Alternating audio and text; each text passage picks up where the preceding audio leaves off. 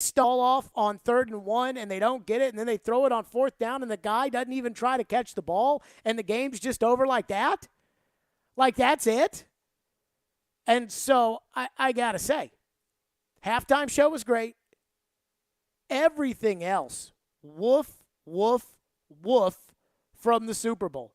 I thought the fallout after the Super Bowl was just, and we'll get to all of this today. I just thought it stunk. I just thought the idea, now it's like, oh, God forbid anybody ever had a doubt about Matthew Stafford, or God forbid anybody look at Stafford and his uneven performance yesterday, in which he didn't even get MVP, and he didn't even get the second MVP, which everybody said, well, Donald over Cup or what. Stafford didn't get any of that. And people are like, hey, get on your knees and bow down to the throne of Matthew Stafford. And it's like, Stafford was okay. I made a couple of nice throws here and there. Cooper Kupp is outstanding, but we already knew that. He played great. And I thought Aaron Donald played well. I thought he played well. I thought Von Miller, those guys, they played well. But honestly, I just thought that Super Bowl stunk. And as I was watching the game and it was over, all I was waiting for was like an Al Michaels send-off, because we all know Al Michaels is not going to be on NBC anymore. And I'm like, okay, at least Al Michaels was good. Let's have like a moment at the end of the broadcast where we stop celebrating the Rams, who nobody cares about, and let's at least celebrate Al Michaels for a second.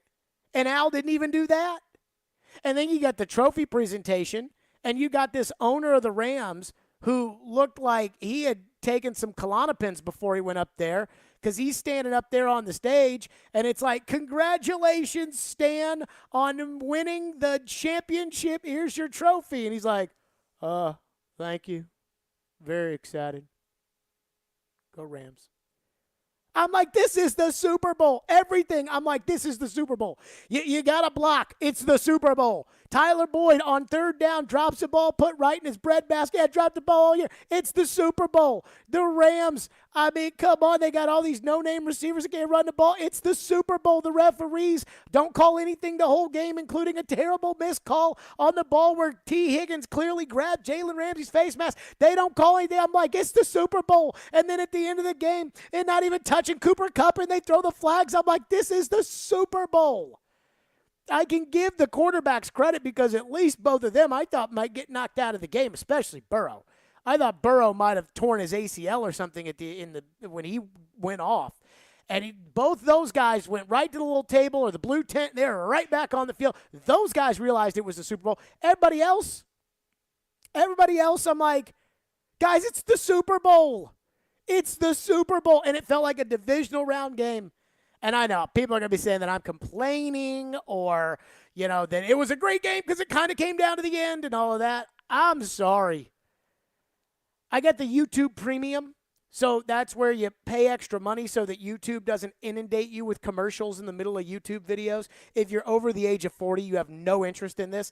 If you're under the age of 40, you probably would enjoy it, but you're probably too cheap to actually do it. So I paid the money for the YouTube Premium, and somehow, some way, because there's no commercials, it just goes video to video to video. So the other day, I end up watching the Broncos-Packers Super Bowl, John Elway versus Brett Favre, the one where Elway won his first one. And I'm like, that was a Super Bowl. That was two great quarterbacks, big-time shootout, back and forth, big play, back and forth. Here we go. No refs at the end of the game taking the game away. And that was a Super Bowl. And then I watched Super Bowl yesterday, and I'm like, this doesn't even feel like there's a lot of buzz, and they're playing. Like, it felt like I'm watching a Sunday night football game in the divisional round, not the Super Bowl. So maybe I'm the Grinch today. I don't know who stole the Super Bowl, but I thought the game stunk. And I also felt like there was an element when it was over, when Joe Burrow throws the incompletion on 4th and 1, in which, again, and I cannot highlight this enough, watch the replay of that 4th and 1 play, where Samaje Perine, the backup running back, who's their 3rd down running back, Samaje Perine, Burrow just trying to get away from the pressure, just puts the ball out there. Ball's got to come out of his hand. It does. And Perine looks like he could not be bothered to attempt to dive for that football. Like, it's like, oh, hey, the ball's coming my way. Let me make a little, no, Nope, too hard for me to go. Like, dude, it's the Super Bowl. Try to catch the ball. Oh, maybe I'm spoiled. Maybe it's because I'm used to the Brady Super Bowls and I'm used to Manning and I'm used to like Peyton Manning, Drew Brees in a Super Bowl, or Ben Roethlisberger with an amazing, beautiful throw to Santonio Holmes to win a Super Bowl, or maybe it's because I'm used to that. But I thought yesterday's game stunk. I thought it was all around awful except for the halftime show. Caroline, your thoughts? I mean, the halftime show, we can get into that. I thought the halftime show was amazing. Compared to some of the halftime shows that we have seen in the past, All right, stay on the game, though. We'll get to the halftime show. I mean, the game overall felt incredibly unsatisfying. And I think I also looked to the two calls at the end of the game and I was like, what in the world is going on here? I mean, it was a really well fought game on both sides. And it felt like once it started to dwindle down, once it was really coming down to crunch time, it was no longer in the hands of the Rams or the Bengals. It was in complete hands of the refs. Like there was one pass interference call that I was like, what in the world was that? And then a missed holding call in the Rams and that final touchdown of the game to pretty much seal the win for the game. Or excuse me, seal the win for the Rams. I just thought there was plenty of questionable calls and plenty of missed calls that really just, it made me feel like the game didn't play out like it really should have been. Oh, I so disagree with you. I mean, I think the officials were part of it. I don't think they were the number one problem. I thought it was all around terrible. Like, I don't think just because it was a close score does not mean that I thought this was a well-played game last night or a well-thought-out game last night. I mean, we know the Bengals' offensive line stinks, and we know Aaron Donald's good, so that probably wasn't much of a surprise. But, I mean, the play calling, like, seriously, this goofball who coaches the Bengals, who after Joe Burrow gets sent to the hospital again, like, we'll never hear from this guy again. He'll get Burrow hurt next year, they won't make the playoffs, and he'll get fired. But this goofball, they run the first play of the drive to Jamar Chase, they pick up 25 yards. Do they try to throw it to Chase again the rest of the drive? Like, seriously, we're going to give the ball to Samaje Perine after the Rams ditched their game plan and decided we're going to throw every pass to Cooper Kupp. And when it goes back to, again, to coaching, it's like, if you're the Bengals on that last Rams touchdown, do you not know that they're throwing the ball to Cooper Kupp on every play? I mean, I'm sorry. I'm a guy who looks at the lineup, and I will say it's baseball. I will look at it and say, hey, I'm not letting this guy beat me. I am not letting this guy beat me, especially once Odell Beckham goes out of the game. No Higbee, no Robert Woods, no Odell Beckham. It is one guy. And then that number 18, like the receiver they had, I had never heard of. Brad Hopkins' kid had done nothing all season, and I only knew who he was because he's Brad Hopkins' kid. Now, he had an okay game, but I'd rather Brad Hopkins' kid beat me. The referees, terrible yesterday. I knew we were going to get that when they announced Ron Torbert was reffing. But I still think the coaching was terrible yesterday. I thought the playing was terrible yesterday. I thought the Bengals were terrible yesterday. I thought McVay, and again, today's like, oh, McVay's the greatest coach of all time. Stafford's the greatest quarterback. Everybody stop what you're doing. What a lousy Super Bowl. Like, if you paid $5,000 to go to that, my heart breaks for you. Like, what a lousy Super Bowl. And again, maybe I'm a little bit jealous because I think the Titans were good enough to win it this year, and they certainly, I think if they were on the field yesterday, would have won it. But I'm watching this game, and it comes down to the end, and I just, personally, I thought it stunk all around except for the halftime show. 615-737-1025. We'll get your reaction to the Super Bowl. Did you think it was as bad as I thought it was? Did you think the refs were as bad as Caroline did? 615-737-1025 is our phone number. Now, the one thing I think the Rams, I got to give them credit, especially McVay. There's one thing they did, which every team in the NFL ought to do, and they don't, and this is why some coaches should get fired. We'll do that next. Stillman and Company, right here at ESPN 102.5 The Game. Tune in every Wednesday at 4:30 p.m. for Nashville's own Jason Fitz with Jared Stillman and company. Fitz started his sports talk career right here on 102.5 The Game, and now he anchors shows for ESPN. Jason Fitz is brought to you by Blood Assurance. Give blood, give local, give life. This is Chef John from Kitchen Notes at the Omni Nashville. Invite you to come join us for breakfast and lunch. We are offering some exciting new menu items. For breakfast, we have a smoked prime rib hash. Comes with a sunny side up egg, hominy, caramelized onions. It's a great start to your day. We are featuring a sourdough pancake made with a sourdough bread starter. It's a fun spin on the classic buttermilk pancake. As always, Kitchen Notes is serving biscuits all day. Come join us and create a memorable experience here at the Omni Hotel. Food is all about memories for us. We'd like you to start a new memory here at Kitchen Notes in the Omni Hotel. Breakfast at Kitchen Notes in the Omni Nashville Hotel. Attorney Joe Cordell. Think back to a time when you've had to contend with a difficult challenge in your life, but that, in the end, came out okay. I'm willing to bet that in almost all those cases, you had someone alongside you that you trusted, whether the challenge related to a career change, a health crisis, or even the death of a loved one. But if the challenge is divorce, and you're a guy, there's a good chance that your trusted friend for all life's challenges to date has been your spouse, whom the legal system now terms the opposing party. This is why guys notoriously are prone to feeling isolated and alone during the divorce process. The good news is you don't have to go through this alone. Let Cordell and Cordell be the partner that you can count on through the challenges of divorce. Call us at 866-DADS-LAW or visit CordellCordell.com. You are not alone. Schedule an appointment with one of Cordell and Cordell's Nashville area attorneys.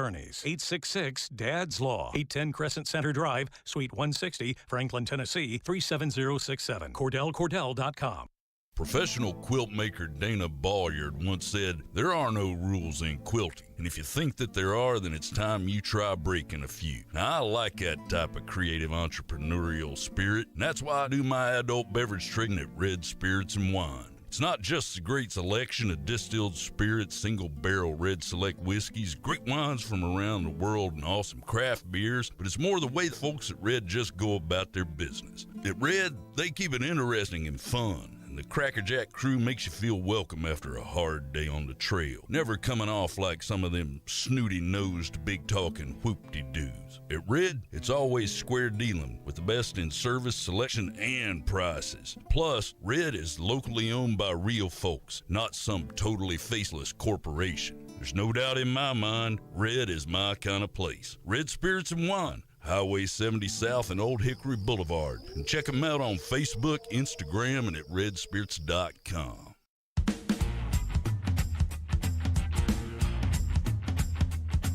With PatriotSoftware.com, accounting and payroll, keep your time and money. Cloud-based premium accounting software and full-service payroll for up to 100 employees. PatriotSoftware.com, accounting and payroll, keep your time and money. Interact with Stillman and Company. Call or text the show at 615-737-1025. Driven by WilsonCountyHyundai.com. Burrow trying to keep it going, gets spun down, gets it away, and incomplete. It looked like P-Ron might have had a shot to make the grab, but the Rams now running down to celebrate with a defensive play. Sean McVay.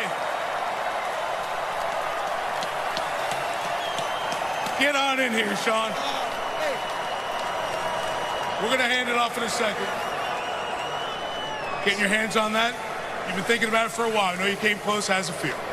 Feels outstanding. I mean, you talk about a resilient team, coaches, players. I'm so proud of this group, just proud to be associated with it. We talk about competitive greatness all the time, Mike, being your best when your best is required. For the offense to be able to find a way, and then Aaron to be able to finish it off. It's poetic, man. There you go. Everybody get down on your knees and bow down to Sean McVay.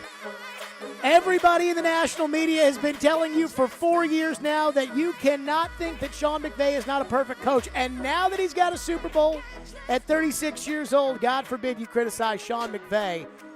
And last night, I thought he was as much of the problem as anything else. The coaching last night. Again, I am on one today. You know, I don't know. feels like it's Fireball Hot Take Friday, but it's a Monday. I'm on one because I thought yesterday's Super Bowl was just so loud. It was just such a boring game. And yes, it was, down to the end, and you get the Rams going, but just so poorly played. Just so poorly played, especially coaching. You got the Bengals going for it on 4th down at midfield early on because we're going for it. We're going for it. And then somehow the refs decided to get themselves involved at the end of the game, which I thought was pretty horrendous on a lot of levels. But McVay certainly on the list. He was not to the standard that we're used to Sean McVay being. Because normally we're told it's going to be a lot of points. That's what they always say, points, points, points, points, points. And I'm watching that first half, and I'm like, what happened to all these points? I get the idea with the Bengals. They're trying not to get the quarterback killed, and we'll get to their coach in a little bit because I just thought he ruined this game for them. If I was a Bengals fan, I'd be so mad at my coach today. And everybody will do the thing that you normally do after these games, which is, hey, you got to give the Bengals a lot of credit. Nobody expected the Bengals here, but you have to give them credit. I don't know. They went to the prevent offense because they were so afraid of getting their quarterback put in an ambulance that they decided to go really, really slow and try to run down the clock and try to do all these. And it was to everything except for the halftime show last night was terrible. It was terrible. One thing I do want to give credit to, and then we'll get to your phone, 615-737-1025. One thing I want to give credit to, though, is something that the Titans did in one game this year, and every NFL team should do it. And the Titans certainly did not do a good job of this in their one playoff game, and that's why they weren't playing yesterday. But at the end of the game, the Rams realized, and I don't know if it was Stafford, and I don't know if it was McVay, but the Rams looked at the team that was out there. They had number 18, who I've never heard of. They had Brad Hopkins' kid, who's the third-string tight end. They had Sony Michel, who is not very good. Cam Akers, who is better than Sony Michel, but not great. And Van Jefferson. And what did the Rams learn in the last drive? Screw it. We got one good player. His name's Cooper Kupp, and we're going to throw him the ball on every play. And I understand that sometimes in the NFL, these guys make a lot of money, and you see all their little laminated play sheets, and they have all these different things on it, and they have to call all of them because they stay up till 4 o'clock in the morning trying to work on all their laminated play call sheets, and they say, okay, well, we haven't called Queen Right, Zig 90, Eagle 3, X out 4. We haven't called that one yet, so call it now. Whereas, sometimes these football coaches need to have a basketball mentality of give the ball to the good player and let him go to work. And I got to give the Rams credit because after Odell went out of the game, they did not have anybody out there except for Cooper Kupp. And everything they did on that last drive was about Cooper Kupp. The Bengals, meanwhile, get the ball on the next drive. And I don't like the things that I guess I get excited about that I feel like other people don't get excited about. That throw from Joe Burrow to Jamar Chase, where Chase, basically gave Jalen Ramsey, a little rope-a-dope, where he, kind of slows down and then extends himself to catch the ball, and there's, kind of like a head fake, and Chase takes off down the sidelines. I'm like, you don't teach that. That is just natural talent that Jamar Chase, I saw that, I was like, wow. And I'm like, okay. Now, Cincinnati has got to go down there, and they got to get Chase the ball, and they don't throw it to Chase again. We're trying to run the ball with P. Ryan. There's nothing quick to get the ball to Chase. If you look at the final play, Chase burned Jalen Ramsey, and had Joe Burrow had time, it would have been a touchdown that would have won the game. The problem is that you were never going to have time because your offensive line stinks. The Rams realized their deficiencies in the passing game at the end and said, okay, whatever we got to do to get the ball to Cooper Kupp, that's what we're going to do. The Bengals did not have the same approach. Whatever we have to do to get the ball to Jamar Chase, that's what we're going to do. They didn't do it. They lost. Go back to the Titans. Who was Ryan Tannehill throwing to in the last play of the game? Nick Westbrook-Akina. Don't you think he should have been throwing to A.J. Brown? Last year when they played the Ravens in the playoffs, he threw an interception, the death pick, and it was intended for Khalif Raymond don't you think he should have been looking to throw the ball to A.J. Brown? I mean, come on. It's not that hard. Sometimes you just got to get your best players the ball. Phone lines are driven by WilsonCountyHonda.com. 615-737-1025 is our phone number. Your thoughts on the Super Bowl. JR is going to kick us off today on a Monday, on the first Monday of the official offseason. Thank you for calling, JR. And you go ahead, JR. Hey, Jared. How are you, man? Good. My son and I were watching the game last night, and you were talking about it being boring. He's 12 years old. And I know that a couple times during the game, some plays were stopped or the whistle blown because of forward progress was stopped. And he looked at me and he goes, Dad, this kind of reminds me of the Pro Bowl or something. And I was like, okay. Because, like you said, the two quarterbacks showed up to play. I mean, they played hard. And there was a lot of, Aaron Donald, they were playing hard. But it just seemed like it lacked energy almost at times. And that was his take on it, and I thought I would mention that. Thank you for your call, JR. To me, the Super Bowl lacked like this sense of, I don't say excitement, but it's like, I'll use what I think is probably the best Super Bowl of the last 20 years. And this is just me. And you can argue it however you want to argue it or whatever you want. I think it's the best Super Bowl of the last 20 years.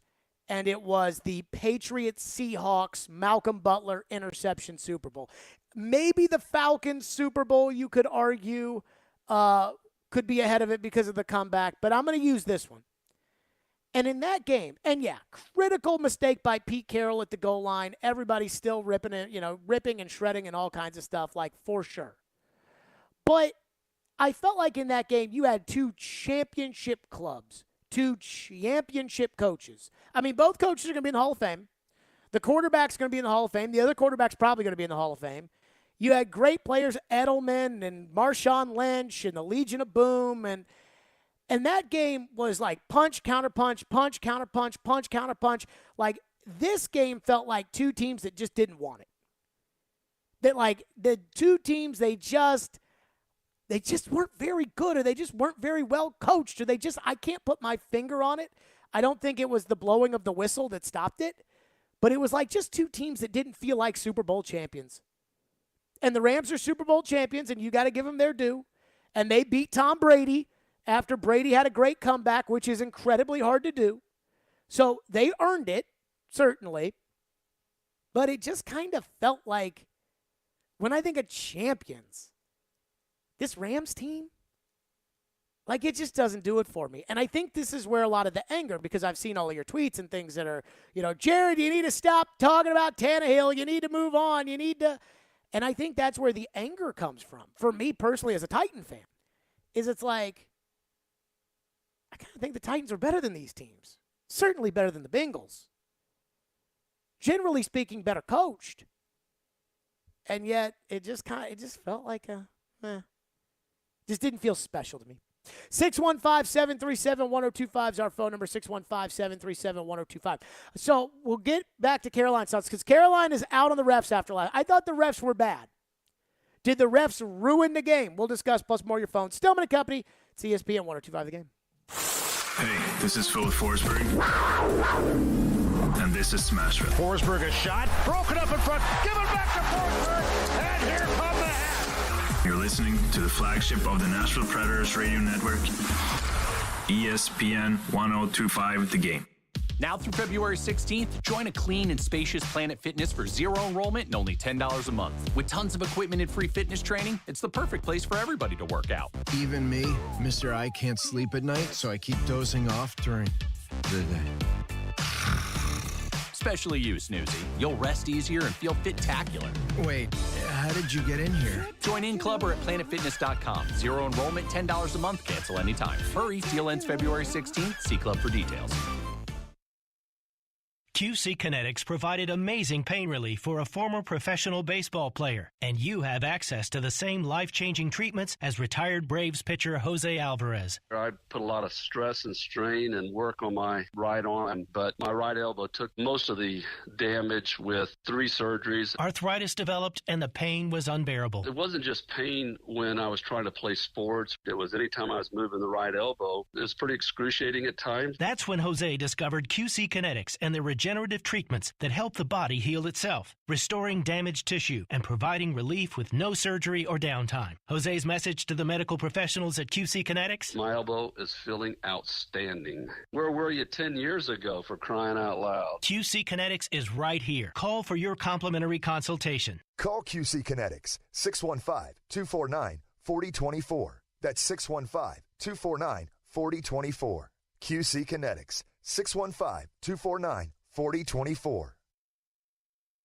Thinking about making a change? You've put in the years and had success, but ready for something more? Well, good news. Little Guys Movers is looking for folks just like you to own and operate their very own Little Guys Movers franchise. From Broadway to Brentwood to Mount Juliet, if you can hear my voice, there's an affordable, profitable Little Guys franchise opportunity nearby. Use your existing 401k to invest in yourself. Financing options are available. Join a team with 30 plus years of growth and good times. Learn more at littleguysfranchise.com and then make that call. Every Wednesday, it's me, Jared Stillman, against Joe Rexroad for Jared versus Joe. Brought to you by Parman Tractor and Equipment. Visit ParmanTractor.com, your Middle Tennessee link belt and Takeuchi dealer. Hey Nashville, this is Gary Bettman. You're listening to Nashville's best sports talk, ESPN 1025, The Game. 3rd and goal. Stafford fires, knocked away. Flag thrown, though. Logan Wilson was there, and a flag comes in. Holding. Defense, number 55. Penalty's half the distance to the goal. You tell me. That's what they called. Yes, it is. There you go. I thought it was terrible last night, the officiating. And I'm not just saying that, like, hey, the hold on cup was bad, and it was. But I thought they missed the one on the T. Higgins. Like, you can't miss. It's the Super Bowl, babe. You cannot miss those penalties. And I knew it when they made Ron Torbert the official for the Super Bowl. I was like, oh, no. And then there was the one play where Kupp got hit in the head. And, you know, this is something nobody else is talking about either. Shouldn't Cooper Kupp have been pulled out of the game at that point? Like when Von Bell hit him in the head? And it was a clear helmet to helmet, and Kupp, like, is down for a second, and then he gets up, and Stafford runs over, and he's trying to get in the face of Von Bell, and I'm thinking, oh, great, Torbert is going to be the one that tries to figure all this out. And nothing. And so, I don't know. I'm not going to say the refs ruined the Super Bowl yesterday. I think Zach Taylor did a lot of that on his own. I think the Bengals' offensive line did a lot of that on their own. But I thought the officiating was horrible, Caroline. The officiating was very questionable, and to say that the officials ruined the Super Bowl, to ask that question, I don't think is fair. I think that refs have ruined several games, and I'll point out the NFC Championship, the Saints and the Rams, the notorious no call. That was a game that was ruined by referees. This game, the Super Bowl last night, I mean, really, I thought for a majority of the game, barring that T. Higgins face mask call, I mean, I thought it was fine. Like, there was really nothing that stood out to me that was like, man, the refs have just been missing this entire game. But it came down to, like, the final 2, 3, 4 minutes of the game. And I was like, where are all these flags coming from now? What's going on here? The holding call on the Bengals that helped the Rams significantly. The missed false start call, and I was like, okay, where's the flag on that one? Did you think that was a hold on Logan Wilson? I did. Yes. You did? Yes. Like the holding call I'm sorry. No. I'm sorry. No, I did not think that was holding. I thought it was a horrible call. I think it was pretty weak. But it was a false start that was not called. I mean, Torbert, that crew sucks. I mean, and I know it's not his crew. It's an all-star crew. But when I saw Torbert, so when I did the SiriusXM show on Friday night, I opened up talking about Los Angeles and how the NFL thrives every single place in America except Los Angeles. And like a bunch of my people that were in LA for the Super Bowl were telling me, like, yeah, nobody here cares. I'm like, even though the Rams are in it, because like it's one thing for LA not to care, but like if the Lakers are in the finals, LA cares. If the Dodgers are in the World Series, Los Angeles cares. And you're telling me nobody cares. And everybody there was like, yeah, no, the people here in LA, they're like, oh, God, the Rams football, what a nuisance. And I was like, Wild. that's crazy. I mean, you saw the Bengal fans? I mean, I think it was Al said it was 50-50 in the building. I think that was rather generous from old Al. And you know I love Al Michaels. I wasn't there, he was. I thought that was rather generous. I thought there were a lot more Bengal fans in the stands, just my estimation watching it on TV. And again, the orange is easier to see than the Rams colors. But apparently nobody in Los Angeles cares. And so I opened up the Sirius show talking about how this is the white whale for the NFL, which is Los Angeles. They had teams there before. Nobody cared, so they left. They tried to keep the Rams from leaving when they went to St. Louis. The owners voted it down like 24-6. And Georgia Frontieri, who owned the team when they beat the Titans in the Super Bowl when they were the St. Louis Rams, she threatened to sue the league. And so then they allowed her to move. So she moved to St. Louis. And then they decided, we're going to bring football back to L.A., but L.A. didn't pay for anything. They made the Rams pay for everything. They paid a relocation fee. They paid $700 million to St. Louis, but it's all because the NFL covets the second biggest market in the country, and they wanted it so bad, and they want it to work because it works everywhere else. It works in big cities like New York and Chicago. It works in little towns like Green Bay and Pittsburgh. It works here. It built downtown Nashville. And yet, for some reason, the NFL, nobody cares. And so I started off the show saying, like, when Jerry Jones led kind of the coup to allow the Rams to move to Los Angeles, because most of the owners wanted the Raiders and the Chargers, but not the Rams. And so when Jerry Jones led that coup, this is what the NFL wants. And the producer of the Sirius show was joking with me. He's like, look, if it's controversial, then everyone's going to say, hey, this was a total bag job. The NFL wants the Rams to win the championship. And we were kind of laughing about it. And he texted me last night just a bunch of crying emojis. And I'm like, yep. Not saying the fix is in. I'm just saying I know the NFL desperately wants people in LA to care. And again, I'm not accusing the NFL of fixing the game. But no, that holding call was so bad that it might as well have been fixed. And they hadn't called much the whole game, to your point. They hadn't called much the whole game. And then we get down around the red zone, and Matthew Stafford needs a little help, and all of a sudden we start seeing yellow hankies on every call. Oh, it was awful. And that holding call, I saw the flag. I said, what in the world could this possibly be? And it was flag after flag after flag. And I thought, oh, do you have a quota that you got to reach? That you're trying to reach in the last couple minutes of the game? Again, not accusing refs of doing anything. It just felt very strange. Torbert's got to get on TV. Yeah, that's true. The first, 55 minutes of the game felt pretty even and fair. The last few minutes, it was questionable. Torbert stinks. When I saw him for the Super Bowl 3 weeks, I was like, oh, not him. So we got that on the table, too, 615-737-1025. Again, this is going to be a very forgettable Super Bowl, except for the halftime show, which we'll get into, 615-737-1025. Philip, though, is up next on the Super Bowl. Thank you for calling. Go ahead, Philip. Okay, so I think one reason why you didn't like the Super Bowl is how it was built around a super team. If you go back and you watch the Patriots-Seahawks Super Bowl that you mentioned earlier, Tom Brady, he was thrown to a bunch of no-name receivers that no one really knew. I don't even think any of them made the Pro Bowl that year. But this year you got Matthew Stafford, who was brought in. You also bring in Von Miller and Odell Beckham. You got a lot of good players, but it makes it a lot less interesting when there's no small guys there. That's my take.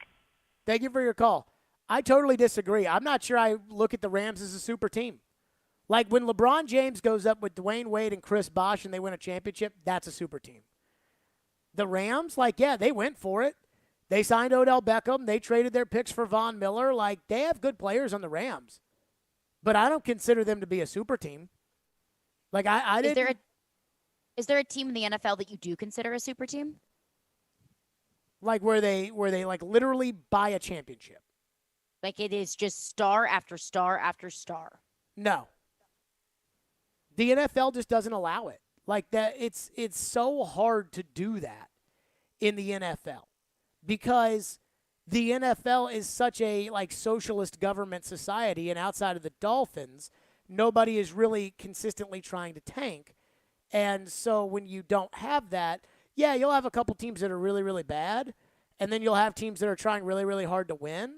But most of the time, I'll give you an example. The Raiders, when I was a kid, they ended up in the Super Bowl. And I kept thinking about this Super Bowl last night when watching this game because I'm like, was this Super Bowl better or worse than the Raiders-Buccaneers Super Bowl from 2002? But that Raiders team had Rich Gannon at quarterback, who was a reclamation project that worked out. They had Tim Brown, Hall of Famer. They went out, signed Jerry Rice, Hall of Famer. They had like Bill Romanowski on defense. I mean, that team had a lot of good players. They had a lot of star players.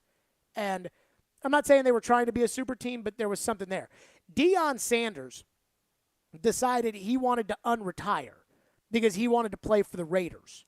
And I remember on Christmas Day of 2002, sitting by the radio, waiting to hear who had put in a claim on Deion Sanders because there was a lot of thought that a lot of these teams didn't want Deion, but they were going to put a claim in on Deion so that they could get him so that the Raiders couldn't and build like some kind of super team up.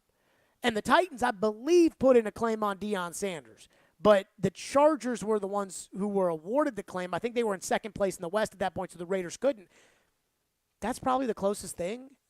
Like the 2007 Patriots, you look back and you say, okay, that was a super team because they were so good, but Randy Moss had not worked out in Oakland, and Dante Stallworth, I think, had just gotten let out of prison, and Wes Welker was kind of like a more or less a nobody, and those guys blossomed into being really good. Brady, obviously, awesome.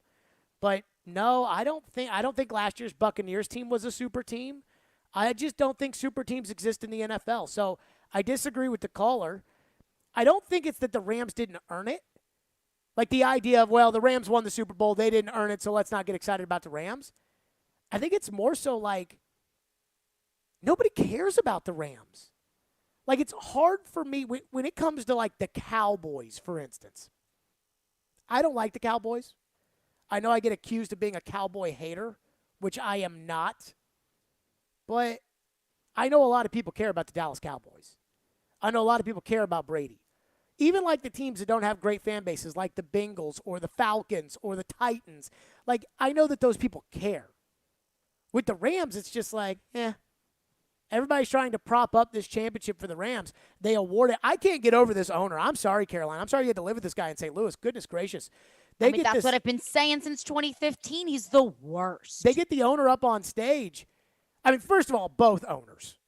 They get the owner up on stage, and the Rams owner's like, yeah, we're just really excited for Sean and Kevin and Les and everybody who did this. And give the microphone to somebody else, please, Mike. Like, that's why I'm like, if I won the Super Bowl, I'd be up there like, we just won a Super Bowl, baby. Yes.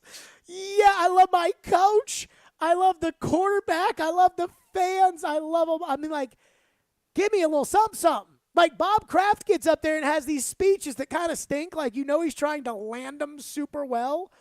And he's like, we're all Patriots. Like, whatever. But at least he's trying. Pat Bowlen. At least there's some thought behind it. Yeah, Pat Bowlen got up there when they won their first one with the Broncos, the late, great Pat Bowlen. He got up there, and he was like, I want to thank my players and my coaches, and he picks up the Lombardi and he goes, I got 4 words. This one's for John. And the place goes nuts, and they give the trophy to Elway. And then years later, when Peyton Manning and the Broncos win the Super Bowl, Pat Bowlen has Alzheimer's. He's in the Alzheimer's house or whatever. And Manning wins the championship. Elway comes up here, and they give Elway the trophy, and he goes, I got 4 words. This one's for Pat. And the place goes nuts. And it's like, yeah, I need a little bit of that. This owner's like, hey, we're very excited to be Super Bowl champions, and my ROI is not as good as I thought it would be when I moved my team out here and built a $6 billion stadium, and everybody got to see it, but I don't feel any different, even though I guess I'm $1,800 billion richer. So sorry about that. And then you got the Bengals owner. Did you see this last night? The Bengals owner? Him sitting pretty in his little box wearing the God knows what hat it was. That's it. God forbid the owner of the Bengals wear a Bengals cap in the box at the Super Bowl. I mean, he was sitting up there. It looked like he had his legs propped up, his hands sitting on his stomach, and he's just hanging out. And you wouldn't know him from Adam, probably. He looked like he just walked over from work and thought, "Hey, I think I might go sit in my box in the Super Bowl." And I'm fine with, just me personally, I'm fine with an owner that doesn't want to be part of the story. But this cheap ass, I mean, everybody's been talking about him for 20 years about he's the cheapest owner in the NFL. Well, he doesn't want to dish out money to make an indoor practice facility. Oh, yeah. So they Floyd practice used to at laugh. University of Cincinnati. Floyd used to laugh about them all the time. And so this guy, and he's sitting up there with some old P-Pop free hat that he got for going to some race at Saratoga. And he's sitting up there, and he can't even wear a Bengals cap. You own the Bengals. So both owners drove me crazy. I mean, last night's game drove me crazy. I hope to never, today we'll talk about the Super Bowl. I hope we never talk about it again. We're doing your phones next after at 615-737-1025. And the halftime show, we'll touch on that as well. Stillman and Company. Caroline wants to tell you about Caesars Sportsbook. It is time for the Caesars Sportsbook Report. I hate to say it, and I don't really think that I've accepted it myself, but football is over. The good thing, though, is that even though football season is over, the action still continues on the sportsbooks. And we have a great new offer from Caesars Sportsbook. Download the Caesars Sportsbook app and use code RADIOEAT. One word, Radio Eat. And when you wager $50 or more total, you'll get a $250 Uber Eats gift card. So looking back at some of the bets that were put on the Super Bowl, the number one most popular props by number of tickets, most popular one was tails plus 100. If you listened to the show on Friday, I told everyone to go with heads. That's what it was. Should have listened to me. But the fifth most popular prop was Odell Beckham Jr. first touchdown score. The odds for that on Caesars Sportsbook were plus 750. So anyone who put money on that, good for you because you are richer today. But hey, get in on more action and do it with the Caesars Sportsbook app. Must be 21. Offer valid in Tennessee only. New customers with eligible promo code only. Real money wagers only that have minimum odds of minus 200. $250 gift card redemption code and steps to redeem gift card will be sent via email within 72 hours. See Caesars.com/promos for full terms. Void where prohibited. Gambling problem? Call or text the Tennessee Red Line at 1-800-889-9789. Caesars Sportsbook. Download it, people. From the Fox 17 News Code Red Weather Center. I'm Fox 17 News Code Red meteorologist Dan Guthrie. Lots of sunshine today with highs heading to the lower 50s, followed by mid-60s on Tuesday and Wednesday. Storms return on Thursday. This weather report brought to you by Hiller Plumbing, Heating, Cooling, and Electrical. Call the Happy Face Truck today. Victory Award-winning New Amsterdam Vodka knows all about it. But in life, it's not always so clear. So New Amsterdam Vodka believes that in life, you've got to find your own wins. You've got to overcome your fears, go all in, even when you've got nothing at all. Find your wins. And when you do, raise that glass of New Amsterdam Vodka in victory. You've earned it. New Amsterdam Spirits Company, Modesto, California. These few weeks that encompass Valentine's Day are often a time of intimacy, a time for lovers. But erectile dysfunction can put a serious damper on your relationship. This is Kim for the Tennessee Men's Clinic, and if you have ED, you know exactly what I'm talking about. ED hurts relationships by often causing friction and frustration because most couples don't even know why ED is happening. But the truth is that ED is just a disease like any other. And fortunately, it can be effectively treated at the Tennessee Men's Clinic with protocols that have success rates as high as 90%. In fact, the treatments we offer could have you lasting up to an hour. And if you're like many men, you could even have great sex the day after your appointment. So this Valentine's Day, give the one you love something truly special and do something about your ED. Your initial appointment is only $99 and includes blood work and a medical consult. Call 615-208-9090. That's 615-208-9090 or go to TennesseeMen'sClinic.com. Visit our website to learn more, including side effects. Treatments extra. Results vary. The IRS is ramping up collection, and if you owe back taxes or have years of unfiled tax returns, listen carefully. Before it's too late, check your eligibility for the Fresh Start program still offered by the IRS to reduce or even eliminate your tax problems. Call our special hotline number now and find out in minutes if you qualify for these life-changing debt reduction programs. Business or personal, if you're in a payment plan with no end in sight, have unfiled tax returns, under audit, have a wage or bank levy, or finally just want to know your options, call the experts at Republic Tax Relief and stop collections immediately. A+ rated by the Better Business Bureau with a 5-star rating from Yelp, this veteran-owned company has the fight you need to take on the IRS. Don't go at it alone. Call their hotline number now, 800-819-1120. That's 800-819-1120. Find out if you qualify today. Call 800-819-1120 or go to republictaxrelief.com. Sometimes their glass is half full. That was unbelievable. It was the best NFL draft they've ever had. Sometimes glass half empty. What are we getting ourselves into here? Tough game. And sometimes it's all about the numbers. One win, and they've gone on this streak, and now they're at 500. Hang out with Darren, Donick, and Chase from 10 to 2 during your workday. Presented by Curacion CBD on Nashville's best sports talk. ESPN 102.5 The Game and the Game Nashville app. Watch live on Twitter, Twitch, and YouTube. Stillman and Company is on. Delivered by TriStar Moving. Go to theGameNashville.com/deals to check out Nashville's best deals. Our current deal includes $50 off the Woodhouse Spa, half off dining at the Mainstay at Hard Rock Cafe, half off Brooklyn Bowl, plus $50 free with the purchase of $100 in downtown dollars. Check out all these deals now at theGameNashville.com/deals. So last night, I don't know if you saw this, Caroline. Apparently Snoop Dogg was smoking weed before the halftime show or during the halftime show. Snoop took a little hit of a little something. So I'm going to go ahead. Well, he's just getting his mind right. Well, I'm going to tell you something. I thought the halftime last night was totally electric. I was excited for the halftime. When I saw the halftime performers announced like 6 months ago, and I saw Dr. Dre and Kendrick Lamar and Mary J. Blige and Eminem, I was like, Snoop Dogg, I was like, yes. Then 50 Cent shows up out of nowhere, which I was like, oh my God. I was like, this did not just happen. Now, it took me a second to realize it was 50. I mean, I knew the song was 50, and I knew he kind of looked like 50, but 50's been hitting the Golden Corral, if you know what I mean. He put on a few LBs. Did not look like 50.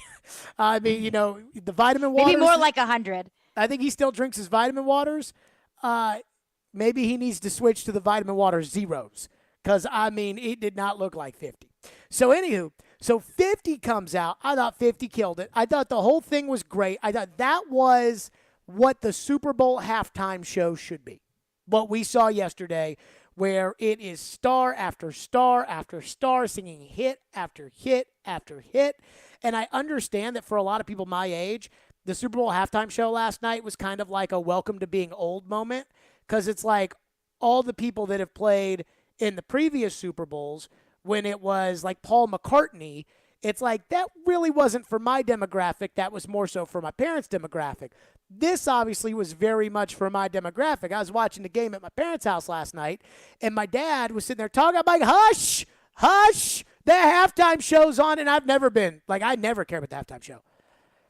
When I go back to jealousy, because, again, I'm a little jealous the Titans weren't in the Super Bowl, when I think they should have been in the Super Bowl, when I talk about jealousy, add this to the list of reasons why I'm really jealous, because the one Super Bowl the Titans were in, the one Super Bowl I went to, Phil Collins played the halftime show. And this was Dr. Dre, Snoop Dogg, smoking weed, Eminem, Mary J., Kendrick Lamar, 50 Cent. I mean. It was awesome. This was like the Up in Smoke tour, which since I was 9 years old, when the Up in Smoke tour happened, I would not have been allowed to go. My parents would not have allowed me to go at 9 years old to the Up in Smoke tour, but I think the Up in Smoke tour was, I think Dr. Dre was headlining, Snoop Dogg was there, Eminem was there, maybe Jay-Z was there, I can't remember, but I think it's like one of the most all-time legendary kind of 2000s hip-hop tours of all time, And this is the closest you can get to the Up in Smoke tour. I thought it rocked the house. I thought the energy in the building was electric. And instead, we had the Rams and the Bengals. Like, oh. But I thought the halftime show was awesome. Halftime show was awesome. And did you see that Evan McPherson, the Bengals kicker, stayed out on the field in halftime, did not go back to the locker room and watch the halftime show? I'm on his side for that, by the way. 100%. I totally support that. It was awesome. And did you see, I don't know if you know who Anderson .Paak is. Great performer, great singer, songwriter. But I don't know who that is. He was playing the drums last night. He's nowhere along the lines of Dr. Dre, Snoop Dogg kind of popularity, but he has grown in popularity big time over the past few years. So I thought that was cool. A very small, subtle touch that he was playing the drums. And I thought the structure and like all the backup dancers and all the video elements of it were so cool. Just a really cool celebration of LA. 800 billion times better than last year when they stuck The Weeknd, who I didn't even think was famous enough to be doing the Super Bowl halftime show. When they stuck him out there, this was a Super Bowl halftime show. For everybody last year that tweeted me, and there was like 8,000 of you, for everybody out there that tweeted me when I said that The Weeknd wasn't famous enough to do the Super Bowl halftime show, and they were like, coming at me with pitchforks online, that yesterday was a Super Bowl halftime show. Add that to the Kitty 615-737-1025. What do we have in our text line about the Super Bowl? Josh texts in and says, this Super Bowl was light years better than Super Bowl 53. Was it an all-time great? No, but I thought it was a decent game. I think that's setting the bar very low. 53 was Rams-Patriots, where the Rams scored 3 points. I mean, see, here's where I differ with this, okay? So the reason, I don't think that a close game means a good game, if that makes any sense. And I think a lot of fans do think that a close game means it was a well-played, good game. I enjoyed watching this close game. The Titans-Bengals divisional round game was not a good game. That was not a well-played football game. And so just because a game's close doesn't mean it's a good game. And when teams score a bunch of points like the Bills and the Chiefs, people are like, that's a good game. And I'm like, it's not really good when Buffalo has the number one defense in the NFL and they can't stop Kansas City from going 50 yards in 13 seconds. That's not good football. That's not good. What I loved about it was kind of like, the new age offense of the NFL, this unthinkable idea that you could not stop it going up against, one of the best defensive coaches, if not the best coach period of all time. And you got to see like kind of the old school, new school offense, defense, they go at it. So just because there was more points in this game, I don't think it was a better game. Now, look, I didn't think Super Bowl 53 was like the Patriots and the Falcons, but that game was a snooze fest. Super Bowl 53? Yes. But see, that's because most people don't like defense. I like defense. I mean, I think I'm the only talk radio host, the only sports talk radio host in America who is an advocate for punting. Like I thought yesterday, prime example of my advocation for punting. When Zach Taylor went for it on like the second drive of the game around midfield, and it set the Rams up for a touchdown. And I'm like, you idiot. Oh, no.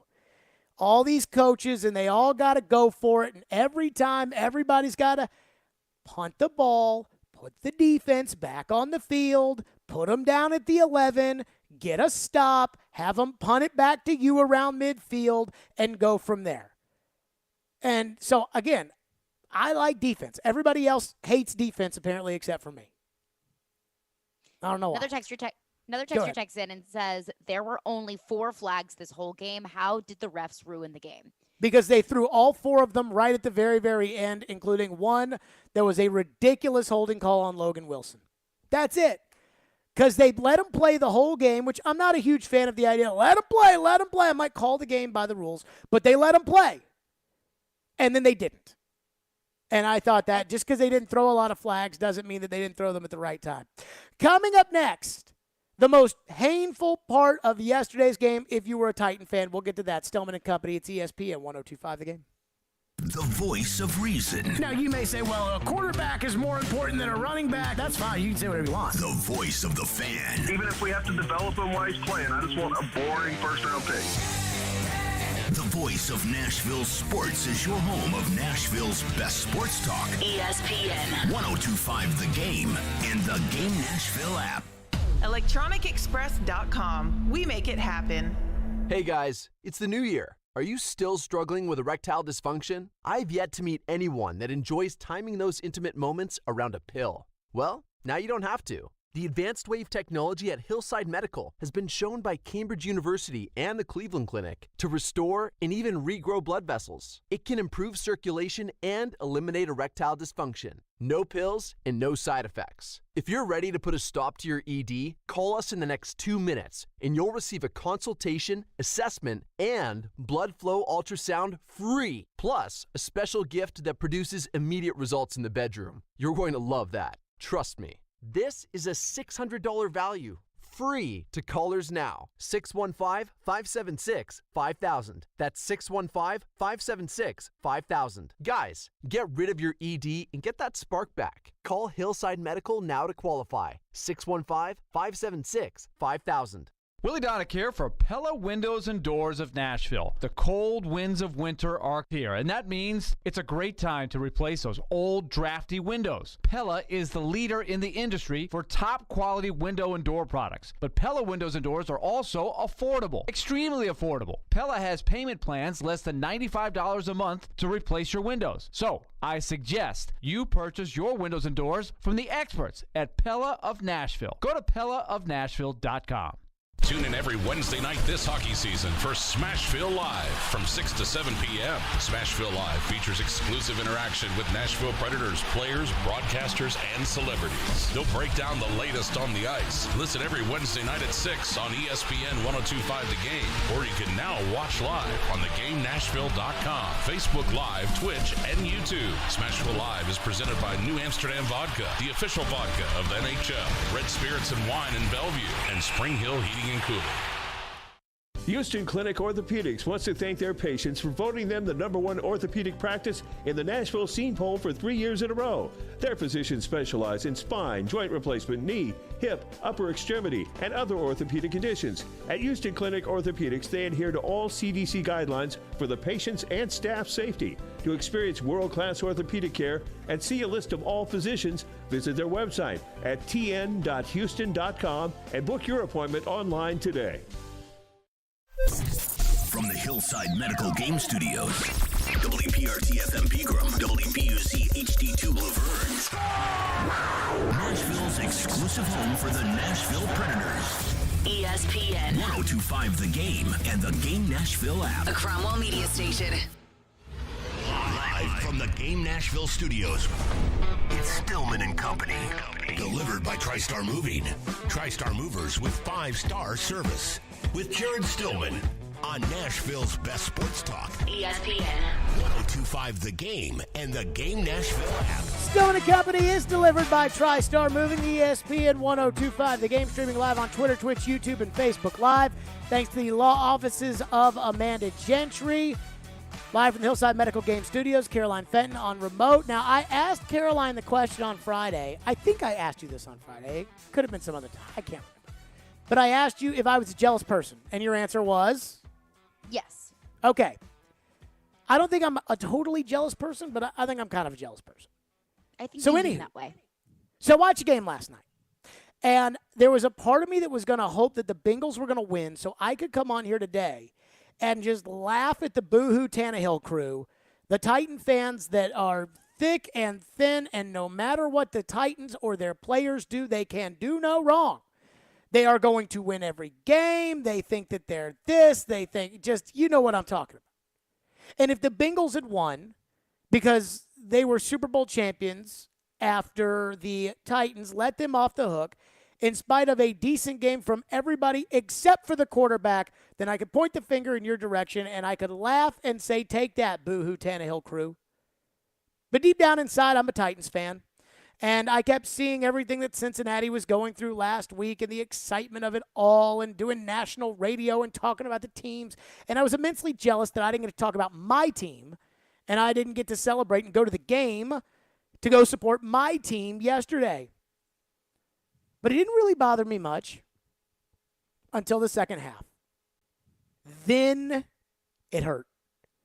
When I watched the Rams sack Joe Burrow 7 times, I thought to myself, oh my God. I thought the Titans sacked him 9 times. Everything that the Rams defense did yesterday, the Titans defense did it, and they did it better. It wasn't like the Rams defense with a 3-point lead, game on the line. It wasn't like the Rams defense didn't give up a big play to start that drive. The difference is that was a kickoff, so they were deep in their own territory.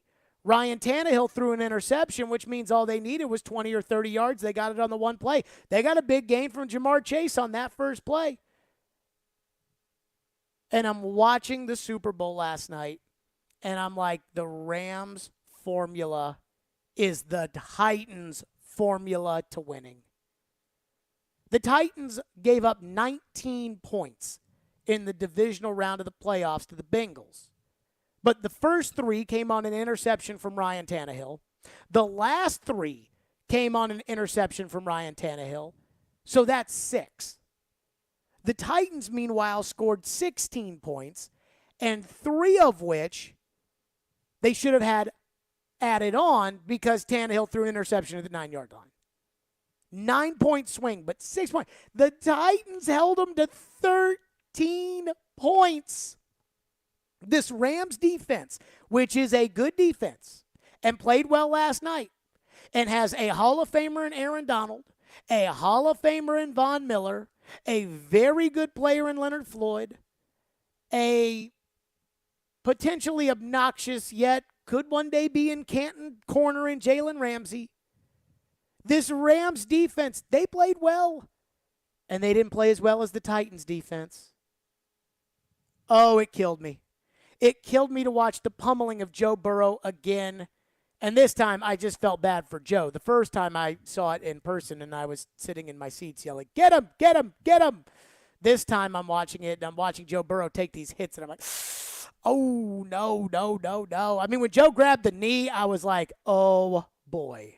And the Bengals better get smart because they're going to lose this transcendent talent if they don't get this kid a little bit of help. But I watched it, and I'm like, oh, my God. The game plan was so similar. Neither the Rams nor the Titans could trust their field goal kickers to kick it far enough. The Rams hit a field goal early in the game, and Sunday Night Football's got that great feature where it shows you how good it would be from, what distance it would be. And most kickers, when they knock them in from 48, it will say in the little thing on the right corner, it'll say good from 56. This guy hit from 40-something, and it said good from 51. I'm like, that's his max out right there is 51, just like your kicker. Stafford played an okay game. I'm not going to get on him for the interceptions because the first one, I think, was a calculated risk he took, which was it's 3rd down and long anyways, so we're probably going to punt it, so I might as well take the shot to the end zone, and if it gets intercepted in the end zone, they'll get the ball at the 20. It's an arm punt. So I didn't really blame Stafford for that one. I was okay with it. The second one, ball off the guy's hands in the air, intercepted, not really Stafford's fault. Stafford was good on the final drive of the game. He wasn't great. And I tweeted this out last night, and I said, what the Rams were doing to the Bengals is exactly what the Titans did to the Bengals, and that the Titans did it better. That Simmons, Autry, Landry, and Bud Dupree did it better than Donald and Von Miller and Floyd did last night. And as I concluded the tweet, I said, Ryan Tannehill and Todd Downing, and Downing is not escapable from anger here, wasted what was a dominant defensive line performance. Just wasted it. And so I know this is going to sound crazy because, again, I thought that a Bengals win would hurt Titan fans more because you'd see it and you'd think to yourself, oh, my God, you had them. You had that team, and they went on to win the Super Bowl. They've got no offensive line. They've got a cheap owner. They've got a dumb coach, and yet they've got this transcendent talent at quarterback in Joe Burrow, and there's nothing you can do, so suck it up. But I think watching yesterday's game and watching the Rams win the game the way that you should have won the game, that hurt. What will drive the Rams is what the Titans should have done in the entire second half, which was literally, where's AJ? He's right there. Throw it to AJ. When they hit the touchdown pass to A.J. Brown, which everybody says was a great pass from Tannehill, I thought it was an incredible one-handed catch in the corner of the end zone by A.J. But when they did that, when they had that drive, I was literally sending out a tweet in which I said, we're at the point now where Todd Downey's got to look at the play sheet and just call, get the ball to A.J. And they did it for that touchdown, but they never stayed with it. They never, like they did in the 49ers game in the second half when it was just AJ. I think he caught 8 balls for first downs in the second half of the 49ers game. That's what they should have done in the second half against the Bengals. Get the ball to A.J. Brown. The Rams looked at it and they were like, let's get the ball to Cooper Kupp. And it killed me. Oh, did it kill me watching that game last night. So, Caroline, you're not a Titans fan. I mean, I know you want the Titans to win, but obviously you're not a fan like I am. It killed me last night watching the way that the Rams won with those 7 sacks. And boy, does that Bengals offensive line suck or what? It's pretty bad. And the hit on Joe Burrow where it kind of limped off the field, they replayed in slow motion. You could just see the grimace on his face and just grabbing his knee. And I thought they are going to kill this poor kid. And I know that was a big point of contention in this past year's draft with Penei Sewell, Jamar Chase. They went with Jamar Chase. They got to go all in the offensive line this year, whether it's free agency or draft or whatever it is. That poor kid is going to get killed. But it is incredibly frustrating. It's exciting for the Bengals, but it's incredibly frustrating knowing that the Titans had that in their hands. And would things have played out in the AFC Championship the same way it did for the Bengals and would the Titans would have beaten the Chiefs? We don't know. But you can assume so. I think they would have. Because I think they would have to. Do you think the Titans would have beaten the Rams? They would have to. Yeah. I do too. I do. I mean, there was nothing yesterday that I saw from the Rams that was just absolutely spectacular, incredible, that I don't think the Titans couldn't have beaten. I think that was absolutely the Titans had that in their hands. But you just look at what Matthew Stafford was able to do. The Rams did the same exact thing that the Titans did, just put a bunch of pressure on the quarterback. Matthew Stafford just didn't throw it away. Matthew Stafford threw his fair share of interceptions, but Matthew Stafford had enough command of the game that the Rams were able to stay in it. I think Matthew Stafford played an okay game. I do not think Matthew Stafford played a great game. Like, I think people are trying to sell us today. I mean, I heard Dan Orlovsky today, and I feel like when he goes on television to talk about Matthew Stafford, they've got to put a little disclaimer down at the bottom of the screen that says, Dan Orlovsky played with Matthew Stafford, and they are good friends, so his opinion is clearly biased. Like, walking into the set with confetti falling like he just won the Super Bowl himself was a bit much for me. Yeah, and then he's like, I was in the box with his family last night, and I was telling him on that drive. I'm like, okay, all right. No one cares, Dan. But everybody wants to sell you this narrative that Matthew Stafford was just unflappable last night, and every decision he made was great, and that he made the great throw, the look off, where he looked the safety down one way to get the ball to Cooper Kupp. But I also thought that was bad coaching from the Bengals to just let Cooper Kupp catch every pass. I mean, at some point, you got to double, like straight face guard. And it's like, well, but what if number 18 breaks loose on a fine? Let him throw the ball to Brad Hopkins' kid. Let them throw the ball to number 18. But the Titans never did that. And I'll say this. I've done enough talking around to people who have talked to me about the Titans' offensive game plan. I'm not smart enough and not ever going to pretend to be able to be somebody who can break down like offensive film and say, okay, now you see this right here. This guy screwed up that guy, because you don't know what plays they're calling. But I've talked to enough people that have put a lot of blame on the Titans' offensive coaching this year. But watching that Super Bowl and watching the fact that the Rams followed the Titans' game plan and did it correctly, oh, that was so hard to swallow. That was so tough to swallow yesterday if you were a Titans fan. And to everybody out there, I see all the tweets and I see all the texts into the text line, and I see it. And I know a lot of people are like, I don't want to talk about Tannehill anymore, Jared. I don't want to talk about quarterback anymore. I don't want to talk about Aaron Rodgers. I don't want to talk about, I'm like, guys, you are not anticipating a parade on Broadway tomorrow because of your quarterback. At least that's how it feels to me.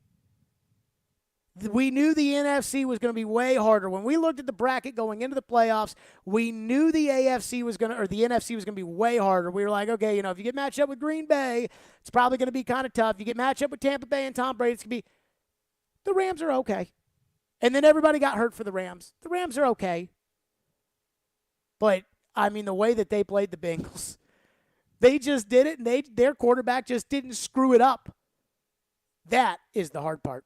615-737-1025 is our phone number, so that's on there right there as well. If you want to get that in there, your thoughts. How painful was it? This would be a question for the callers and the texters. How painful was it to watch the Rams win the Super Bowl doing to the Bengals what the Titans did to the Bengals? 615-737-1025 is our phone number. It is Super Bowl Monday on Stillman and Company. We're delivered by TriStar Moving. It's ESPN 1025 The Game. Every Friday at 8:30 on Robbie and Rexo, we talk with the legend Terry Chris about all things Nashville Predators, presented by Copper Branch on ESPN 1025 The Game and the Game Nashville app. Staples stores are a new world of possible with innovative tools for small business and remote workers and learners. Explore more at your local Staples store or staplesconnect.com.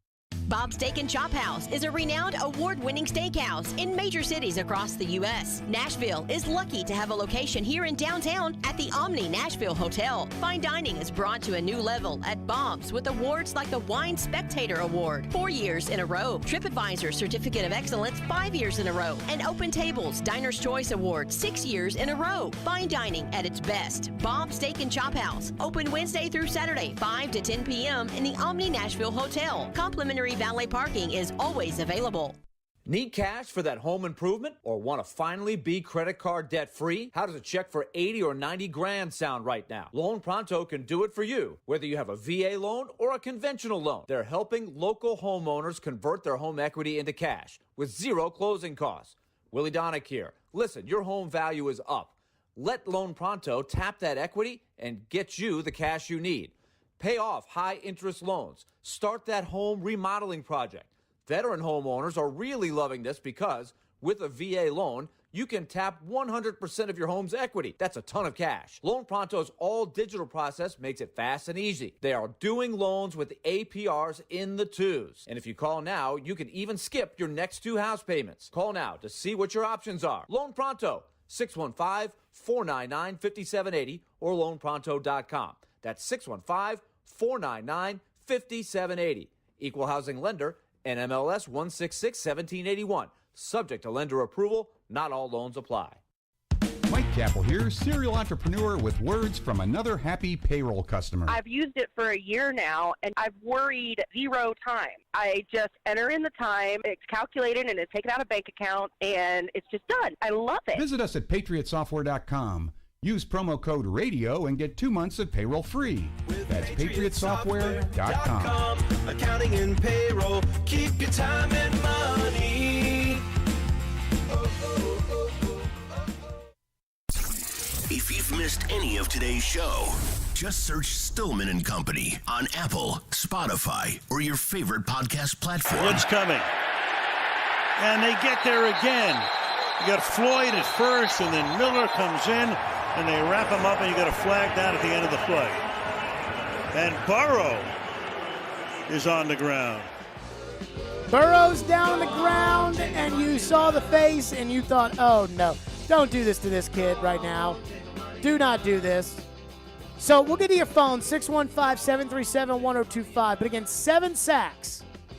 And as much as everybody wants to talk about Aaron Donald and the recency bias, I saw today, I did not see the show, but I saw it on Twitter. Shannon Sharp said that Lawrence Taylor is the best defensive player ever, and now he's 1A and Aaron Donald is 1B. Like, holy crap, calm down, people. And Aaron Donald is good. But did you see anything from Aaron Donald last night that Jeffrey Simmons didn't do to that same Bengals offensive line? And I'm not saying that Simmons is as good as Donald or Donald's not great. But it's not like it's the greatest performance in a Super Bowl ever or anything like that. It was good. Yeah. But it was hard to watch. It was hard to swallow. The second thing that was really hard for me to swallow was Cooper Kupp yesterday. Cooper Kupp got 10 targets and had 8 catches. And all of those were at the end of the game, too. I felt like he caught the ball 15 times at the end. When the Titans played the Bengals, and this is more, in my opinion, on Downing than it is Tannehill. Maybe it's Tannehill's fault. A.J. had 5 catches on 9 targets. You got to target A.J. Brown more. You can't lose the game looking for Nick Westbrook-Akina. The Rams were not willing to lose that way. You lost that way. And from now on, I don't know how much longer A.J. Brown's going to be a good player for. Those injuries keep piling up, and a lot of those dudes give it all they can until they can't give it anymore. But as long as you got him, somebody tweeted me this morning when I tweeted out about Stafford, because I think Stafford's a fine quarterback. I think he's fine. I don't think he's anything like, I mean, we'll get into Stafford later, but I don't think Stafford is like Tom Brady or, a great quarterback. But somebody tweeted me this morning, and they were like, well, Jared, we don't have Cooper Kupp on the Titans. And I'm like, yes, you do. A.J. Brown. Now, look, Cooper Kupp's the offensive player of the year, and the fact that he can stay healthy and A.J. Brown can't is a big reason why. Like, A.J. didn't make the Pro Bowl this year, but it's because A.J. couldn't stay healthy. But A.J. Brown is that player for you. The Rams want to spread the ball out more too, but they couldn't because Higbee was hurt and Woods got hurt months ago and Odell Beckham tore his ACL in the middle of the game. I thought early in the game Odell was on his way to MVP. And Odell gets hurt. You got one guy. The Titans, when they played the 49ers, they just got A.J. the ball, A.J. the ball, A.J. the ball, A.J. the ball. Where was the ball for A.J. in the Cincinnati game at the end? Nope. 2 runs and Nick Westbrook-Akina. But congratulations to the Titans because Mike Vrabel's coach of the year. So God forbid you question any of that ridiculousness of how the Rams can see it in the middle of the game and say, screw it, we're getting the ball to Cooper. And let me tell you something. If the Bengals had doubled Cooper Kupp at that point, or if the Bengals had just said, whatever we're doing, I don't care if we give up a touchdown to 18 or Bryson Hopkins or whomever, we are not getting beat by number 10. If they had said that, they probably have the Lombardi Trophy today. Unless Torbert had thrown a flag on something because they got so flag happy at the end of the game. And sometimes you just got to make people do that. And I just don't think the Titans this year were willing to do that when it mattered most, and that's why they weren't playing yesterday. And I do think that the OBJ injury was incredibly pivotal because it was at that point that I thought the Bengals can run away with this game. They can run away with this game because OBJ looked like Matthew Stafford's favorite target the entire first half, first touchdown scorer of the game. I mean, this looked like it could have been OBJ's, one of his career games. And I thought, okay, taking him out, and that forces another corner to, double team another Rams wide receiver. The Bengals absolutely can run away with this game. But it seemed like the momentum should have shifted in the Bengals corner. But it felt like it shifted in the Rams. It felt like that's when when OBJ went out, Cooper Kupp was able to kind of break out and do what he needs to do. And it seemed like the Rams, in the weirdest, strangest way, benefited from it. Well, I got to disagree with you on that because I think it was still, a handful of drives before they started going back to Kupp, before they really established, okay, screw it, we're just going to go to Kupp. But where I thought the game turned after the OBJ injury was the Stafford interception. So they run the Mixon touchdown pass to T. Higgins. Mm-hmm. And then on the next play, Stafford throws an interception. And if Cincinnati puts the ball in the end zone, I think the game's over. And instead, they settled for a field goal. And that made it, I think it was 13-10 at the time. That was a big one. Like, that was where I felt like a lot of momentum went the other. No. It made it 20-13 Cincinnati. And I thought that was a big moment there. And then the Rams got the ball back and ended up kicking a field goal. But then you had like 5 punts in a row until the final touchdown of the game. And that was when the Bengals kind of went to what I call the prevent offense because they were afraid of getting Joe Burrow killed. But I just felt like the Rams just said, screw it. We don't have anybody else. We're not trying anybody else. We're just throwing the ball to Cooper Kupp. And that's like a feed the studs mentality. And at some point, I wonder where that was from the Titans with A.J. Brown. 615-737-1025. Our phone lines are driven by WilsonCountyHyundai.com. What do we have? Randy texts in and says Matthew Stafford did what Ryan Tannehill couldn't or can't. Stafford was able to say, all right, guys, I've got this. We're going to go win this game. So here's the thing that I truly believe, and this is what I think, because I saw somebody texted in and said, I'm changing the channel because enough of the Tannehill thing. You got to find something else to talk about. And I'm sitting here today like, if you could not watch that game yesterday and think, gosh, if the Titans had a better quarterback than Ryan Tannehill, they would be holding up the Lombardi Trophy today, then we're not going to see eye to eye. But I will use Stafford as the example. Stafford is not perfect. Stafford is not a great quarterback. He's fine. He's a good quarterback. Even when he was in Detroit, I don't think anybody thought he was a bad quarterback. He's fine. We've got this weird society, though, that is like, if you win, you are great, and if you lose, you absolutely suck. And I'm like, I think you can win a Super Bowl with Lamar Jackson. I think it's going to be hard. You're going to have to get the right matchups, like the Rams, and then Lamar's going to have to make a couple of plays in big moments. But I think Lamar's good enough to get it done. And I say this because I have reached a point where what you saw Stafford do last night at the end of the game, while not as special as, say, the David Tyree catch from Eli Manning, is something that your quarterback cannot do. And he certainly, in my opinion, cannot do it 3 or 4 times against elite competition.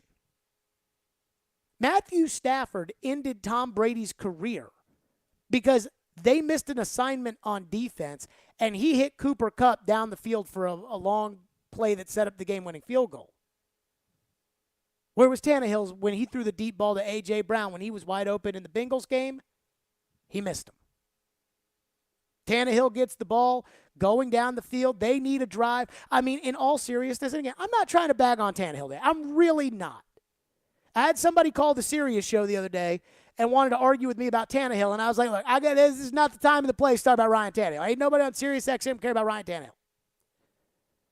But when you get the ball back with 2:40 to go and you've got 2 timeouts and all you need is a field goal to win the game, that's when you put that one on the quarterback. That's when you say, okay, I need this out of you. And they didn't get anything out of it. They got one pass. It was intended for Westbrook Akina. He threw it late. The ball got tipped in the air and was intercepted. You lose. For them, Sean McVay allowed Matthew Stafford to go to the hurry-up because the Bengals, again, they played prevent offense. It felt like they played prevent defense. The Bengals kind of dropped back, and they were just throwing right into Kupp in the zone. I don't trust Tannehill to do that. I can't blame Mike Vrabel for not doing it either. But we're just not going to see eye to eye. What Stafford did last night, Stafford can do. I'm not going to say he's going to do it every game. But what he did last night, I don't think Tannehill can do. And I think that's the difference. And I think Sean McVay realized in the Patriots Super Bowl, Jared Goff can't do that either. What's next? Another texter texts in about Joe Burrow. Says, I think Joe Burrow played great, even though his line wasn't great at all. He still stared down the barrel of the gun and didn't blink. They fixed that offensive line, and Burrow is going to be scary. So I do want to get to Joe Burrow in a little bit because I have seen some crazy takes on Joe Burrow, or like even crazy takes in response to some of my takes. But I thought I think Joe Burrow is the last person in the world who has anything to be upset about or anything to worry about as far as how he played.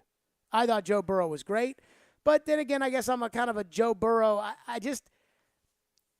I have nothing but sympathy for Joe Burrow. And it's almost more for me kind of this sense that people aren't truly appreciating what he's doing. Because when I see what he's doing, I think it is something special. And he is absolutely, I mean, are you really going to blame him for last night? You know what I still can't get over, by the way? P. Ryan? What? On that 4th and 1? What the hell was P. Ryan doing? It's like he treated it like it was 3rd and 1 in the 3rd quarter of a game in October. Burrow's trying to, for his life, just get the ball out of his hands before he gets sacked, and he puts it in his direction, and P. Ryan's like, oh, well, it was a nice try by Joe, but I'm too busy to go after that football. Like, it's 4th and 1 in the Super Bowl. You got to go after that ball. And he didn't. That one, boy, watch the replay of the 4th and 1, because P. Ryan just had his thumb up his rear end, and I couldn't believe it, especially after he couldn't get to 1 yard. 615-737-1025. I do want to get to Joe Burrow because people are trying to take shame me, and I think it's ridiculous because I don't know about you, but I feel different about Joe Burrow than I did after watching the Super Bowl, and I'll explain. 615-737-1025. FanDuel Sportsbook is my official sportsbook app, and I love the FanDuel Sportsbook app, and I love the fact that they are celebrating the NHL Stadium Series live from Music City. My friends at FanDuel are doing that. To celebrate, FanDuel is giving all customers a $10 bonus when you bet at least $20 on NHL game from February 15th to the 18th. So you'll be automatically entered to win 2 free tickets to the Stadium Series game. I will be going to the Stadium Series game, so maybe your tickets will be mine. I'm pretty sure FanDuel's got good tickets, by the way. Don't miss your chance to watch the Predators take on the Tampa Bay Lightning in the first ever NHL outdoor game in the fine state of Tennessee. Enter today by betting at least $20 on any NHL-eligible game like the Predators and the Capitals tomorrow or the Predators and the Hurricanes on the 18th. Download FanDuel Sportsbook app and use the promo code JGM. FanDuel Sportsbook is an official sports betting partner of the NHL. 21 and older and present in Tennessee. Bonus issued as non-withdrawable site credit that expires in 7 days. Max bonus $10.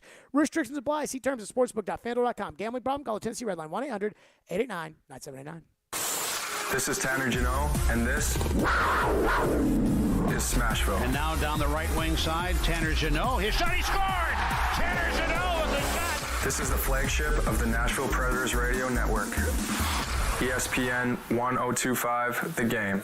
The National Wild Turkey Federation's 46th Annual Convention and Sports Show is February 16th through the 20th at Gaylord Opryland Resort and Convention Center. Celebrate a year of conservation success with the National Wild Turkey Federation members, volunteers, and partners. You can expect the same great nightly events, quality entertainment in the watering hole, and the latest gear from more than 350 companies featured in their exhibit hall. For more info, go to nwtf.org.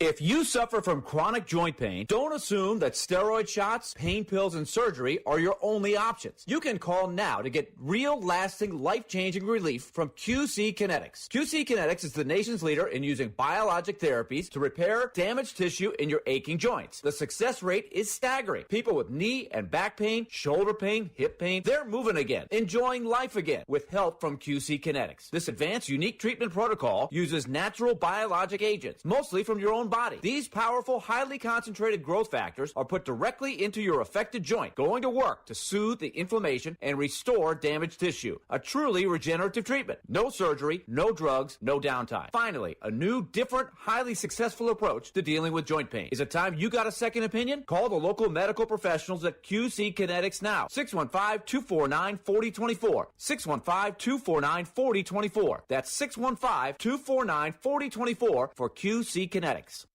When you work here at Cromwell Media, the owner of this radio station, you're joining a really great bunch of people. We care about each other, and we care about our customers. It shows in everything we do, day in, day out. And 2 of our teammates are celebrating anniversaries this month, and we want to salute them. Drew Chester on our sales team has been with us for 4 years, and Elijah Campbell, the producer of our midday show on 1025 The Game, is celebrating 3 years. Thanks, Drew and Elijah, for all that you do, and for making Cromwell Media such a great place to work.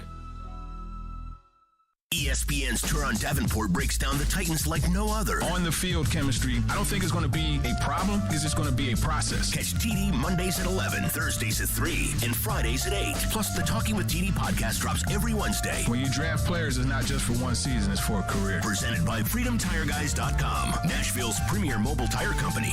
Nashville's best sports talk. ESPN 1025 The Game and the Game Nashville app.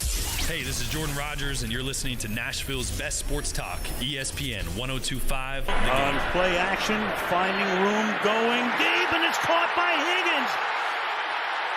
He goes in for the score. Jalen Ramsey fell down, and just like that, in 12 seconds, a 75-yard touchdown. So I love Joe Burrow, and I loved, the big strike, but that was a horrible call. So I got to take that one away from Joe. But other than that, I will say this. I got take-shamed yesterday by Elijah, the Midday Show producer, because I compared Burrow to Manning. He literally took a picture of it, Caroline. I kid you not. Took a picture of the tweet comparing Burrow to Manning, which, by the way, that's not the first time I've ever compared Joe Burrow to Peyton Manning. I did it all last week on the radio. I did it all the week before the Titans played the Bengals. I did it on Sirius XM on Friday night. I watched Joe Burrow, and I am so every time I watch Joe Burrow play, I'm more impressed by Joe Burrow, and that includes last night's game. Now, we live in this weird society, which is if you don't win the game, then it's always your fault, which is just not true.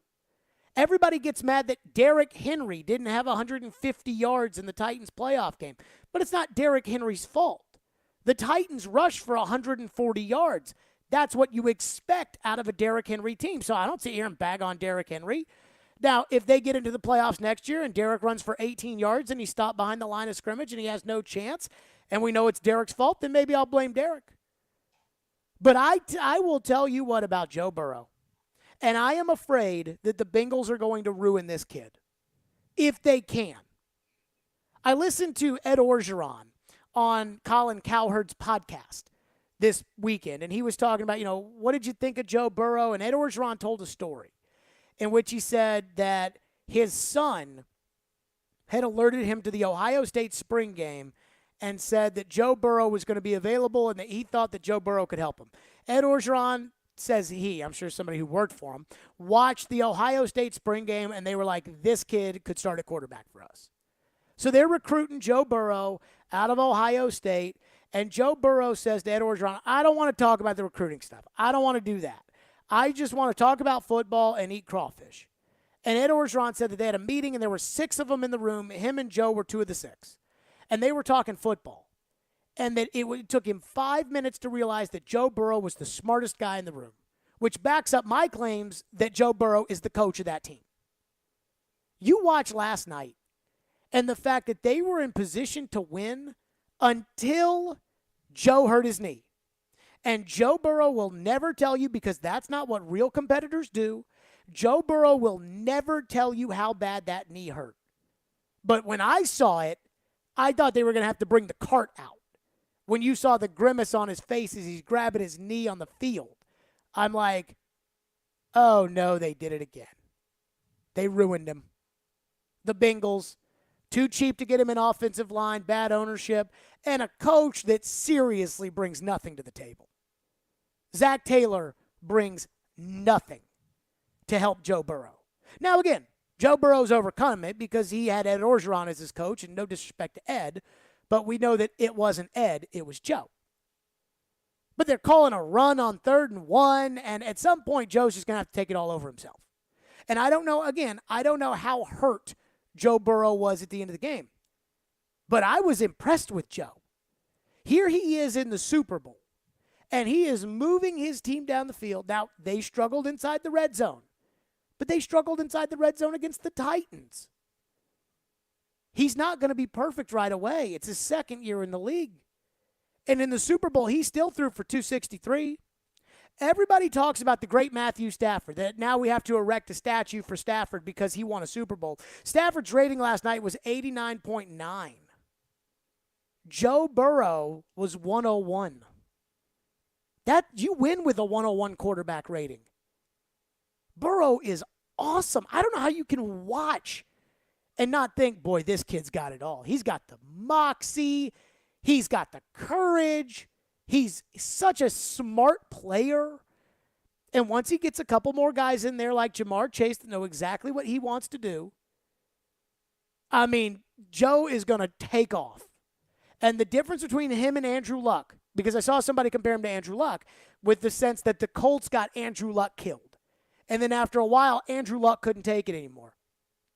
The difference between those two is I think Joe is the kind of guy, like the unflappable, I don't want to say cocky, but like that confident level where Joe at some point will walk into Mike Brown, the owner's office, and say, get me an offensive line. And then he'll go get him an offensive line. Get Quentin Spain, who is such a bum. Oh, my God. Get him out of here. Get these backup guys out of here. Go get me an offensive line. Andrew Luck's not the kind of guy to walk in the owner's office and say, I need an offensive line. Peyton would have. I'm getting take shame last night because Elijah's sitting there saying, well, Manning has 5 MVPs. It's ridiculous to compare Burrow to Manning. I'm like, Burrow's played in the league for 2 years. And in 2 years, he has taken that bottom feeder franchise to the Super Bowl, and they were some questionable calls or a run play on 3rd and 1 and a horrible offensive line away from winning the Lombardi. With a bottom feeder organization, there's a reason why the Jags don't win the Super Bowl. The Browns don't win the Super Bowl. The Washington Commanders don't win the Super Bowl. The Jets don't win the Super Bowl. The Lions and the Bengals don't win the same teams don't ever come close to the Super Bowl. And it's because they're poorly run, and the Bengals are still poorly run. They got the smallest scouting staff in the league. They got a cheap owner who won't even wear a Bengals cap in the box. And Joe got them within minutes away from winning the Super Bowl. Like, hats off to Joe. I don't know how you could watch last night and not come out of that and think, boy, that Joe Burrow's awesome. By the way, John Elway lost his Super Bowls early in his career. And it wasn't until he got the owner, Pat Bowlen, to get rid of Dan Reeves and bring in a coach that he liked, Mike Shanahan, before Elway started winning championships. But Peyton didn't even make the Super Bowl until he was 30. And I know Dan Marino made his first Super Bowl his second year, and he never made it back after that. And everybody thought Marino was going to be great. And I'm not saying Joe Burrow will go back to the Super Bowl, because you never know. But the fact that Joe Burrow could take a bottom feeder organization to the top and almost win them a Super Bowl in his second year, that never happens. It never happens. You know who Dan Marino's coach was in his second year when they went to the Super Bowl? Don Shula. Oh. Maybe you've heard of him. Pretty good coach. The Bengals don't have Don Shula as their coach. They got a guy who, outside of being the caddy for Sean McVay and Jared Goff for a year, you know what Zach Taylor's job in the NFL was before he went to the Rams? What? He was Ryan Tannehill's quarterback coach at the Dolphins. How'd that work out? That's so great. I'm telling you, like, this Burrow kid, I don't know about you guys, but, I mean, he's freaking special. And if you watched that game last night and you didn't walk away thinking Joe Burrow is special, you do not understand the NFL. I mean, Joe Burrow think that you're is kind of stud. I think that you're kind of preaching to the choir here, because I have known that Joe Burrow is special for quite some time now. And what did I tell you a couple weeks ago? I said, Joe Burrow is the kind of quarterback that can get knocked down several times over and over again, get back up and not get spooked. Because he has that kind of just confidence about him, and he has that kind of chip on his shoulder mentality that he's not going to let himself get knocked down and let it get to him. He's going to do whatever it takes for his team to win. And he knows that if he needs to do it single-handedly, if he has to be able to be the one that just takes the ball in his hands and runs it to the end zone, then he'll do it. He's got to be able to go in there now to Zach Taylor and to Mike Brown and say, you got to give me a line. Because there is a level of playing with fire that the Bengals are operating with right now. Well, yes, absolutely. I mean, he can't go out there without an offensive line and expect to get back into the Super Bowl every single year. Well, I'm worried about him being sent to the hospital. If you can make it easier on your quarterback, then do it. I mean, I'm worried about him being sent to the hospital. And it looked like, I don't know about you. Night. I thought when he put that hand on that knee, I thought, oh, no. Because, once you tear the ACL, you're more likely to tear it again. And when he put that hand on that knee, I was like, oh, no, oh, no, oh, no. By the way, bad. I still can't get over this. Joe's quarterback rating was like 10 points higher, 20 points higher than Matthew Stafford's last night. And nobody's talking about it. That's because Matthew Stafford didn't do anything incredibly special last night. I can't believe that coach ran that ball with the backup running back on 3rd and 1. And he said after the game, we tried to steal a first down. Yes. You tried to steal a first down, and how did that work for you?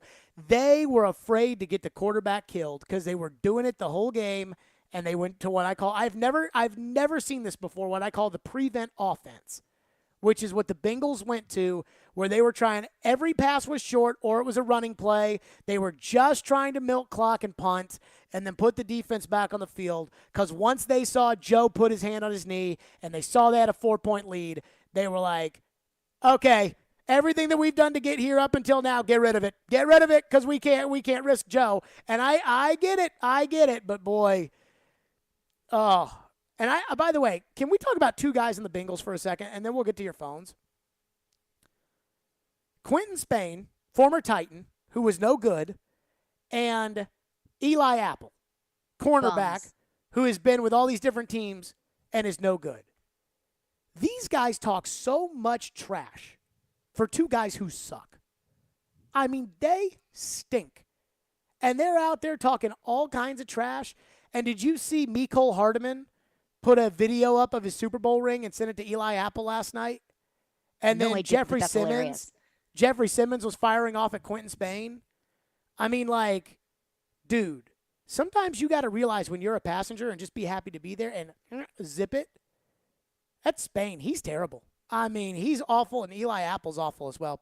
Let's get to your phones on Burrow next. 615-737-1025. I still think he is the closest thing to Peyton Manning I have seen in 25 years. I mean, just unflappable. And yet, they're different. But the way that they've elevated their organizations, Brady got elevated by his organization in his second year when they won the Super Bowl.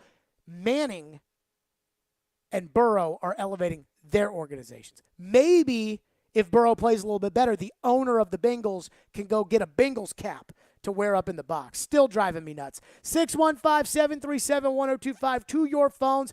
And I don't want to hear another peep about this. I'll explain what that is coming up next. 615-737-1025 today on a Reaction Monday here on Stillman and Company. Hey, celebrate Pecorine's retirement with the Preds Foundation. The Pecorine Retirement Celebration presented by King Jewelers and Grand Hyatt takes place next Wednesday, February 23rd at the Grand Hyatt Nashville.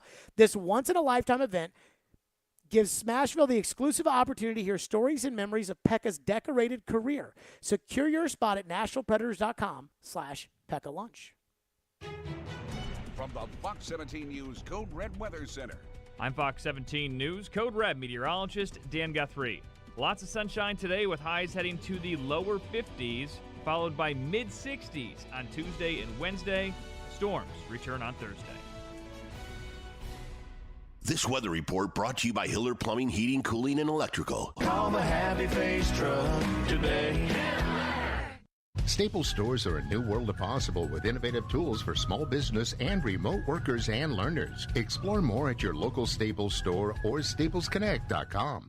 Shop today at Social Furniture during their President's Day sale. You'll find everything for your home on sale now, and they have same-day delivery. Use Social Furniture's financing plan and pay no interest for 1 full year. For a limited time, they have designer sofas, solid wood bedroom furniture, leather sofas, and sectionals in stock now. Social Furniture's President's Day sale going on now through President's Day. Visit Social Furniture on Charlotte Avenue in West Nashville. Shop local. Shop social. Social Furniture is a proud supporter of your Nashville Predators. Hey everybody, Robbie Stanley here to tell you about my friends at Jasper's as the neighborhood bar and restaurant to catch the next Preds game. Jasper's is located on West End Avenue and offers a fun atmosphere with a game room, TVs, and a large bar and lounge area. Plus they offer free parking. That's right, free parking on West End, and offer specials for every Preds game day, including $10 smash burgers and $3 bottled domestics. So come on down to Jasper's next game day for happy hour every weekday from 4 to 6 p.m. and 2-for-1 beers all day on Sundays. Just tell them that Robbie Stanley sent you. Nothing makes one feel better than the ability to give to someone in need. You have the power to give the most important gift of all, the gift of life, with a donation of your blood. Supplies are desperately low in our area, and your help is needed. Blood Assurance is a nonprofit community blood center that supplies our Middle Tennessee area hospitals. Please find it in your heart to donate. Be someone's hero today. Go to bloodassurance.org to find a location or blood drive near you. That's bloodassurance.org. Give blood, give local, save lives with Blood Assurance.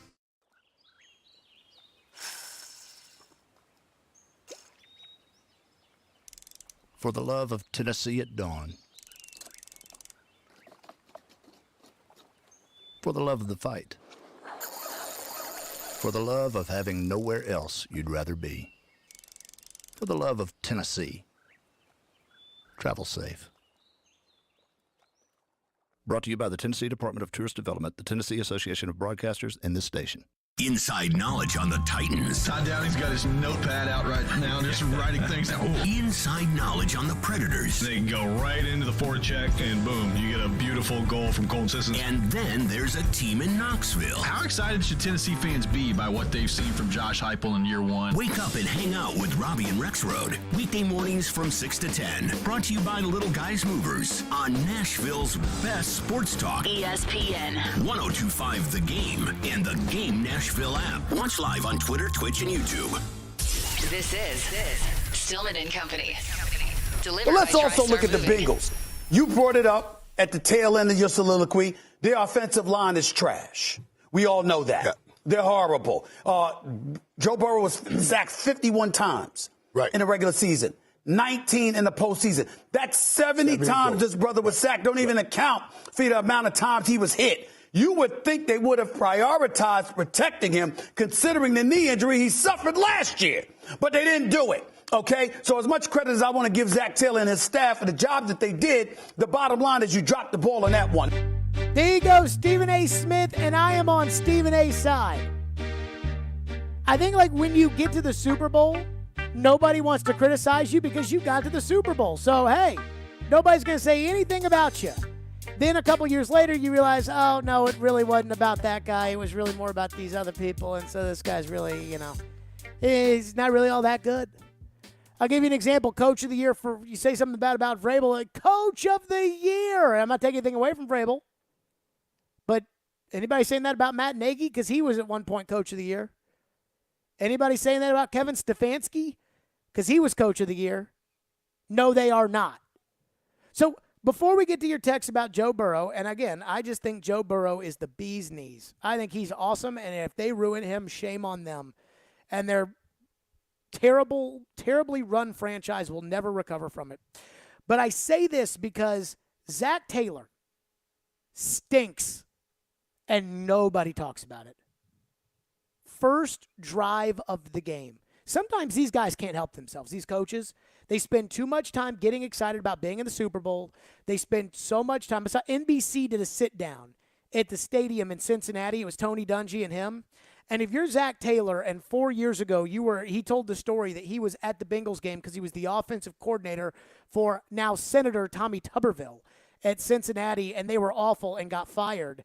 And when they found out that they got fired, he was at the Bengals game because his brother was an assistant on the Eagles staff and they were playing. And he's like, to be in this stadium is just so surreal after that. So that was like 5 years ago. And now he's sitting down with Tony Dungy. When you're the coach of the Bengals, Tony Dungy does not come visit.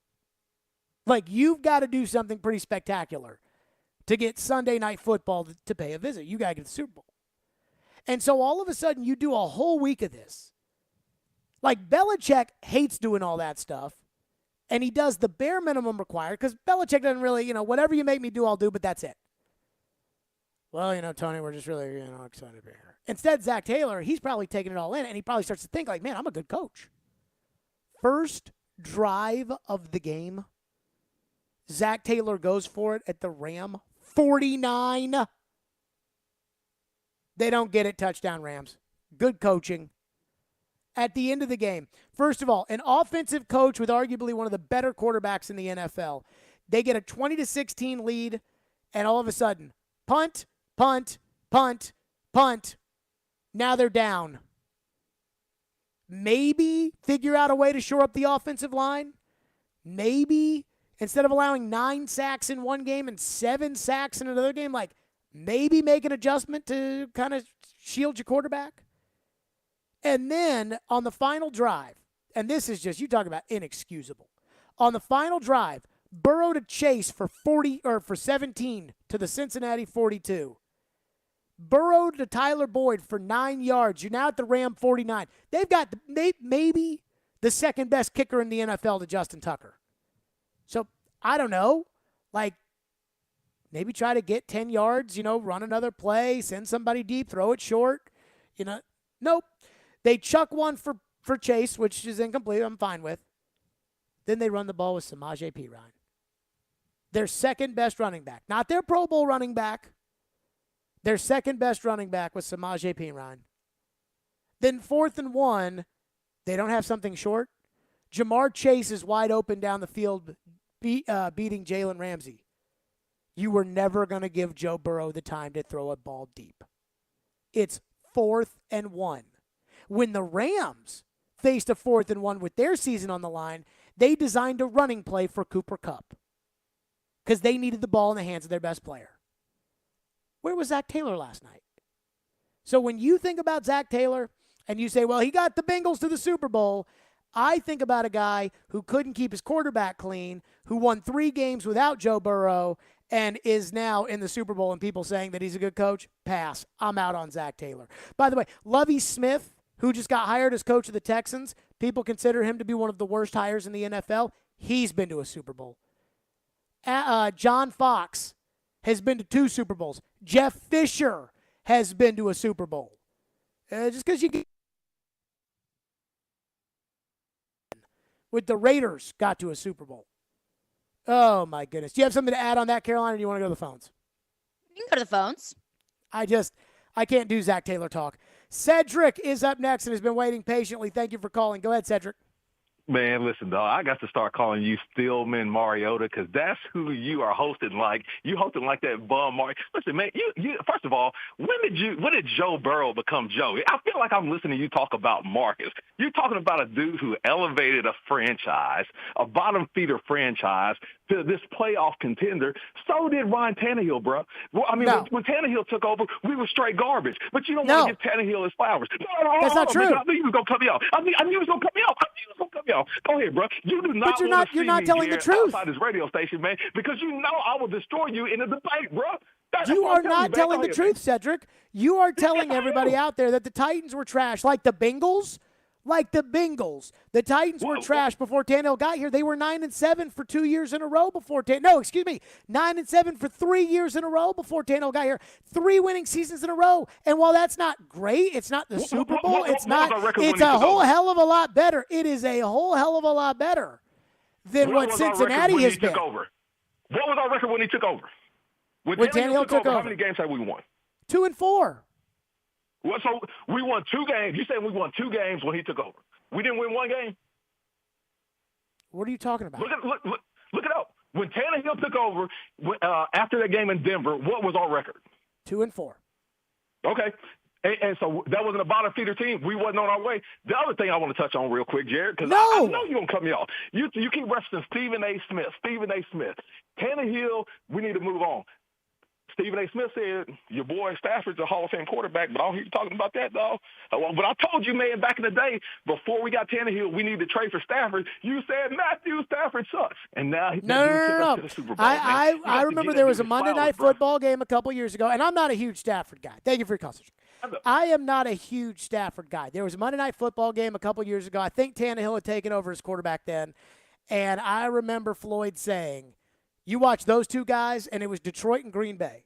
And Floyd goes, you watch those 2 guys throw the ball, then you watch our guys throw the ball. It is not the same. Ha, ha, ha. And I was like, what do you think it would take to get Stafford? He's like, you couldn't get Stafford. I have always been like pro Stafford, that Stafford is not a bad quarterback. There is a difference between that and the Hall of Fame. A very grave difference between that and the Hall of Fame. But I want to get to the notion that Ryan Tannehill can do what Joe Burrow did. He can't. If Ryan Tannehill could do what Joe Burrow did, then Joe Philbin would still be the coach of the Miami Dolphins, and Ryan Tannehill would still be their quarterback. But he can't, and he didn't, so he's not. I mean, it drives me crazy with like some of these takes that are like, oh yeah, Tannehill can do everything. No. I'll never forget there was a playoff game, Dallas and Green Bay. This was Dak's first playoff game, and Aaron Rodgers led an incredible comeback at the end of the game. And Jerry Jones, the only owner who has a press conference after every game, says, everything you saw that quarterback Rodgers do yesterday, Tony Romo can do. And it's like, Jerry, nobody believes that. If Tony could do what Aaron Rodgers does, then Dak would not be your quarterback. But he can't.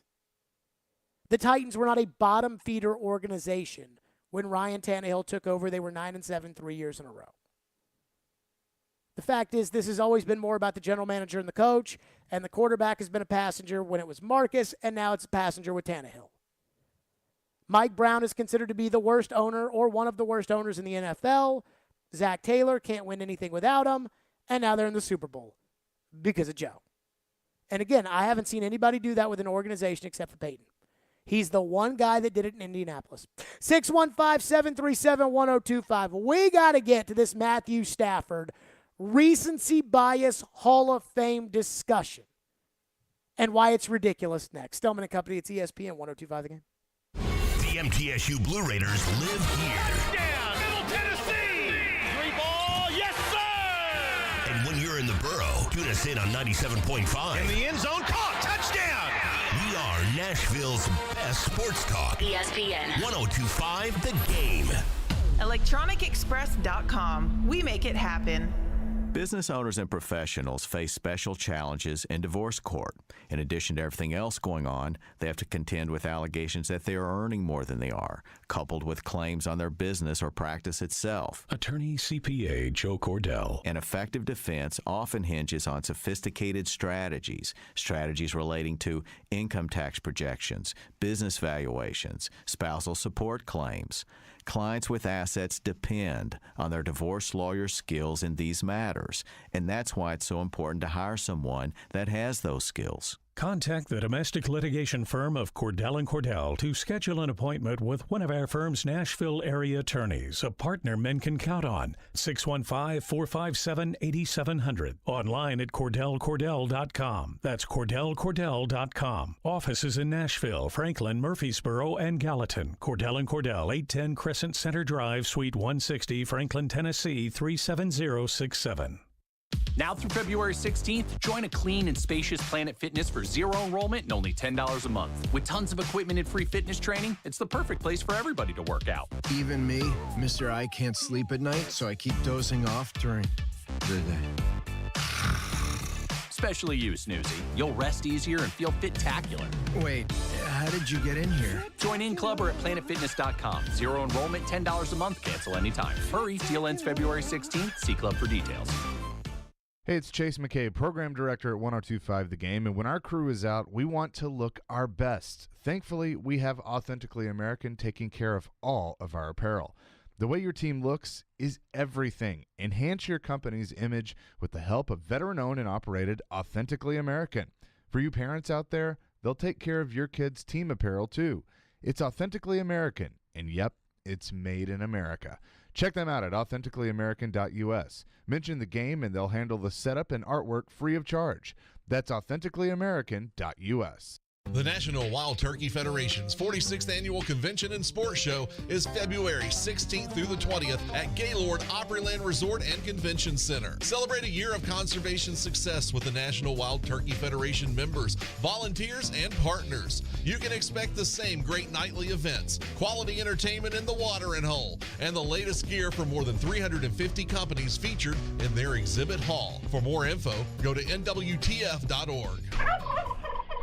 Hey, it's Chase McCabe of Darren, Donick, and Chase. I started my radio career as an intern right here at ESPN 1025 The Game. Now we're looking for our next great batch of interns. You think that's you? Send your resume to together@cromwellmedia.com to apply today. From the Hillside Medical Game Studios, WPRT-FM Pegram, WPUC HD2 Laverne, broadcasting 97.5 Murfreesboro, 106.3 Williamson County. ESPN 1025 The Game and the Game Nashville app. A Cromwell Media Station. Live from the Game Nashville studios, it's Stillman and Company. Delivered by TriStar Moving. TriStar Movers with 5-star service. With Jared Stillman on Nashville's best sports talk. ESPN 1025 The Game and the Game Nashville app.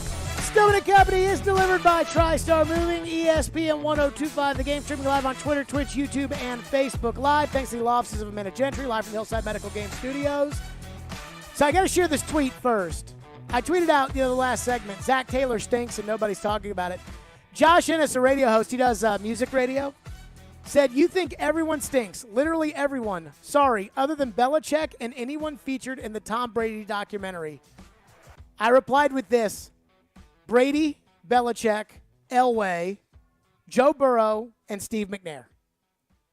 I think that that's the list of people that Jared will never, ever say a bad word about. Oh, my God, Michael Jordan.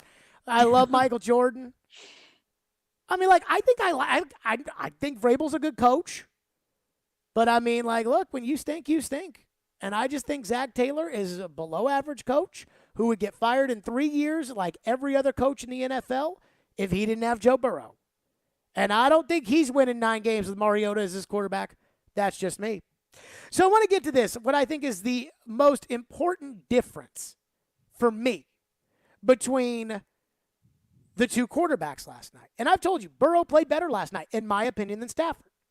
And yet you flip on the TV and all you hear is, yes, Stafford, yes, get him a gold jacket.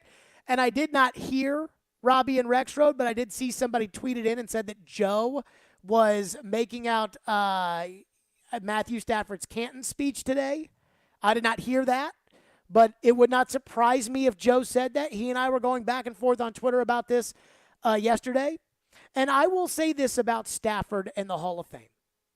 First off, I think there's two separate discussions to be had here, which is Matthew Stafford a Hall of Famer now that you can add Super Bowl champion to his resume? And I think the answer is no. And I think the answer is no because you have to ask yourself, was Matthew Stafford, even the year that the Rams won the Super Bowl, a dominant quarterback in the NFL? The answer is no. Was he the best quarterback of his era? The answer to that is hell no. Was he close to being the best quarterback of his era? No. Is he the best quarterback in the game today? No. So I don't understand does he have a winning record as a quarterback? No. Did he elevate the Detroit Lions franchise? No. So other than throwing for a lot of yards, because when you're losing every game and you have Megatron, that's what you do, what has Matthew Stafford done? Sure, he won this Super Bowl, and that's good, and it does count. But Russell Wilson won a Super Bowl, and I think if Russell Wilson were to retire today, there would be a debate as to whether or not Russell belongs in the Hall of Fame. That I'm willing to discuss. Stafford, really? Hall of Fame? And so when a guy like Brady or Peyton Manning or John Elway or Brett Favre or when Aaron Rodgers retires, when a guy like that retires, they always say, well, it's ridiculous that they have to wait 5 years to get in the Hall of Fame. There should be a rule that a guy like that shouldn't have to wait 5 years to get in the Hall of Fame. And I'm like, why? In 5 years, when they announce Tom Brady's going into the Hall of Fame, everybody will be like, yep, Brady's in the Hall of Fame. Ben Roethlisberger, yep, Ben should be in the Hall of Fame. Today, you've got people going on television that a lot of people watch that are talking about Matthew Stafford as a Hall of Famer. And that is the recency bias of he won the Super Bowl yesterday. So now let's just say he should be in the Hall of Fame. Give it 5 years, and people will forget that Matthew Stafford won this Super Bowl, or they will not really think it's that big of a deal. Just like nobody thinks Matt Ryan's MVP in 2016 is that big of a deal. Just like nobody thinks Joe Flacco's Super Bowl in 2012 was that big of a deal. And I sent out a tweet last night, and boy, Joe got worked up about this. I sent out a tweet where I was like, look, Stafford won yesterday, and I'm not taking that away from him. But it was more like Joe Flacco winning, starting quarterback, NFL caliber starting quarterback, which Flacco was, NFL caliber starting quarterback on a good team winning the Super Bowl more than it was, say, Elway, who finally won a championship at the end of his career. He ended up winning 2 on his way out the door, but finally won his championship at the end, and everybody was like, oh, yes, now John Elway has his championship. That is not how I felt about Matthew Stafford. And so the guy never elevated the Lions, ever. Go somewhere else on a good team that's already been to the Super Bowl without him, and they win a Super Bowl, and you want me to now say that guy belongs in Canton. What? No, that's not how the Hall of Fame works. The Hall of Fame is made up of guys like Terry Bradshaw and Joe Montana. It is not made up of guy who was terrible in Detroit. I shouldn't say he was not terrible. Detroit was terrible. Guy who was good for 12 years in Detroit, wins a championship, and again, good with the Rams, and now he belongs in the Hall of Fame? Absolutely not. And I think you could have had a stronger argument if Matthew Stafford had a great game last night. But he didn't have a great game. He had a good game. Burrow had a better game. If Stafford had gone out there and thrown for 450 yards and didn't miss a pass and was like Phil Simms, which I think he was like 21 of 23 in the Super Bowl that they won, then maybe you'd have an argument if he was the game's MVP. But he wasn't the game's MVP. He wasn't even close to being the game's MVP.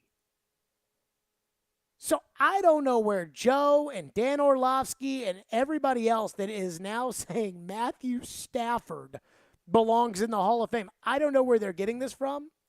But again, let's just run this down. Was he the best player in the game yesterday? No. Is he the best was he ever the best quarterback in the league? No. Was he ever a league MVP? Nope. Was he ever an all-pro quarterback? I don't believe so. He is not. Did he ever elevate his organization? No. So what are we doing? Does he have a winning record? No. Okay. What are we doing? The guy's been named to one Pro Bowl. One Pro Bowl. And I saw it because yesterday I said that to Joe, and Joe was like, yeah, the committee. And again, I know Paul Kaharski, and I think I know some of the national guys that vote on the Hall of Fame, but I don't know like what they talk about inside that room, and I'm never going to be voting on the Hall of Fame, so what do I know? But I do think the committee sits around and talks about Pro Bowls. And I do think there's going to come a point in time where they're going to have to look at the Pro Bowl and forget about the Pro Bowl game, because that's not what they're talking about.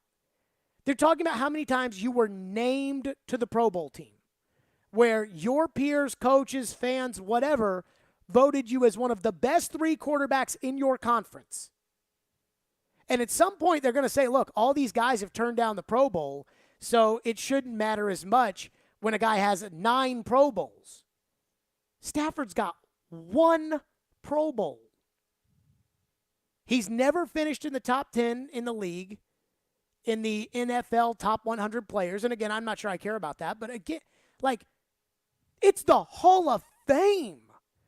I see guys that get inducted to the Hall of Fame like Dick Vermeil, and I'm like, what?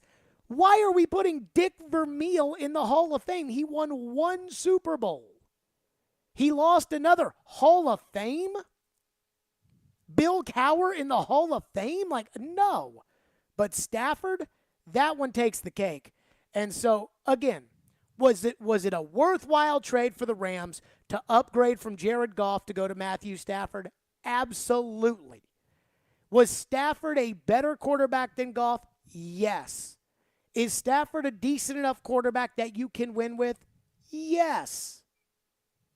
But spare me Hall of Fame. There's a big difference from, you can win with this guy and Hall of Fame, where his bust is supposed to go next to Tom Brady's bust. It's just ridiculous. Your thoughts, Caroline? Well, I think that recency bias is a big problem in sports in general, because I think that a lot of people like to look at the smallest possible body of work and judge a player by that. And yes, Matthew Stafford just coming off of a Super Bowl win is awfully exciting. And I think people fall in love with the story of Matthew Stafford. He didn't win a single playoff game in his entire tenure in Detroit. He comes to the Rams and all of a sudden they're Super Bowl champions. But the Rams were not elevated because Matthew Stafford was brought in. The Rams, sold the farm in order to get as many pieces as possible. They were willing to trade picks. They were willing to invest a bunch of money in pieces around Matthew Stafford that are just as impactful, if not more so impactful than the team's quarterback. So recency bias would tell you that, yeah, Matthew Stafford, Super Bowl winning quarterback, but that's not necessarily how I view it. You have to look at the body of work. And Matthew Stafford, the reason why it's a quote unquote Cinderella story is because he didn't do anything in Detroit. So if you're going to ignore the first, 10, 11 years of his career, look at the other guy. Look at the other guy. I mean, like the argument of, well, hey, it was Detroit, not Stafford. Burrow plays for a horrible organization, and in 2 years, they're in the Super Bowl. And I'm not saying Joe's going to go to the Hall of Fame, but if you had to tell me today, hey, betting for or against Joe Burrow going to the Hall of Fame, I would bet for. Like, I would bet for with Joe Burrow. Stafford, come on. I'm with you on this. Like, again, body of work. Stafford's put up a bunch of nice stats, but he's been to one Pro Bowl. One Pro Bowl. He won a Super Bowl. He was an MVP of the game. He's never been a league MVP. He's never been one of the best quarterbacks in the league. Absolutely not. Let's get to your phones on this because I see a lot of you all want to weigh in. 615-737-1025 is the phone number. 615-737-1025. Plus, I asked Ian and Caroline to go over like a list of, or excuse me, not Ian. Max is in for Ian. I'm sorry. But to kind of list out how many quarterbacks are better right now than Stafford. So we will do that at some point this hour as well. 615-737-1025 is our phone number. We also got Preds tickets to give away later today on the show. Speaking of the Preds, when the Preds have a weekday game this season, it's your chance to participate in Preds Pick to Click, brought to you by New Amsterdam Vodka. If you guess a Preds player that scores a goal in the game that night, you will win a pair of tickets to a future Preds home game. Call in with Robbie and Rex Road tomorrow morning at 8:45, and one listener will get a chance to make their picks to click right here on ESPN 102.5 The Game. DQ fans, this Valentine's Day, get a DQ Cupid cake with a layer of red velvet cake blizzard, cake pieces, and cream cheese icing. Perfectly sized for two. Only at your DQ. Every Wednesday, it's me, Jared Stillman, against Joe Rexroad for Jared versus Joe. Brought to you by Parman Tractor and Equipment. Visit ParmanTractor.com, your Middle Tennessee link belt and Takeuchi dealer. Care has the power to bring kindness where it's needed. It brings out the best in every one of us. It doesn't just see people. It takes time to understand them. It puts the needs of others ahead of its own. And when you start with care, you end up with a very different kind of bank. Truist. Truist Bank, member FDIC. Hey, it's Chase McCabe here to tell you about Dr. Kelly Rice Family Cosmetic and Dental Sleep Medicine. Dr. Rice, listen, we all have cavities, but what's the best way to try and keep them from happening? Cavities are like any other health condition. You don't really know you have one until it gets bad. Recently, I saw a patient for treatment that they had been putting off. Something that could have been simple to fix 6 months ago turned out to need a root canal and a crown. Postponing treatment costs more and takes time away from work. Nobody wants a root canal, so you're right. Regular checkups are very important. Well, we do things differently. I want to let people know that if they're afraid of pain or worried about the cost, they are not alone. Don't be embarrassed. We understand. Give us a call at 615-373-4488. That's KellyERice.com. Dr. Kelly Rice Family Cosmetic and Dental Sleep Medicine. If you don't have dental insurance, no problem. Be sure to join their membership club. Just visit KellyERice.com or call 615-373-4488 now to schedule your cleaning and checkup. You'll certainly be glad you did. For the love of the climb,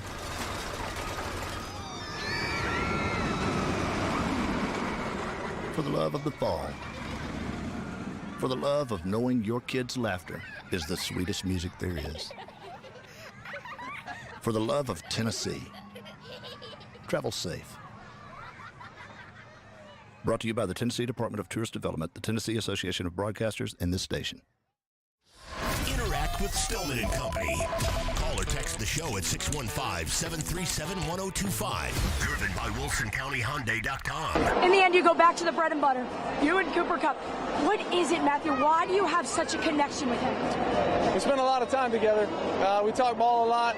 He's an unbelievable player. I'm lucky to play with him. I just appreciate him so much, all the guys on our team, but that was fun on that last drive to kind of, get back to feeding him. They were doing a great job the whole game, doubling him in a bunch of instances, and kind of got in my head, hey, I'm going to go to my guy here. I don't really care what they play. Just try to get the ball to him, and he made unbelievable plays. I got to give Matthew Stafford some credit for that right there. The question, what is it about Cooper Kupp? Why do you always give him the ball?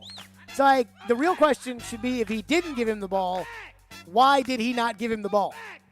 Like, somebody should ask Zach Taylor, why at the end of the game on 4th down are you sending a deep route for Jamar Chase instead of something short, because you know you can't protect a deep route anyways, and if you give the ball short to Chase, he may run enough for you to be able to kick a field goal.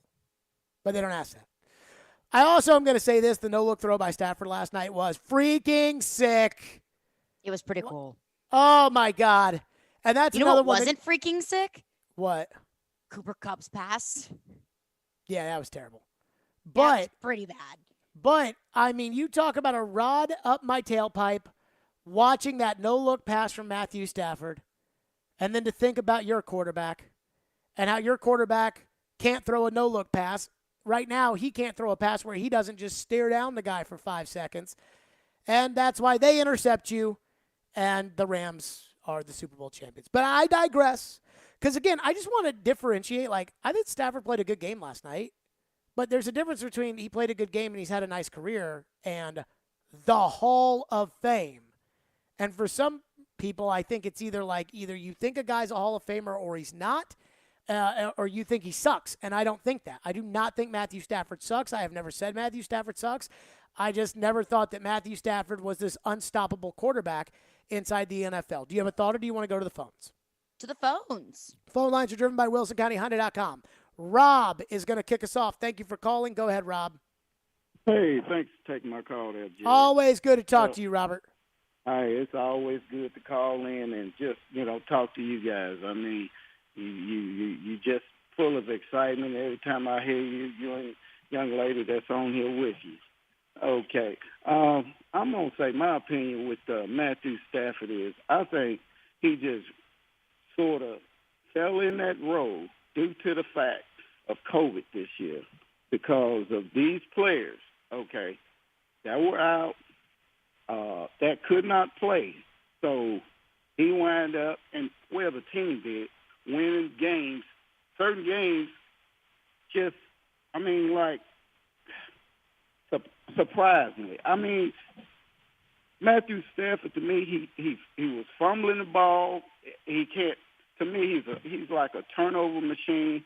I mean, every time he gets out there, like you just said, to me, when he gets hit, he don't know how to bounce back. I mean, he done okay last night, but if it was a different team that they were playing on last night, that they wouldn't have won that game. So I guess I'm a little torn, Robert, and I do appreciate your call. I think I'm a little torn on this front. Like, I do think Stafford's a good quarterback. I don't think Stafford's unflappable. I mean, we saw the Titans scare him 8 ways to Sunday, and Joe Burrow did not do that when the Titans sacked him a bunch. But, I also think Stafford's a pretty tough quarterback. I mean, he played through a lot of injuries in Detroit, which I think a lot of people had a lot of respect for. I mean, again, I don't think Stafford's bad, and I've never thought Stafford was a bad quarterback. But there's a difference between bad quarterback and the Hall of Fame. I think the great debate about the Hall of Fame is going to come with Eli Manning. Now, Eli's been out of the league for 2 years, but it's really longer because he was pretty awful down the stretch with the Giants. Eli was a .500 quarterback in his career, but he happened to play his 2 best games in the Super Bowl, and he happened to have his 2 best months in those playoff runs, and he played for New York, and his last name is Manning. So I think Eli's going to get in. If I were to be in the selection room when it comes to Eli, I would need some convincing to put Eli Manning in the Hall of Fame. But I think Eli's going to go in the Hall of Fame. The difference is Eli won 2 of these things, and he was the MVP of the game both times. Stafford wasn't only not the MVP, he wouldn't have been the second choice for MVP. And that's no knock on him, but again, 1 Pro Bowl. Eli's been to more Pro Bowls. No league MVP. No All-Pros. 1 Super Bowl. Not even MVP of the game. By the way, Corey Curtis sent me a text yesterday, or a tweet yesterday, in which, because I said that of the modern, I shouldn't say the modern era, because that is well defined. of my era of football. So I count that as like 1995 and on. So that's Aikman, Kelly, Marino, Elway, that group on. Kurt Warner is probably I don't want to say the worst Hall of Famer, but probably the least deserving of the Pro Football Hall of Fame of any quarterback that has made it since that group. Everybody will say Warren Moon, but again, Warren Moon was awesome in the CFL, and it is the Pro Football Hall of Fame, so what he did in Canada counts. Same with Doug Flutie. I believe Flutie's in the Pro Football Hall of Fame, though I'm not totally sure. But what those guys did in other leagues in Canada, it counts because it's the Pro Football Hall of Fame. So Warner is the worst quarterback that I think is in the Hall of Fame of that era. And Warner went to 4 Pro Bowls, was a 2-time MVP, a Super Bowl MVP, and won a championship and played in 2 others. You can't say that about Stafford. Now, Corey Curtis said, you can't tell the story of the NFL without Kurt Warner. And I saw that and I was like, what? Can't tell the story of the NFL without Kurt Warner? Yes, you can. You very easily can tell the story of the NFL without Kurt Warner. Like, you can't tell the story of the NFL without Jerry Rice. You can tell it without Kurt Warner. You can tell it without Dick Vermeil and Tony Baselli, who just went in the Hall of Fame. What do we have in the text line, Caroline? One texter texts into the text line and says the only difference between Matthew Stafford and Ryan Tannehill is Ryan Tannehill threw 3 picks, Stafford threw 2. Stafford's third pass was a touchdown, and that's it. No. No. See, that's box score scouting. I don't do that. Think about Tannehill's 3 interceptions. They were all freaking critical. Tie game, 0-0, deep in your own territory, interception. That's a bad interception. Second interception. I forget how much the Titans were down by. I want to say they were down by like 6, or they might have been down by 10. And they're at the opponent's 9-yard line. Interception. That's 3 points at least off the board, probably 7. Bad interception. And then obviously the death pick at the end of the game. Those are all bad interceptions. Stafford's first interception last night was a ball that he was willing to have intercepted. Like, he rolled out and he was like, okay, it's 3rd and 10, and they were at like the 45, 50-yard line. So he's throwing a ball to the end zone, and he's probably thinking it's a 50-50 ball in the air.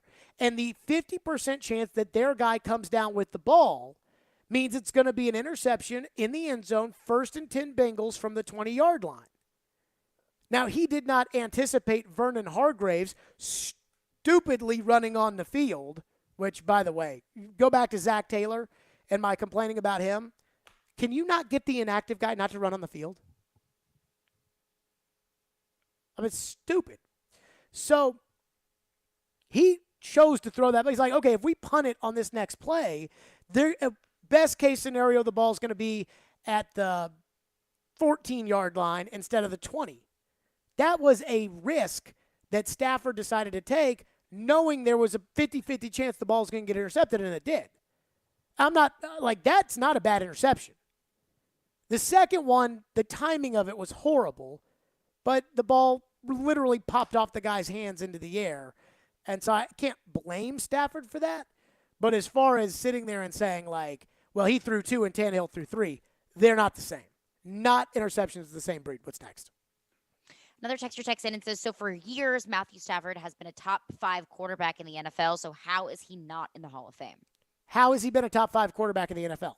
I don't think that there's ever been a time when Matthew Stafford was a top 5 quarterback in the NFL. Like, if you make the Pro Bowl, and again, this is where the Pro Bowl matters. The game doesn't matter. That doesn't matter. If you make the Pro Bowl, you are assumedly one of the 6 best quarterbacks in the game. 3 in the AFC, 3 in the NFC. He's made it once. I believe 2014, he made it to the Pro Bowl. Other than that, every single year he's played in this league, he has not been considered a top 6 quarterback in the NFL. Or at least a top 3 quarterback in his own conference. And he played in the conference that wasn't Manning, Brady, and Ben. How many Hall of Famers played in Matthew Stafford's conference when Matthew Stafford was quarterback? Rodgers. Mm-hmm. Breeze. Yep. Who else? I guess In the technically NFC. Warner for a year. Yeah. I mean, maybe Eli. But that's it. Like that's it. You cannot tell me that guy was a top 5 quarterback. 615-737-1025. Is Stafford even a top 5 quarterback now? I got Max and Caroline to each go through their list of where they would rank Stafford right now, even the day after winning his Super Bowl. So we'll do that next, and we're back to your phones. 615-737-1025, and we'll give away some Preds tickets later. Stillman and Company, it's ESPN 1025 The Game. Want the latest on the Predators from the people that cover them?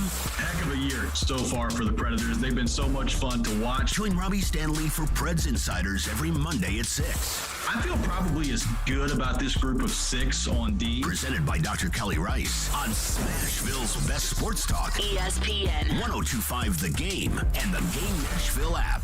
With PatriotSoftware.com, accounting and payroll, keep your time and money. Mike Capel here, serial entrepreneur.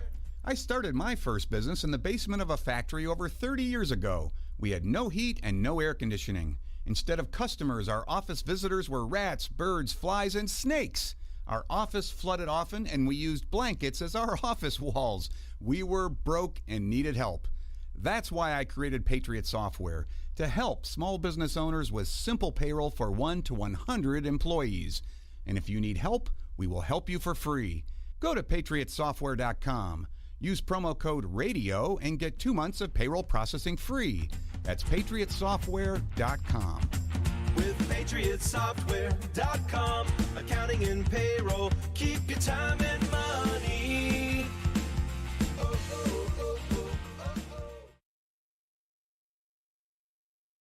Now through February 16th, join a clean and spacious Planet Fitness for zero enrollment and only $10 a month. With tons of equipment and free fitness training, it's the perfect place for everybody to work out. Even me, Mr. I can't sleep at night, so I keep dozing off during the day. Especially you, Snoozy. You'll rest easier and feel fit-tacular. Wait, how did you get in here? Join in club or at planetfitness.com. Zero enrollment, $10 a month. Cancel anytime. Hurry, deal ends February 16th. See club for details. Hey, what's going on? It's Chase McCabe and BetMGM. They welcome you with a special offer on, you guessed it, the NBA. Simply place a $10 moneyline wager on any game. If either team hits a three-pointer, you'll win $200 in free bets. All you have to do is use the bonus code 1025GAME200 when you make your first bet. Plus, you'll earn BetMGM reward points that can be redeemed for online bonuses or converted into comps for rooms, restaurants, and more at over 20 MGM resorts nationwide. BetMGM is proud to be an authorized gaming partner of the NBA. Download the app or go to BetMGM.com. Use that code 1025GAME200 to win $200 in free bets if either team hits a three-pointer. Visit BetMGM.com for terms and conditions. 21 years of age or older to wager. Tennessee only. New customer offer. All promotions are subject to qualification and eligibility requirements. Rewards issued as non-withdrawable free bets or site credit. Free bets expire 7 days from issuance. For problem gambling support, call the Tennessee Red Line at 800-889-9789. Mid-State Sports League spring registration is now open. Adults can register for softball, sand volleyball, soccer, kickball, flag football, and basketball. With the largest leagues in Nashville, there's a league for everyone. For more information about youth or adult sports, visit midstatesports.com. Call in to Robbie and Rexroad this week. It's your chance to win a 4-pack of wristbands to the 46th Annual National Wild Turkey Federation Convention at Opryland Resort, February 16th through the 20th. And click on the contest tab at thegamenashville.com for another chance to win. ESPN's Turon Davenport breaks down the Titans like no other. On the field chemistry, I don't think it's going to be a problem. It's just going to be a process. Catch TD Mondays at 11, Thursdays at 3, and Fridays at 8. Plus, the Talking with TD podcast drops every Wednesday. When you draft players, it's not just for one season, it's for a career. Presented by FreedomTireGuys.com, Nashville's premier mobile tire company. Nashville's best sports talk. ESPN 1025 The Game and the Game Nashville app. This is Greg McElroy, and you're listening to Nashville's best sports talk, ESPN 102.5 The Game. When you found that out and it became official, did you ever think you would be standing right here in Los Angeles, California as a Ram, now a Super Bowl champion? I mean, it's a crazy story, and you can't write it. I don't even know how it happened, but just a bunch of hard work. I got to thank, the Lions, for getting this deal done. I got to thank the Rams for getting this deal done and getting me here. And Les and Kevin and Sean, everybody, man, just an unbelievable group of guys that I get to go to work for and with every single day. Just so happy to be here. There you go. That was Matthew Stafford. By the way, I have heard now like 8 breakdowns of that Cabo vacation where Sean McVay just happened to run into Matthew Stafford. I watched a sit-down that Stafford and his wife did with Maria Taylor. It very much is well-defined tampering. And I have no idea how nobody has called the Rams out on it. We'll get back to your phones. I did want to do this exercise, though, because everybody is claiming today that Matthew Stafford now belongs in the Hall of Fame, and I don't see how it adds up. So where would you rank Matthew Stafford right now amongst NFL quarterbacks? And yes, Tom Brady counts because he may come back. So I'm putting Brady in there. So who wants to go first? We got Max, who's in for Ian. We got Caroline and me. Who wants to go first? Max, take it away. I will happily go. Do you just want me to read the names in order? Yes, just give me the list until you get to Stafford. 1, Patrick Mahomes. 2, Josh Allen. 3, Aaron Rodgers. 4, Joe Burrow. 5, Kyler Murray. 6, Justin Herbert. 7, Jared's boy Tom Brady. 8, Dakota Prescott. 9, Lamar Jackson. 10, Matt Stafford. 1, holy crap. I know, you're going to hate it. Dak Prescott? Yeah, I was a little floored to hear that. Who do you think Jackson is better than Dak after this year? Lamar Jackson? Yeah. I mean, I haven't thought about that, but I definitely think Stafford's better than Prescott. Okay. Caroline? I thought you were going to flip out at Kyler being ahead of Brady. I mean, I could give 2 poops about Kyler. You can have him. Go ahead, Caroline. So I didn't put too much thought into exactly where they were ranked. It's just the general area where I think these quarterbacks belong. Brady, Rodgers, Mahomes, Josh Allen, Joe Burrow, Russell Wilson, Lamar Jackson, Justin Herbert, Matthew Stafford. Wow, I figured I would be the least gracious towards Stafford. Apparently, I'm the most. Brady, Rodgers, Mahomes, Burrow, Allen, Herbert, Wilson, Stafford. So I have him as the 8th best quarterback in the NFL. I have him as the 9th. I put Lamar Jackson ahead of Matthew Stafford. I'm okay with that. And I thought about that for a second, but I'm going to go Stafford ahead of Lamar Jackson. I am not going to go Dak Prescott or Kyler Murray ahead of that's a stretch ahead for of me. Stafford. Kyler's number 5. Kyler sucks. And did you see? What is your deal with Kyler? Did you see Kyler? So Mortensen came out yesterday and said that Kyler, basically the Cardinals think that Kyler is too immature, and Kyler's mad because he feels like people are pointing the finger at him too much, that there's too much blame for what happened in Arizona. And I'm like, so wait a minute. The entire franchise that sold out to get this guy and hired a coach for him and went out and got him DeAndre Hopkins and has totally babied him. And now he's mad at them and they're mad at him and he wants $50 million a year. He is not worth that.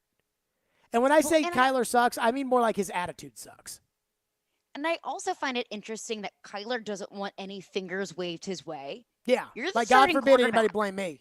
I'm sorry, you're the starting quarterback. Even if it's not really your fault, it gets blamed on you, and it goes the other way around. Even if you win, and it's not because of anything that you did, anything special or spectacular that you did, you get all the glory for it. That's just what a quarterback's job description is. You know what's crazy about Kyler? What? To Max's point, Matthew Stafford 1 Pro Bowl in his career, Kyler 2. Kyler has been to another more Pro Bowls than Matthew Stafford. But I don't think that necessarily means that Kyler is a better quarterback than Matthew Stafford. I just think that the media loves Kyler Murray. I just think it highlights, well, the media doesn't vote on the Pro Bowl, but it highlights how deficient Stafford is compared to other guys that have a gold jacket. Like people will say, well, Steve Young wasn't very good in Tampa Bay, and he was good in San Francisco. Like how Stafford didn't win in Detroit, but has been good. Steve Young is a 7-time Pro Bowler, 3-time All-Pro, 2-time MVP, 3 championships. He was Super Bowl MVP, and he was the Offensive Player of the Year. Stafford has never come close to any of that kind of stuff. And that's Steve Young, who, if you were to rank out the best quarterbacks of that era, is probably like 6th or 7th. Like, you're certainly going to rank, like, Manning ahead of him, Favre, Brady. Definitely going to rank Elway ahead of him. Probably, if you want to go a little bit, like Aikman is tough because Aikman, honestly, was more of a passenger than a driver. But he did win 3 Super Bowls. So Aikman, I can hear arguments on. John is up next, 615-737-1025. John is in Pittsburgh. Thank you for calling. Go ahead, John. Hey, guys, I want to tell you, that Matthew, first off, I want to say I like Matthew Stafford. I'm glad he won the Super Bowl. Sure. But first of all, I'll tell you this right now. He shouldn't even be in the damn Super Bowl. The guy from San Francisco dropped the ball right in his hands. That game was over. Yeah, but you can say that about every quarterback who's ever done whatever. I mean, you're right about that. But what I'm trying to tell you, you put Matthew Stafford on the Titans. You're not going to tell me he's going to take us to a Super Bowl because he didn't have the same weapons as he had with the Rams. So I mean, I'm just telling you. Why trying to get another quarterback for the Titans and spend money when you're going to bring in a guy like Stafford that shouldn't even been in the Super Bowl? Okay, thank you for your call, John. Let's play this hypothetical that he just laid out in front of us. If Matthew Stafford was the quarterback of the Titans, would they have made the Super Bowl, Caroline? I'll go with yes. Max? What was the question? Sorry. If Stafford was the quarterback of the Titans and not Ryan Tannehill, would the Titans have gone to the Super Bowl? No. Why? I feel like it was more than one person. That was the difference. They needed to win 3 more games. Who were the other people? I just think I don't think changing the quarterback assures they'll win 2 more games. Well, I'm not saying, again, they only would have had to win 1 more because we're talking about getting to the Super Bowl. But I mean, I think it's a binary choice. I'll say yes, too. I mean, to me, look, no team in the NFL is perfect. You cannot be a perfect team unless you literally hit on like 3 drafts in a row and then you get Peyton Manning by a second year. Like, that's it. Like, you got to hit on 3 drafts in a row, and by that point, you won't be bad enough to ever be able to draft like Burrow or Manning or a guy that comes in right away and is the dude. Roethlisberger, for example. You almost will never be in that situation. So it's really hard to do that. Like, every team is going to lack in something. The Titans lacked it in their passing game with a lack of options and a tight end. They also really were subpar in the secondary outside of Byard, who had a monster year. But the Titans were a good team. I mean, they had a good, solid team. They had enough stars. They had enough like role players that were good. The special teams, while I would love it if they get rid of that special teams coach, the special teams didn't kill you in every game. They were enough. They should have beaten the Bengals. Tannehill cost them the game. I'm going to say yes.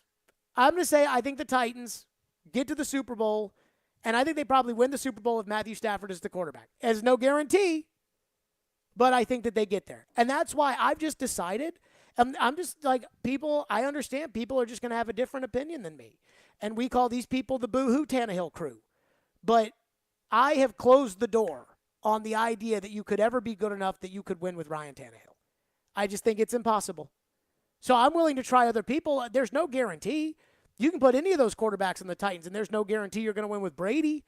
But I feel a lot better if Tom Brady's the quarterback. I feel a lot better if Aaron Rodgers or Matthew Stafford's the quarterback.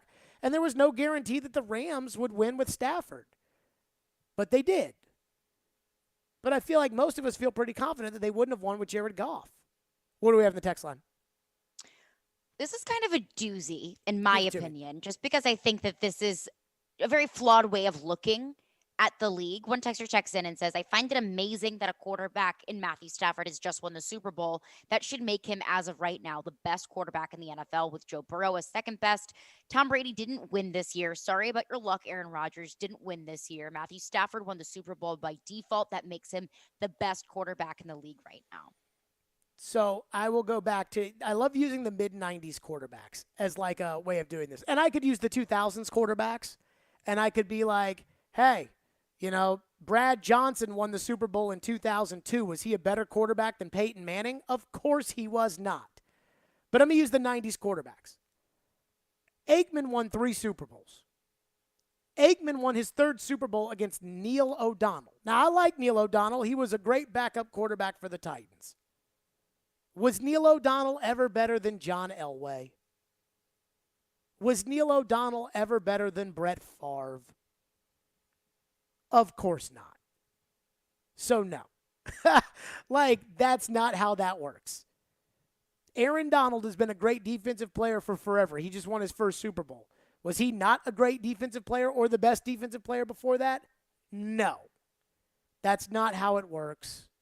And that's why it's not a prerequisite to win a Super Bowl to make it to the Hall of Fame. Dan Marino's in.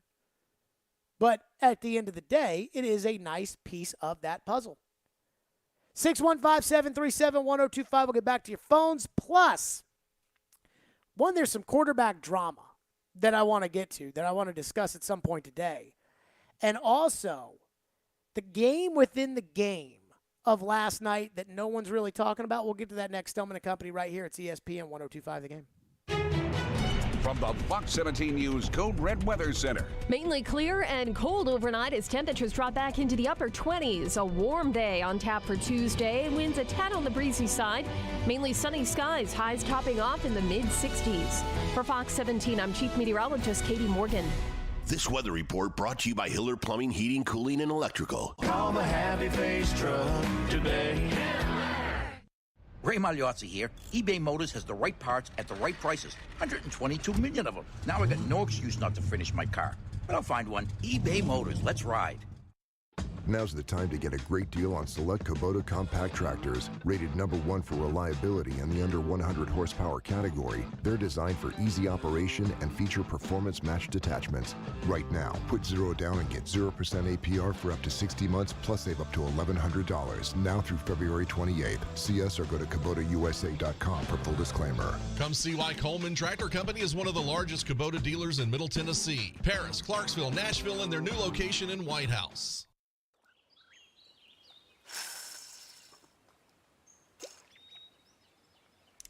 For the love of Tennessee at dawn. For the love of the fight. For the love of having nowhere else you'd rather be. For the love of Tennessee. Travel safe. Brought to you by the Tennessee Department of Tourist Development, the Tennessee Association of Broadcasters, and this station. Since their doors opened in 1898 in England, Arkansas, Bank of England Mortgage has been providing down-home exceptional service. Bank of England's success is due to the talent of their loan officers and their access to hundreds of mortgage products at the industry's best pricing. Bank of England Mortgage has 3 Middle Tennessee locations ready to serve you. Go to BOE1214.com or call 615-823-1215. Bank of England Mortgage is a division of Bank of England Mortgage. Equal housing lender, member FDIC, NMLS 418-481. Mashing journalism. They are 2 scores behind you. The math says that increases your chances of winning. With sports fandom. I stayed up till 1:30 in the morning, just emotionally numb from Titans and Packers. And sarcasm. You guys are the worst. Robbie Stanley and Joe Rexrode are Robbie and Rexrode. No duh. Weekday mornings from 6 to 10. Brought to you by Little Guys Movers on Nashville's best sports talk. ESPN 102.5 The Game and the Game Nashville app. Watch live on Twitter, Twitch, and YouTube. You're listening to Stillman and Company, delivered by TriStar Moving. There's a lot of talk that this might be it, to seal a Super Bowl like that with the win. Is this something that can lead you off into the sunset? I'm just in the moment right now. I'm gonna join this with my family. I got my kid. I promised my daughter this when she was 5 years old. They're playing the confetti. She got to do that today. Was that fun? So. I'm just in the moment right now. I'm gonna enjoy this with my teammates, my family, and I'm just gonna be in the moment and enjoy this today for a couple days. How about that? It's a blessing. I'm just gonna talk about this right now. Just enjoy the moment, and then we'll talk about all that, man. Did you see Rodney Harrison says before we did not hear anything about Aaron Donald retiring all week, did we? No, and it was completely out of left field, in my opinion. Okay. So Rodney Harrison says it on the NBC pregame, the 8 hours of pregame coverage that NBC did. So they did bobsledding, 8 hours of pregame, football, bobsledding. And I don't know about you all, but I'm not much of a Olympics guy. So I wasn't, and I'm definitely not an 8 hours of pregame show guy. So this comes out of nowhere.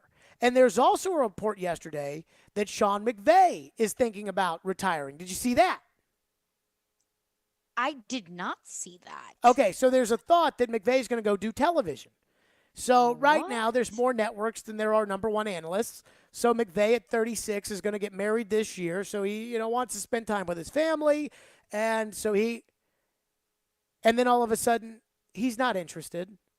And Aaron Donald doesn't want to talk about it. And you would think, well, wait a minute. Why does that make sense? What are we? And I'm going to explain to you why these things are getting out and why people are saying them. Sean McVay wants to give you the idea of, hey, I could go to TV and I wouldn't have to work the hours and it wouldn't be as hard on my new family. And I'm only making $8.5 million right now to coach. Chris Collinsworth is making $12.5 million to do Sunday Night Football. I want $12.5 million. That's what that was. That's a memo to ownership. Hey, I got options. I'd like a new contract.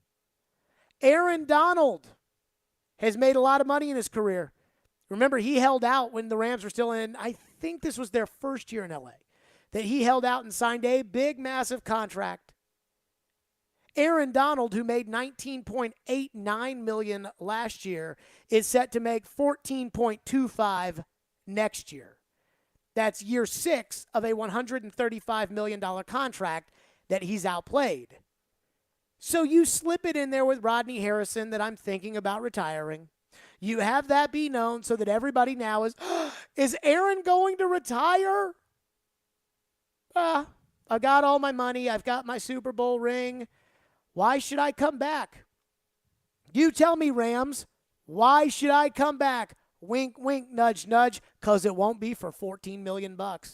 See, the Aaron Rodgers saga, I think, makes people realize when you hold out, when you have a contract that pays you X amount of dollars, and you say, I don't want to play for this contract anymore, I want more money, everybody vilifies you.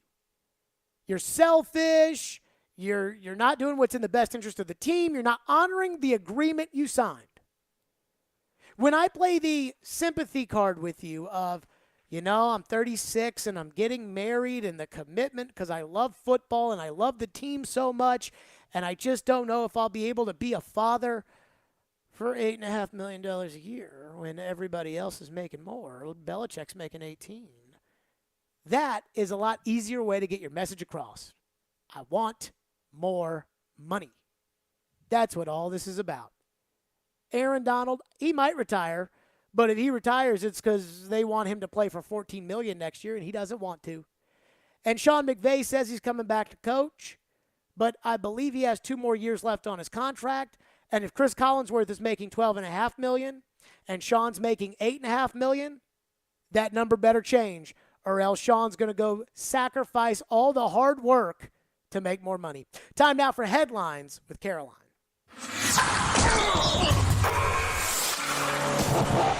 We're spanning the sports world. It's Headlines with Caroline on Stillman and Company, right here on Nashville's best sports talk, ESPN 102.5 The Game and the Game Nashville app.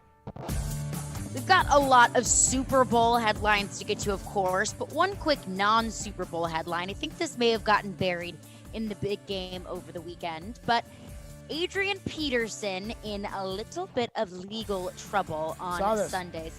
Adrian Peterson was arrested on Sunday morning at the Atlanta airport for domestic violence. So according to, not the Atlanta airport, the LA airport at LAX. According to Los Angeles Airport Police, they received a call around 8:30 a.m. local time about a possible domestic violence on board an aircraft.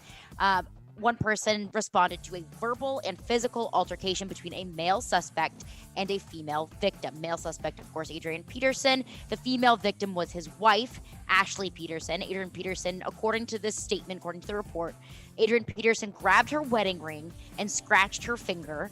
And then the plane returned to the gate, and then they're arguing back and forth on the plane. His wife will not press charges.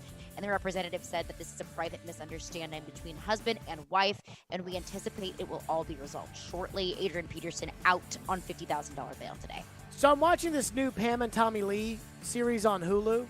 I haven't watched it yet, but I'm dying to. So basically, Pam and Tommy Lee, everybody knows that their sex tape got out, but it apparently was hidden in the safe, and the safe got stolen, and that's how the sex tape got out. That's a private incident that leaks out in the public. It's not really fair to the husband and wife. You get in a fight on an airplane, I'm sorry, that's not a private thing. That is in front of everybody if you get in a fight on an airplane. And you are a public figure. And it's not, it doesn't even matter that if you're not a public figure and you get in a fight on an airplane. Like, everybody saw it. Everybody's there. There's nowhere to hide on an airplane to get in a fight. So you could say, hey, it's a private matter. There's about 150 people that are on this flight. And I just say this without knowing the details. If the flight crew, normally they just try to calm people down. And then they try to get the plane in the air and on their way. The fact that they went back to the gate tells you this was not an ordinary husband and wife bickering with each other. And on top of it, we have the domestic, the child abuse stuff with Adrian in the past. I want to see where this goes. Peterson's career is probably over anyways. But, boy, if I was Adrian Peterson, I'd probably stay out of it because it just seems like there's starting to be a lot of stuff pile up here. What's next? Sportsbooks have wasted no time to get the odds out for next season. The Super Bowl odds have been released for every team. I'm going to guess who has the best odds to win the Super Bowl next year. The Chiefs and the Bills. Do you already know that? I do know that. Okay, well, it is the Chiefs and the Bills. The Chiefs and the Bills are both tied, plus 750 for the best Super Bowl odds. The Titans tied with the New England Patriots with plus 2,200 odds to win the Super Bowl. In between them, the Rams, Bengals, Cowboys, Broncos. Interesting there. Packers with the same odds as the Broncos. 49ers, Ravens, Cardinals, and then the Titans and the Patriots sitting at plus 2,200. What's next? Another big story here that may have gotten overlooked. Van Jefferson didn't just win the Super Bowl yesterday. His wife also went into labor yesterday in the middle of the game. Earlier this week, his wife Samaria said, I'll be there just like any other game. I'm going to try and stay calm. I'm going to pray that my water doesn't break. I am 100% going to be there. I would not miss this moment for anything. I will be 40 weeks pregnant at the Super Bowl, supporting my husband 100%. She was there, left the game, got rushed to the hospital, and post-game Van Jefferson said, hey, I'm going to celebrate with my team. I'm really excited about all of this, but I've got to get to the hospital because I have a baby boy on the way. So we got a Lombardi trophy and a son as well. Nashville native Van Jefferson. A couple of thoughts. Like, would you really go to the Super Bowl that pregnant? Like, is that a good idea? If your husband is playing in it? Like that 40 weeks pregnant?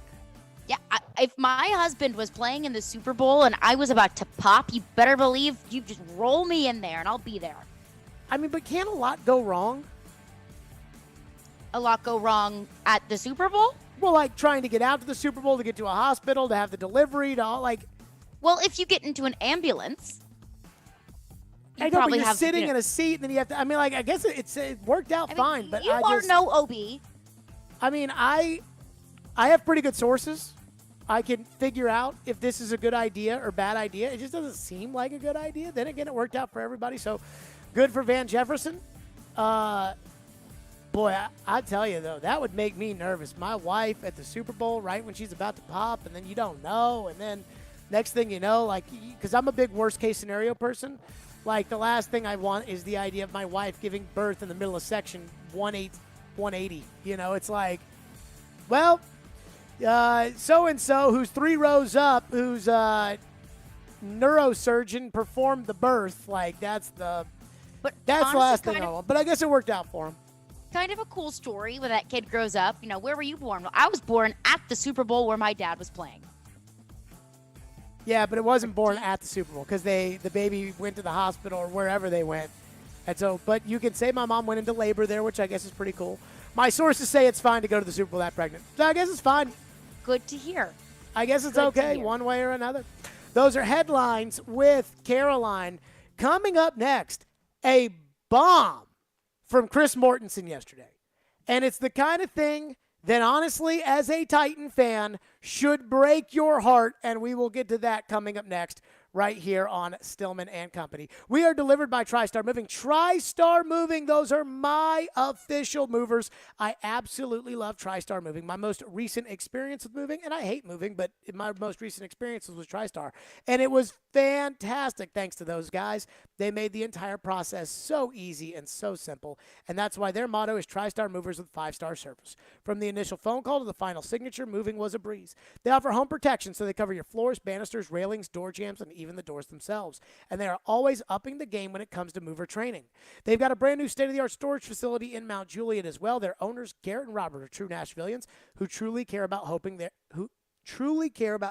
hometown. This company is the real deal, thanks to my friends at TriStar Moving. So if you're looking to move, give my friends at TriStar a call, 615-640-1219, or visit their website at nationalmoving.org/radio. You'll get 5% off your entire move. That's TriStar Moving, 615-640-1219, nationalmoving.org/radio, and tell them Jared Stillman sent you for 5% off your entire move. TriStar Moving, my official movers. ElectronicExpress.com. We make it happen. Keyshawn, J. Will, and Max. Weekday mornings from 5 to 9. Did you see the Tennessee Titans? He has all the weapons to make it happen. There's so much to pay attention to. Greeny from 9 to 11. Ryan Tannehill is the most disrespected player. Art and Han from 11 to 2. You never stop punching. They've got to learn how to close the deal. And the Paul Feinbaum Show afternoons from 2 to 6. Are these legitimate contenders to the party? Your exclusive home for ESPN Radio in the Music City. ESPN 94.9 and the Game Nashville app. If you suffer from chronic joint pain, don't assume that steroid shots, pain pills, and surgery are your only options. You can call now to get real, lasting, life-changing relief from QC Kinetics. QC Kinetics is the nation's leader in using biologic therapies to repair damaged tissue in your aching joints. The success rate is staggering. People with knee and back pain, shoulder pain, hip pain, they're moving again, enjoying life again with help from QC Kinetics. This advanced, unique treatment protocol uses natural biologic agents, mostly from your own body. These powerful, highly concentrated growth factors are put directly into your affected joint, going to work to soothe the inflammation and restore damaged tissue. A truly regenerative treatment. No surgery, no drugs, no downtime. Finally, a new, different, highly successful approach to dealing with joint pain. Is it time you got a second opinion? Call the local medical professionals at QC Kinetics now. 615-249-4024. 615-249-4024. That's 615-249-4024 for QC Kinetics. Hey, Darren McFarland here, and I want to talk to you about my friends at Creation CBD. You hear me talk about them every single day because they present Darren, Donick, and Chase, and we are proud to be associated with them and happy about it. And if you have aches and pains, on your body, whether it's from working out, being active, getting older, and you're looking for a solution, well, I've got it. Creation CBD. Creation means healing, and that says a lot. Creation is locally and organically sourced CBD products right here in Middle Tennessee. From seed to final sell, Creation is passionate about providing quality products for everyday use, including your pets. And you've heard me tell this story. Our female German Shepherd has had seizures for over 3 years, and lots of them. No matter how many pills a day she was on, the vet visits, nothing changed. But since putting her on the pet tincture, everything has changed. The seizures have stopped. She's lost weight, and she's a dog again. Right now, Creation CBD has got a special offer for DDC listeners. Go to CreationCompany.com. Get 25% off your order by using the code DDC25 at checkout. DDC25 at checkout for 25% off your Creation CBD products. It's Creation CBD, curated for life. Zines First is the official sign company for 102.5 The Game. Go to sfnash.com. Hey, it's Elijah Campbell from Darren, Donick, and Chase, and I got my radio start right here as an intern at ESPN 102.5 The Game. It was an excellent experience, and we're now looking for new interns. If you think that's you, go ahead and send your resume over to together@cromwellmedia.com to apply. From the Hillside Medical Game Studios, WPRT FM Pegram, WPUC HD2 Laverne, broadcasting on Alexa. I appreciate that. And other smart speakers. ESPN 102.5 The Game and the Game Nashville app. a Cromwell Media Station. Live from the Game Nashville studios, it's Stillman and Company. Delivered by TriStar Moving. TriStar Movers with 5-star service. With Jared Stillman on Nashville's best sports talk. ESPN 102.5 The Game and the Game Nashville app. Stone and Company is delivered by TriStar Moving ESPN 1025. The game streaming live on Twitter, Twitch, YouTube, and Facebook Live. Thanks to the law offices of Amanda Gentry. Live from the Hillside Medical Game Studios. The season is officially over. On to 2022. As Bill Belichick would say, we're on to 2022. And as Caroline told you in the last segment, the Chiefs and the Bills are your Super Bowl favorites for right now. And there's about, 15 teams before you get to the Titans? They're in the top 10, I believe. I don't think that's true. I think, and maybe if they are, they're 10th. But I mean, everybody, they're 11th. In fact, the Tampa Bay Buccaneers do not have, and I think this is crazy, but the Tampa Bay Buccaneers do not have a quarterback right now, and they have higher odds than the Titans. At some point, you got to read the room. And again, not that everybody's opinion matters, but sometimes you got to understand what other people are saying about you. I circle that when I see the Arizona Cardinals with better odds and the Patriots with better odds and the Buccaneers without a quarterback with better odds and the Cowboys with better odds and all those AFC teams that you were better than this year with better odds. And I'm like, hey, Vegas is telling you that Ryan Tannehill sucks. Like, they may be wrong, but that's what they're telling you. And a lot of times people love to make assumptions on next season based upon last season, whereas every season is different. You can go out there and draft a transformational player. Javon Kearse took the Titans from 8-8 to 13-3. You can go out there and sign a great free agent. You can have a better schedule fall your way. You can have guys that got hurt last year not get hurt this year. It's all different. Every season is different, and that's what makes squandering the opportunity that the Titans had so painful. But I'm going to say this. There was a nugget out there that really scared me yesterday. And I'm not sure because of the Super Bowl and everybody talking about the game. And I'm not sure everybody else caught on to this and how painful and deadly this could be for the Titans. Now, I wasn't throwing to that, Max, but that's okay. So I just want people to understand how bad this could be. About a year ago is when I first met Caroline, and I've told this story on the radio time and time again, that when I first Zoomed with Caroline was the day that the Indianapolis Colts had traded for Carson Wentz. And there was a sense around here of, well, maybe they can make Wentz look like he did 4 years ago. But not on this show, because I was celebrating and happy, and I was like, yes! And Joe Retro criticized it because there's a chance he could be like he was 4 years ago. And that's what everybody on TV who likes Reich and Ballard, that's what everybody was saying. But I knew that Carson Wentz might win some games for the Colts. He's not going to have them in the Super Bowl. He's not going to be Andrew Luck. He's not going to be Peyton Manning. He's not going to be the thorn in the side that the Colts have been for you for the last handful of years because it wasn't that good. And so I knew it that day. And again, it was about a year ago. And I knew it that day. And I celebrated, yes.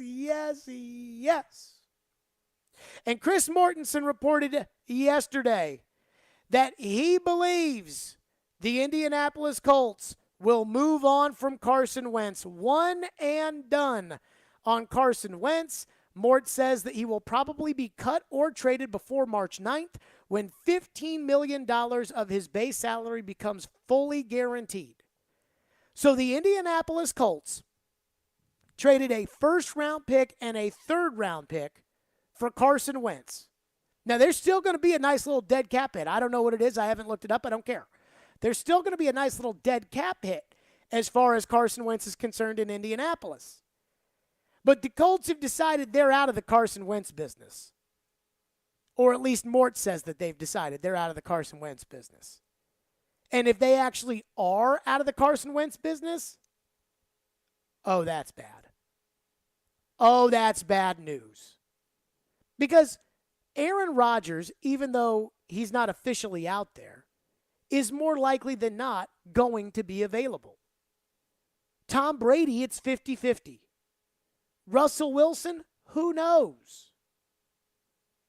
But all these quarterbacks got to go somewhere. Deshaun Watson has to play somewhere if he's ever going to play again. All these guys have to play somewhere. So if the Colts dump Carson Wentz, And while it'd be hard for me to fathom how they could do this without a first-round pick, but then again, stranger things have happened. If the Indianapolis Colts, with all their cap space and all their players they could trade to create more assets, if they pull a rabbit out of their rear end and they end up with Aaron Rodgers at quarterback, you're screwed. If they go get a good quarterback, you're done. Now, maybe they get rid of Wentz and they don't have an option, and it's like it was a couple years ago when Jacoby Brissett was their starting quarterback because Andrew Luck retired right before the start of the season. But again, that's not what I'm scared of. That's not what makes me nervous. The day that the Colts decided they were going to trade for Carson Wentz was the day that I knew they weren't going to have a great quarterback. Now they're committed. And I figured it would be for at least a couple of years, but Wentz screwed it up so bad at the end that there may not be any going back.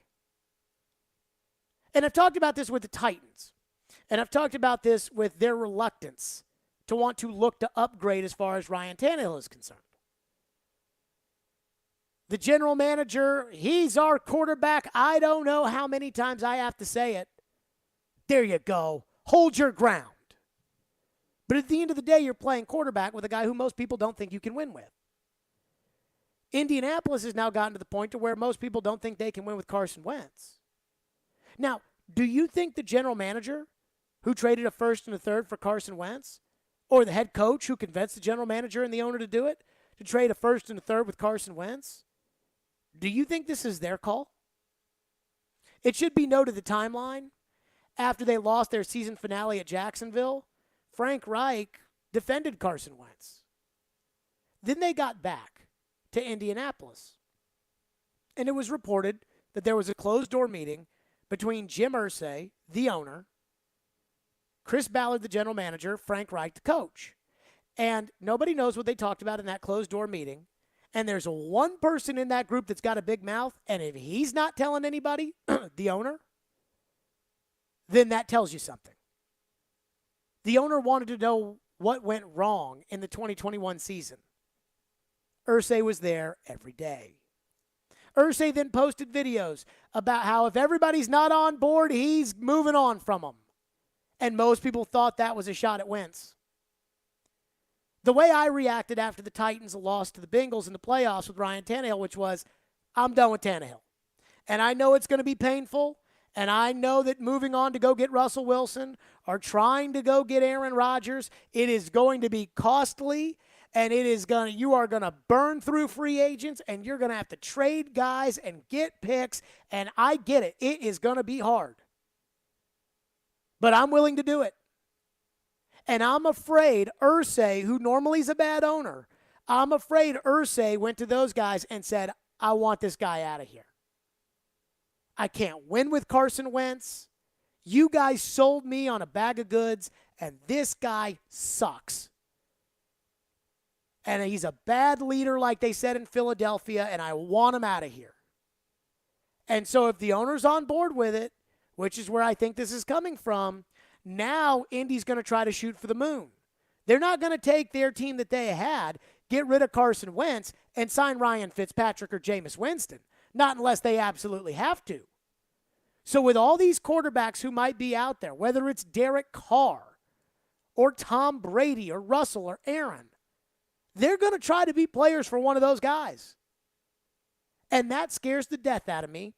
I had Danny Canal on my radio show this Friday night on Sirius, and I asked him about Aaron, and he told me that he believes one of the big things with Aaron is the COVID restrictions, that Aaron hates the COVID restrictions so much that he doesn't want to be somewhere where he thinks the government has COVID restrictions. Again, that's one man's opinion. But think about it like this. Indiana doesn't have a lot of COVID restrictions. That's where Mike Pence is from, by the way. What about Aaron in Indianapolis? That scares me. The wild card, the mystery box possibility of what the Colts could do at quarterback scares me. And I didn't hear a lot of people talking about that after yesterday, and I think they should be. Again, Chris Mortensen, pretty well-respected reporter. And when Chris Mortensen is telling you that the Colts are looking to move on from Carson Wentz and are thinking about doing it before the league year, and you know it's not the general manager, you know it's not the general manager that just gave up a first and a third that wants to put his hand in the air and go, this quarterback I traded for and I sold the farm for and gave all this money to, yeah, I didn't know he wasn't very good, even though all the clues were there that he wasn't good. He doesn't want to do that. Just like John Robinson, as we talked about, he does not want to put his hand in the air and say, yeah, that Julio Jones trade that I shouldn't have done that's now got me stuck with Ryan Tannehill, that was a huge mistake. I'm sorry. Frank Reich doesn't want to say it, but if the owner says, I want to get rid of the guy, the owner gets rid of the guy, then guess what? You better get rid of the guy. And I'm scared to death about this Indianapolis news. So make of it what you will. Maybe they'll keep Wentz. Maybe they'll try in 2022 to get the 2017 Carson Wentz back out. It's been 5 years, but maybe they'll try. But, boy, that news scared me. Because for everybody out there that just sees the Titans back and thinking that next year will be just like last year, even though the Titans have had the number 1 seed twice in their tenure before and not made the playoffs after that season both times, just know, if Indianapolis gets a quarterback, it's not going to be that easy. Cincinnati's got a ton of cap space. Buffalo and Kansas City are better at quarterback. It's not going to be that easy. So that news scared me. And if you're a Titan fan, the idea that the Colts are back in the quarterback market should scare you too. 615-737-1025 is our phone number. Caroline, if you got a thought on that, we'll do that coming up. Plus, we'll get your thoughts on it, and we'll get your phones. 615-737-1025, which is our phone number. And I do want to get in to the fact that the betting markets are not very bullish on the Titans. So we'll do that coming up next, 615-737-1025. Hiller Plumbing, Heating, Cooling, and Electrical. Hiller has extended their lower 2021 pricing through January to help customers tackle necessary replacements, and there was so much demand that they decided to extend it for one more month. This will be the lowest pricing expected all year. You've noticed all the inventory shortages and empty shelves, and now there are serious shortages on equipment and products for your home. HVAC systems, tankless water heaters, and generators are going to be extremely limited in 2022. And because of supply issues and rising costs of parts, manufacturers are rapidly increasing the price of this equipment. If you need a replacement, call my friends at Hiller today. Do not wait until you are out of options. Hiller's work is backed by the Happy You'll Be or Service is Free guarantee. You can learn more at happyhiller.com. Hiller Plumbing, Heating, Cooling, and Electrical. They've been taking care of my home for years, and I promise you they will do the same for you. And they are proud supporters of the Nashville Predators, the Tennessee Volunteers, and the Vanderbilt Commodores. Hiller, call the Happy Face Truck today. Every Thursday at 1 on Darren, Donick, and Chase, we're joined by Sportsnet's Elliot Friedman for the best inside knowledge on the NHL. It's all brought to you by Bank of England Mortgage on ESPN 102.5 The Game. At Cordell & Cordell, we focus on representing men in domestic relations cases. Attorney CPA Joe Cordell. We recognize that our clients are going through perhaps the toughest time they will ever go through. We understand that everything that's important to them is on the table. Their assets, the role in their children's lives.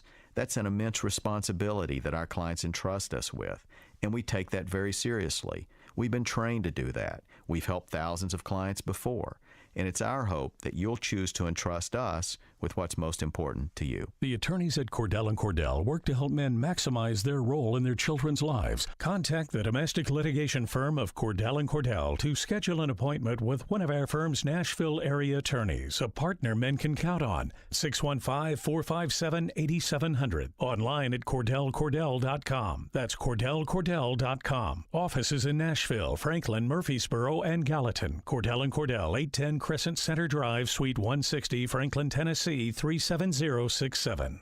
Your home value is way up. You can use that money now to pay off credit cards or remodel your house, or both. Hey, Willie Donner for Loan Pronto. Loan Pronto can convert that home equity into cash as little as 2 weeks from now with no cost to you and zero hassle. Mike and Joan in Brentwood called Loan Pronto and they did a Loan Pronto zero cost cash out refi. They got a check for $100,000. They used $50,000 to pay off all of their credit cards and a car loan. Use the other $50K to upgrade their master bath and kitchen. They locked in a new APR in the twos and lowered their total monthly bills by hundreds of dollars. Hello? What are you waiting on? Call Loan Pronto now and convert your home value into cash. Put that money to good use. Do it now, and you can even skip your next 2 house payments. Call 615-499-5780 or loanpronto.com. 615 499-5780 or lowpronto.com. Equal housing lender. NMLS 166-1781. Subject to lender approval. Not all loans apply. The Game text line is driven by Wilson County Hyundai. Online at wilsoncountyhyundai.com. Be a part of the conversation. Call or text the Game at 615-737-1025. Come on out to the 46th Annual National Wild Turkey Federation Convention and Sports Show, February 16th through 20th at the Gaylord Opryland Resort and Convention Center. Enjoy nightly events, more than 350 vendors, and more. And be sure to join ESPN 1025 The Game this Friday from 2 to 4.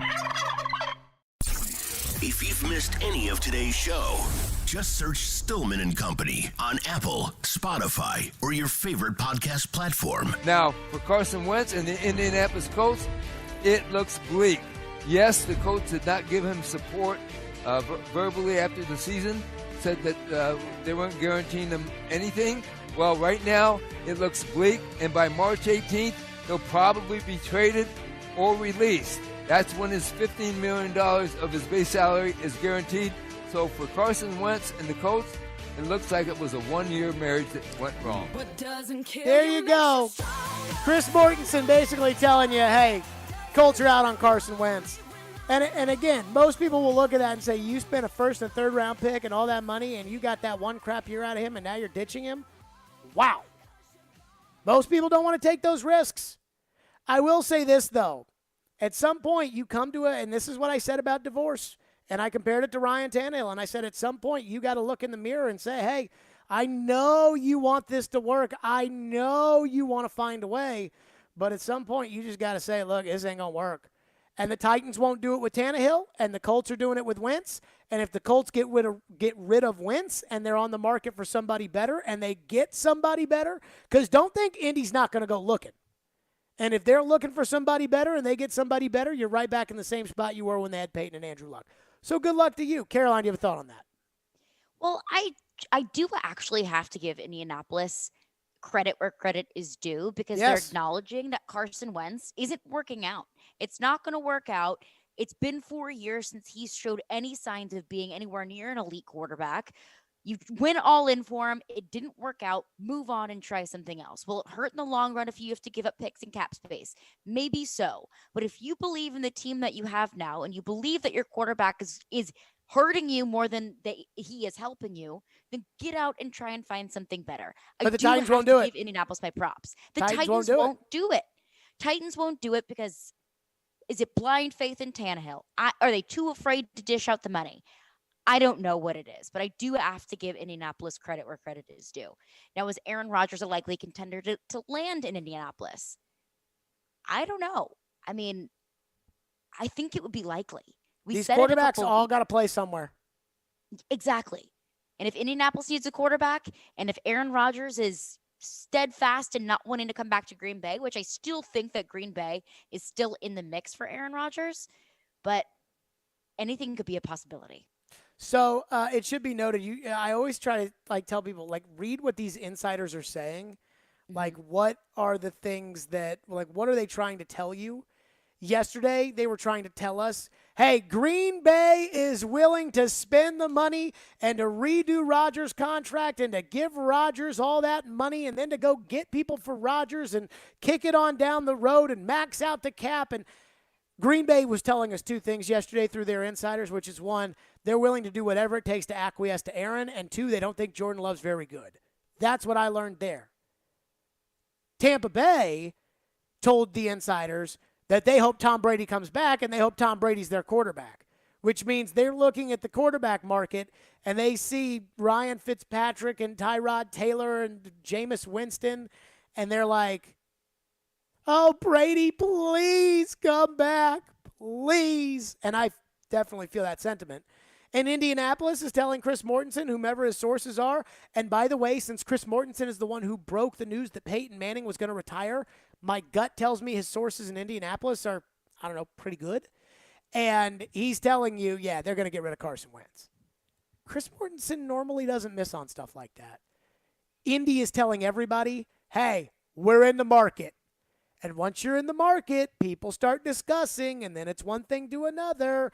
And it's so funny because all of this Matthew Stafford Cabo stuff, has been coming out about the Cabo trip with Sean McVay, where Sean McVay just happened to be staying at the same resort, and they just happened to run into each other. And I heard Kelly Stafford describe it on in an interview with NBC with Maria Taylor, and she was talking about how, oh yeah, so I met Sean and Sean's fiance, and then all of a sudden, we were at the pool, and Matthew and Sean were just talking football, and then I just got out of the way because I just knew that, there was nothing I could add there. And I'm like, I think that's tampering. Now, the Lions, their general manager came from the Rams, so he's probably not going to press tampering charges against McVay.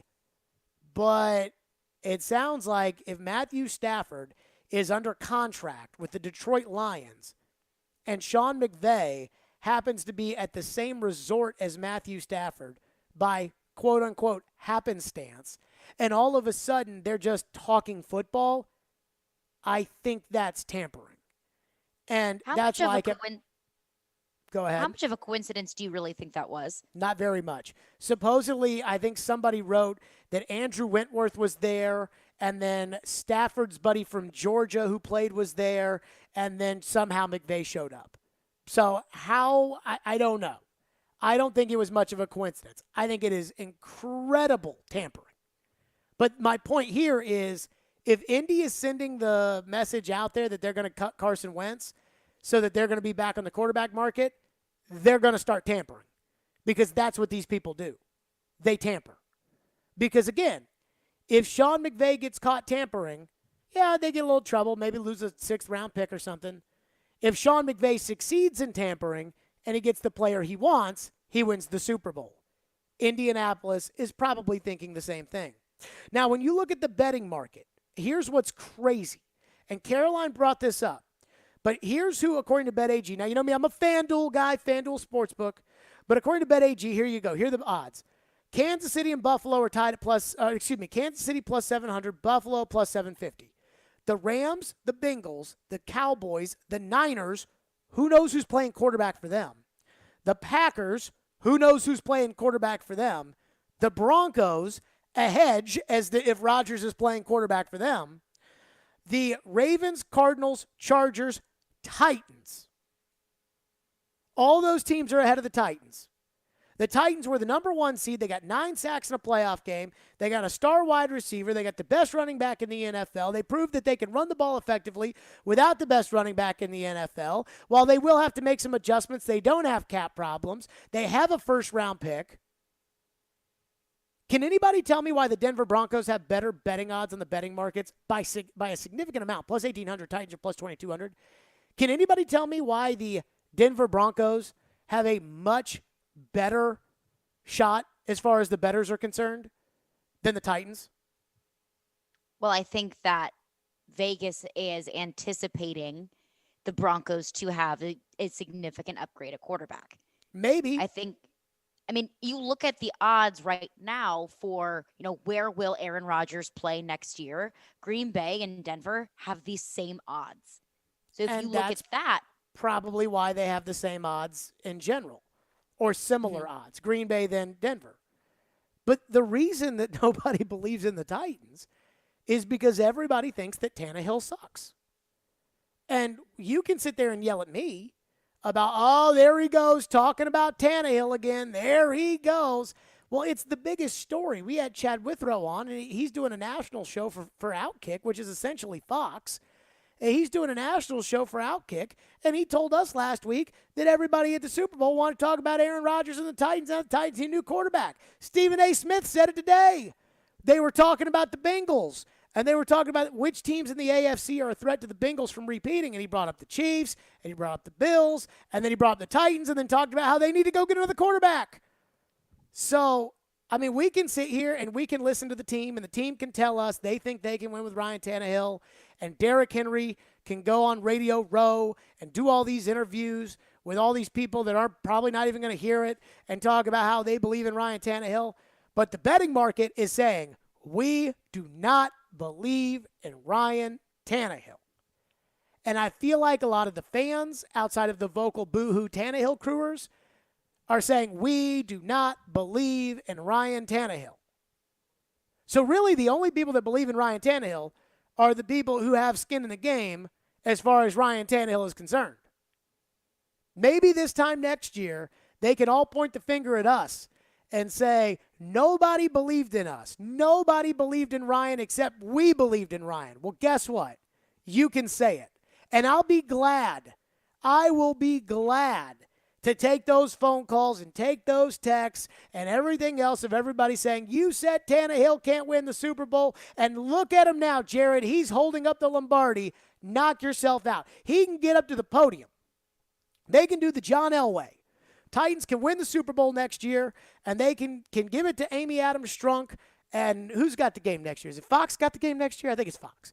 And Terry Bradshaw, in his old P-Pop way, can give the trophy to Amy Adams Strunk, and she can pull the Pat Bowlen when the Broncos won their first one in 97 when he said, this one is for John. And she can say, this one is for Ryan. And he can take the mic from Terry Bradshaw and say, I want to thank my teammates who always had my back, and screw you, Jared Stillman, for spending every day on the radio show saying that I couldn't win the Super Bowl, for picking against me in every game during the playoffs because you said I can't win playoff games, and I just went out and threw for 384 yards and won the Super Bowl, so up your keister. And guess what? I'd be totally fine with it. But again, we're talking about betting markets. I'm going to bet against it. 615-737-1025 is our phone number. Where are your phones next? Stillman and Company right here. Plus, we'll give away some Preds tickets in the next segment for tomorrow night's game, so be listening for your chance to win. It's ESPN 1025 The Game, and as always, we're streaming the Game Nashville app. This is Mikhail Kralund, and this is Nashville. And the rebound shoveled in by Mikhail Gronlund, and the Predators have tied it up on the power play. This is the flagship of the Nashville Predators radio network. ESPN 1025, their game. Shop today at Social Furniture during their President's Day sale. You'll find everything for your home on sale now, and they have same-day delivery. Use Social Furniture's financing plan and pay no interest for 1 full year. For a limited time, they have designer sofas, solid wood bedroom furniture, leather sofas, and sectionals in stock now. Social Furniture's President's Day sale going on now through President's Day. Visit Social Furniture on Charlotte Avenue in West Nashville. Shop local. Shop social. Social Furniture is a proud supporter of your Nashville Predators. Now through February 16th, join a clean and spacious Planet Fitness for zero enrollment and only $10 a month. With tons of equipment and free fitness training, it's the perfect place for everybody to work out. Even me, Mr. I can't sleep at night, so I keep dozing off during the day. Especially you, Snoozy. You'll rest easier and feel fit-tacular. Wait, how did you get in here? Join in club or at planetfitness.com. Zero enrollment, $10 a month. Cancel anytime. Hurry, deal ends February 16th. See club for details. Mid-State Sports League spring registration is now open. With 7 different sports to choose from, there is something for every player. Join Nashville's largest sports leagues and register as a free agent or bring your own team. Spring registration is now open for softball, sand volleyball, soccer, kickball, flag football, and basketball. For a full list of adult and youth leagues, check out midstatesports.com. That's midstatesports.com. It's no debate. Play Mid-State. Are you sick of your dead-end job? Do you crave a career with a better work-life balance, better lifestyle, or maybe you'd like to work from home? It's a new year. Time for a new career in IT. At My Computer Career, you could start your career in months, not years. Attend classes day or night, live online. And we've rolled back tuition to help meet the demand for IT workers. Go to mycomputercareer.edu and take the free career evaluation today. It's not rocket science. It's mycomputercareer.edu. Tune in every Wednesday night this hockey season for Smashville Live from 6 to 7 p.m. Smashville Live features exclusive interaction with Nashville Predators players, broadcasters, and celebrities. They'll break down the latest on the ice. Listen every Wednesday night at 6 on ESPN 1025 The Game, or you can now watch live on thegamenashville.com, Facebook Live, Twitch, and YouTube. Smashville Live is presented by New Amsterdam Vodka, the official vodka of the NHL, Red Spirits and Wine in Bellevue, and Spring Hill Heating and Cooling. Dawn Power Wash Dish Spray. Why let those dishes pile up? Dawn Dish Spray cleans them super fast. Just spray, wipe and rinse. Baby's taking a nap. Clean those bottles in a snap. Just spray, wipe and rinse. Dawn Dish Spray, it's a spray for your dishes.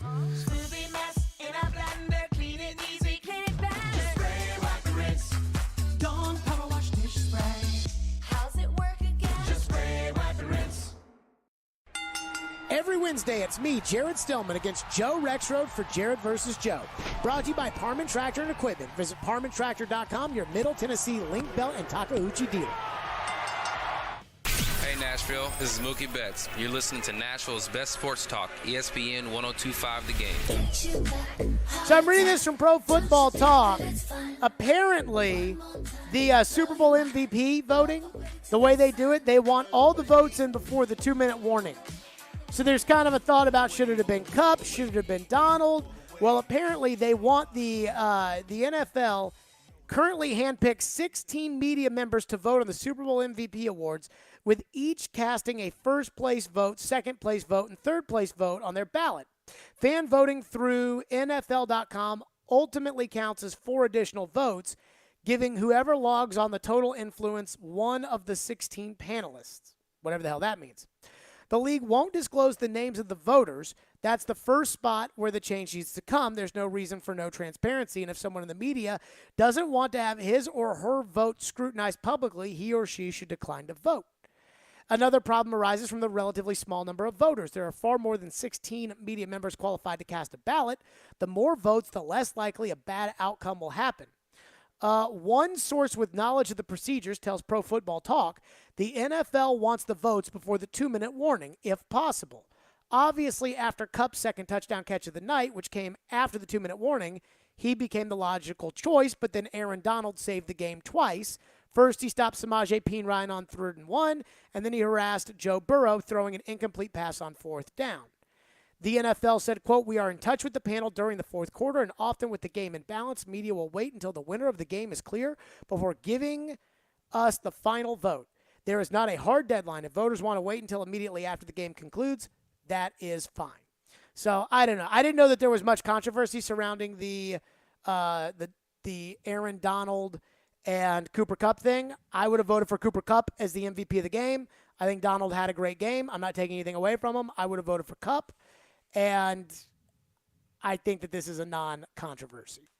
Let's go to your phone, 615-737-1025. Caroline, unless you have a thought you want to get in first, our phone lines are driven by WilsonCountyHonda.com. To the phones. What do we have on the text line?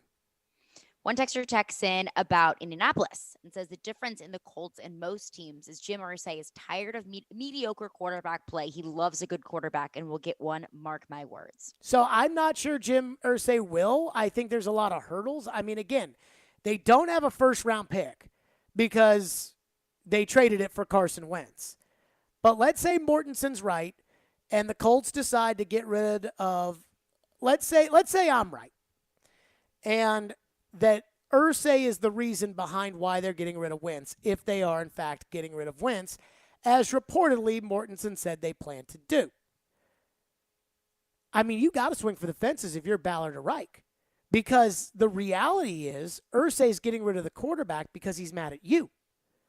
Like, this is how I think it went down. I think they realized Phillip Rivers was going to retire, and Irsay was like, what are we going to do at quarterback?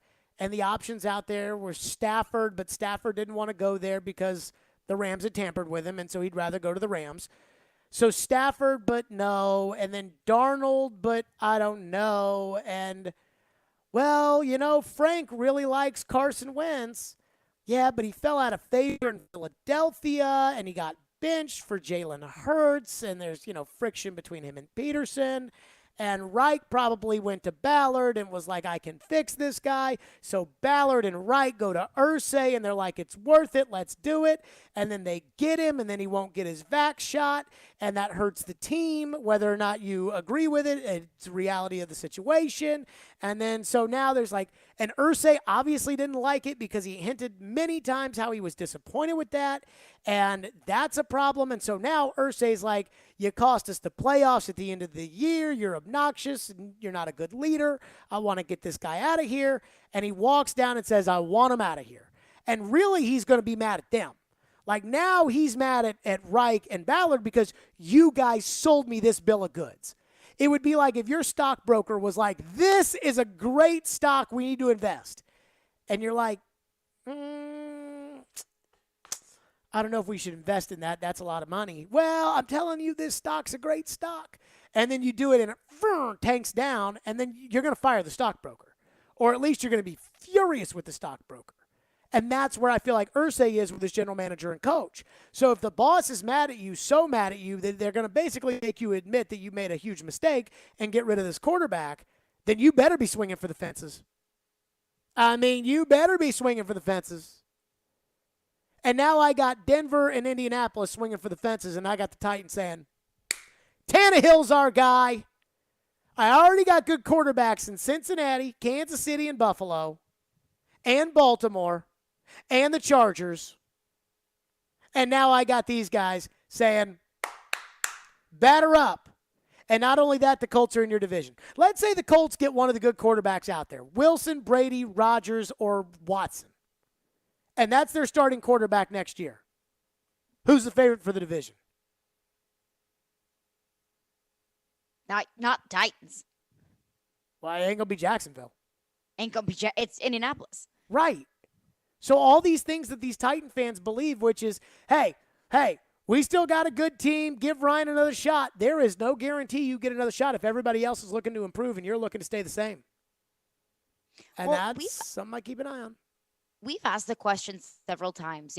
If would the Titans look at some of the success that the Rams have had this season, and then obviously now winning the Super Bowl, and could the Titans view that blueprint and say, we want that, we want to go all in? Do you think that's what Denver and Indianapolis are looking at as well, and saying, okay, the Rams did it, the Rams went all in, the Rams just kind of threw all risk to the side and said, we're going all in? And do you think that's the motivating factor behind Denver and Indianapolis and so many of these other teams kind of swinging for the fences? I wonder if the motivation is not the Rams, because Denver's been lining up to try to get Aaron Rodgers for well before the Rams won the Super Bowl. And Indianapolis, Irsay has been taking veiled shots at Wentz for a while now.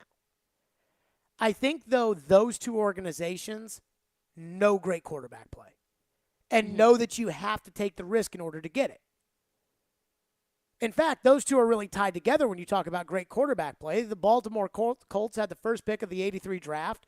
They drafted John Elway. Elway didn't want to play in Baltimore for obvious reasons. It was a bad organization, and the coach was kind of a hard ass. And the dad, Elway's dad, who was a coach, didn't like the coach, and so he didn't want to play with the Colts.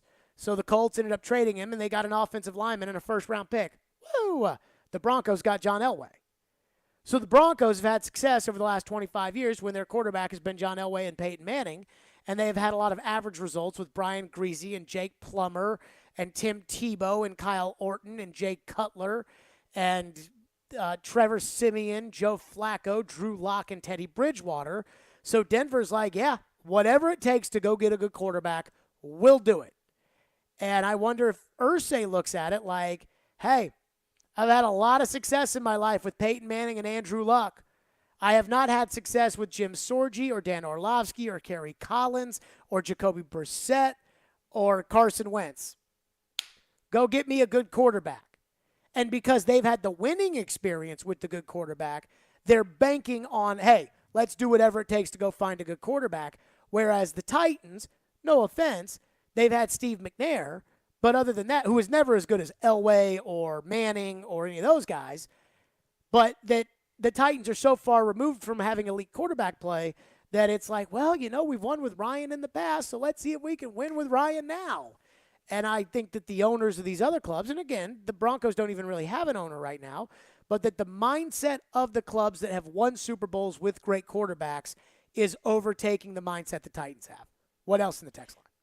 Well, I have one more thought on that, and one caveat that could be kind of a glass half full approach, because it is still a possibility that Aaron Rodgers could stay in Green Bay, and it is still a possibility that Russell Wilson could stay in Seattle, and it is still a possibility that Tom Brady will stay in retirement. So that leaves those teams, if Indianapolis is so hell-bent on moving on without Carson Wentz, who else is going to be their quarterback? Are they going to draft someone? Are they going to pick up one of these lousy free agents? Or are they going to stick with Carson Wentz? I think any three of those possibilities are good for the Titans. Oh, no. I mean, if they draft somebody, they could go draft the next great quarterback. But in a rookie season? Sure. Ben Roethlisberger. I mean, he was the third quarterback taken in that class. And he got to the AFC Championship game. He won the Super Bowl his second year.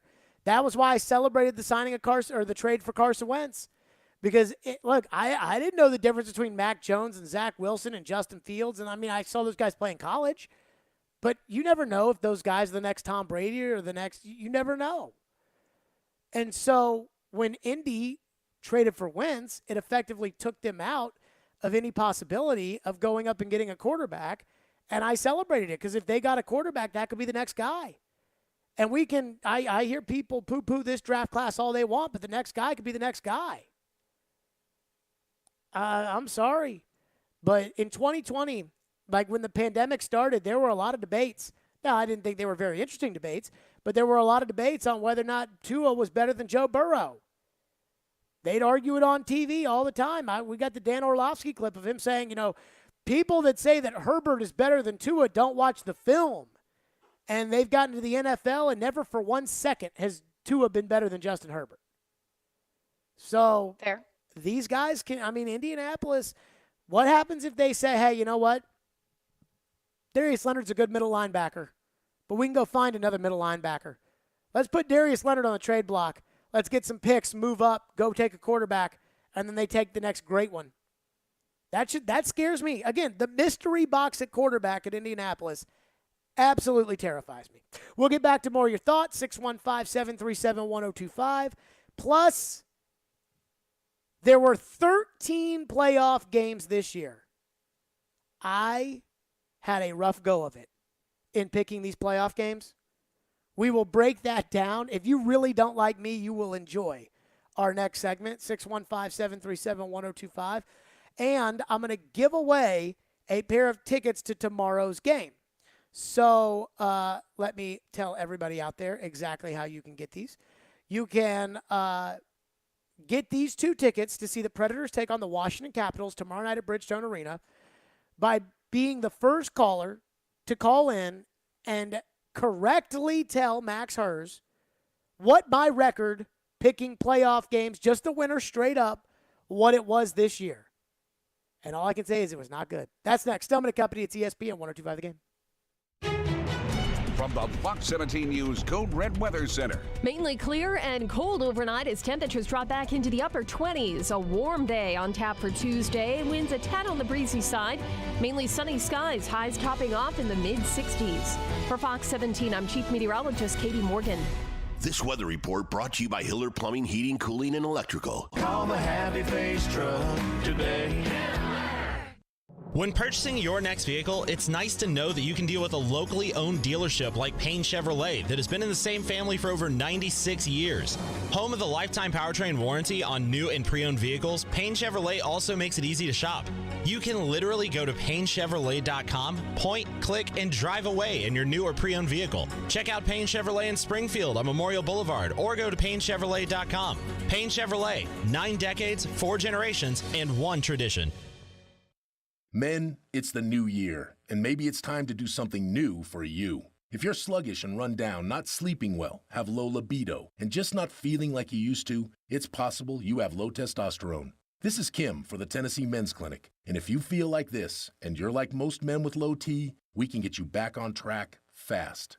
Low T treatments can truly change your life. Most men experience higher energy, better gains in the gym, improved sleep patterns, and better mental clarity. You'll also likely find that your libido is improved, which can have a very positive effect on your sex life. At the Tennessee Men's Clinic, we've successfully treated thousands of men for low T. We're experts in these treatment protocols, and we're extremely proud of the results that our patients have experienced. So if you're feeling down and out this new year, it's time to call us. Just $99 gets you a PSA and T test and a medical consult. Call 615-208-9090 or go to TennesseeMen'sClinic.com. Visit our website to learn more, including side effects. Treatments extra. Results vary. Hey everybody, Robbie Stanley here to tell you about my friends at Jasper's. Jasper's is a casual restaurant and bar located on West End Avenue, equipped with TVs, a game room available for private events, a grab-and-go market, and free parking. Yes, free parking. This neighborhood spot is Nashville's new go-to restaurant and bar. You can try their selection of elevated bar food ranging from appetizers to chicken sandwiches to flatbread pizzas and the famous Smash Burger, as well as any of their delicious cocktails. So visit my friends at Jasper's, located at 1918 West End Avenue, and tell them that Robbie sent you. Cutting the price of your wireless bill feels good, really good. Actually, it feels great. You should try it out. So cut your bill by switching to Straight Talk Wireless, now offering our $45 Silver Unlimited plan with 5 gigabytes of hotspot and nationwide 5G on America's largest, most dependable networks. The $45 Silver Unlimited plan from Straight Talk. Straight Talk Wireless. No contract, no compromise. A month equals 30 days. See terms and conditions at straighttalk.com. 5G capable device required. Actual availability, coverage, and speed may vary. Sometimes their glass is half full. That was unbelievable. It was the best NFL draft they've ever had. Sometimes glass half empty. What are we getting ourselves into here? Tough game. And sometimes it's all about the numbers. One win, and they've gone on this streak, and now they're at 500. Hang out with Darren, Donick, and Chase from 10 to 2 during your workday. Presented by Curacion CBD on Nashville's best sports talk. ESPN 102.5 The Game and the Game Nashville app. Watch live on Twitter, Twitch, and YouTube. This is Stillman and Company, delivered by TriStar Moving. I ain't got much to lose. Stillman and Company. Hey, by the way, congratulations to whomever won our Preds tickets for tomorrow. Tomorrow night, the Predators take on the Washington Capitals. Peter Laviolette makes his return. Guy, I haven't seen Peter in 2.5 years. Peter Laviolette makes his return. And tomorrow night is fan appreciation. So all season ticket citizens get 50% off food and beverage all night. And all fans get 50% off everything through the first intermission. The Predators hope to do it a couple more times this season. But again, that is tomorrow. All season ticket holders, 50% off food and beverage all night tomorrow at Bridgestone Arena. So it took us a while, apparently, to find somebody who got the answer right for what my record was for the playoffs. Now, I'm going to make a stark admission here, and I just want to set the record straight. Now, this is not the first time that I've done this, but this is going to be the first time for a lot of the haters out there. There's this firm belief that Jared Stillman will never admit when he's wrong. People love to say that all the time, right? Well, I'm here to tell them. You love to say that. They love to say it. That's not true. Many times I do it, including on Ryan Tannehill, who I wish I had pushed more for Tom Brady to be the quarterback of the Titans, and then the Titans would be holding up the Lombardi today, and we'd be doing the show in Los Angeles, but apparently that is not in the cards. So, we picked in six-pack picks every game. Now, we picked it by the spread. So, for example, I took the Bengals to win the Super Bowl, and I technically won the spread because it was a 3-point game. And so a lot of people who took the Rams kind of got screwed, but that's neither here nor there.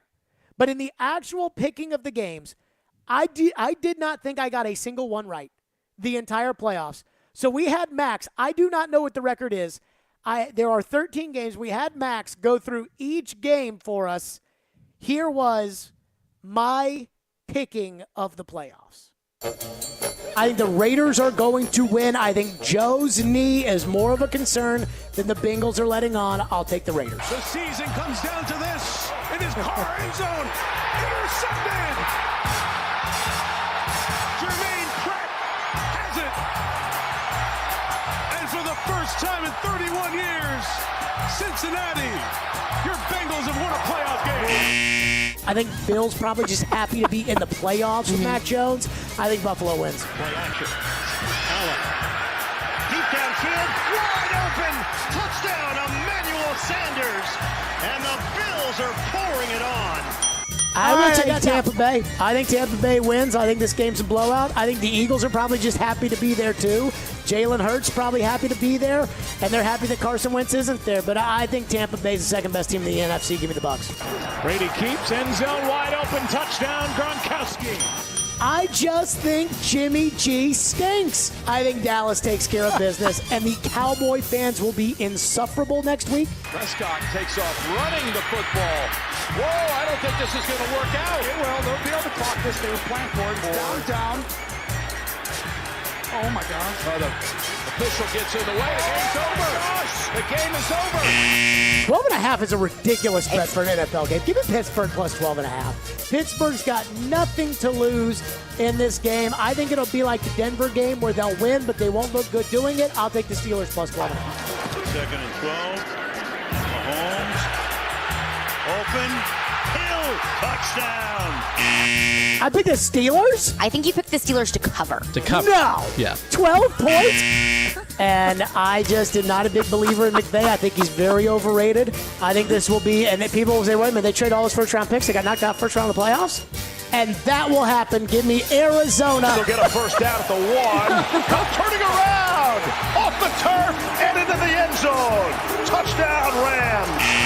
I think the Titans are going to win. I think the Titans are going to score touchdowns. I think the Bengals are going to kick field goals. And then I think the game's going to get out of hand from the Bengals. I think the Titans are going to have a big turnover. I think they're going to play solid football. Derrick Henry's going to have a good game. Titans, 27. Bengals, 16. Tannehill steps forward. Popped up in the air. Intercepted. Logan Wilson's I was got close it with the for 16. Cincinnati. Jimmy Garoppolo's terrible. And he's going into the frozen tundra of Green Bay. Green Bay covers. And that's 5 sacks for this defense in each of the last 3 games, and it's blocked. Up into the air and spinning inside the 10. Picked up and a touchdown. Tampa Bay has had so many injuries, but there is a rule that you never bet against Tom Brady. I'm going to take, and I thought all day I was going to pick the Rams. I'm going to take Tampa Bay. 3rd and 20. Stafford going for it all. He's got a wide open man. It's Cooper Kupp who gets free. And Kupp rolls all the way to the end zone. I think Buffalo's going to blow out Kansas City. Looking to the end zone for the win. He caught it. Ball game. Chiefs to the championship game. I think Kansas City is going to stick a rod up Cincinnati's rear end. 31 yards. McPherson. And Cincinnati is heading to the Super Bowl. Bang, bang, Niner game. You don't believe that. I will take the Niners. You do not believe that. Because the Lord is going to punish me for being a Titan fan, which is why I'll never let my kids be Titan fans. Because you know the Titans would have beat San Francisco in the Super Bowl. You know it. I know. You know it. They would have. And Jimmy Garoppolo is going to suck, and they're going to win, and the Niners are going to the Super Bowl. 3rd down and 1. Stafford, end zone, Kupp, got it, touchdown Rams. Bang, bang, Titan gang. I'm going to take Cincinnati. I think Cincinnati's going to win the game. Burrow trying to keep it going, gets spun down, gets it away, and incomplete. It looked like P-Ron might have had a shot to make the grab, but the Rams now running down to celebrate with a defensive play.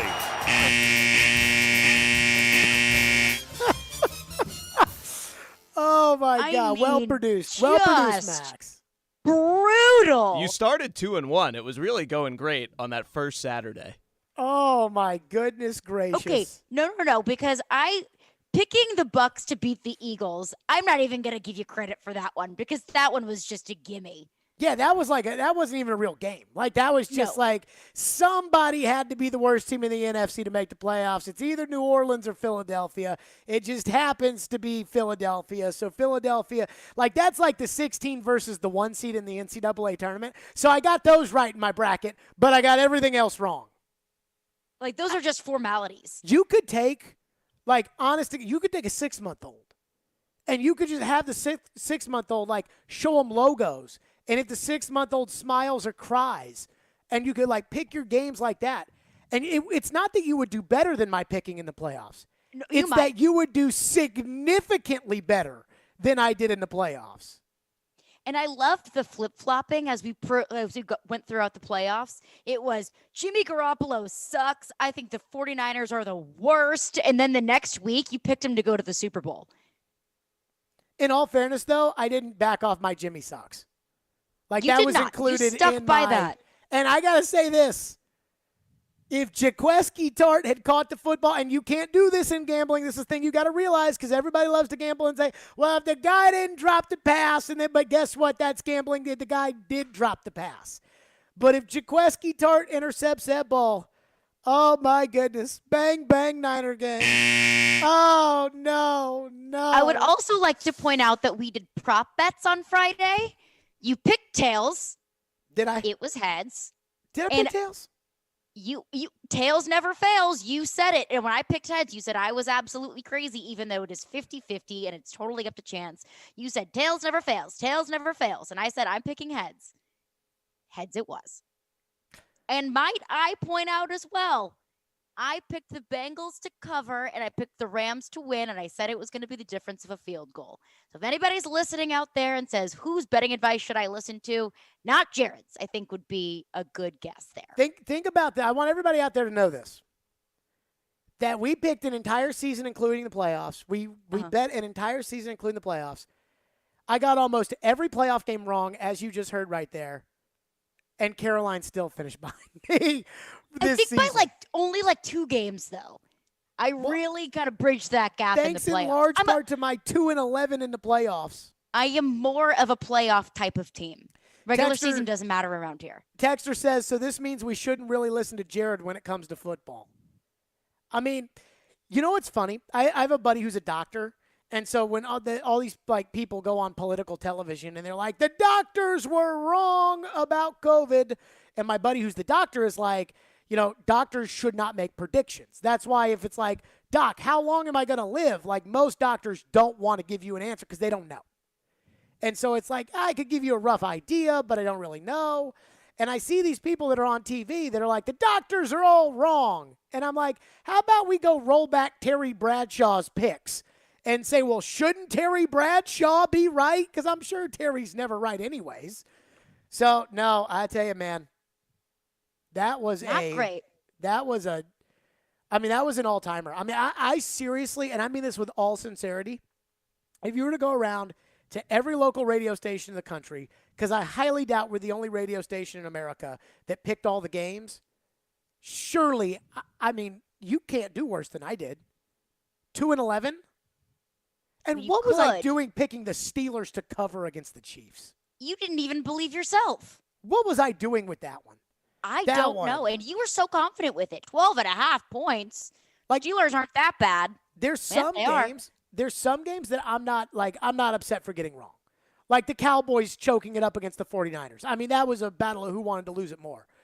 Then there's other ones like picking the Steelers to cover plus 12 that I'm like, Jared, what were you doing? Or betting on, the Niners in the NFC Championship. That one, I mean, I picked against the Niners every week. And then I picked the Niners to go out there and win. Picked Kansas. Oh, goodness gracious. That's it for us. We're out of here. Coming up next is Preds Insiders. They'll get you set for all that coming up for the Preds. Big week. Tough loss on Saturday. Good game. I was there. They got their butts kicked. Preds Insiders next. We'll see you tomorrow.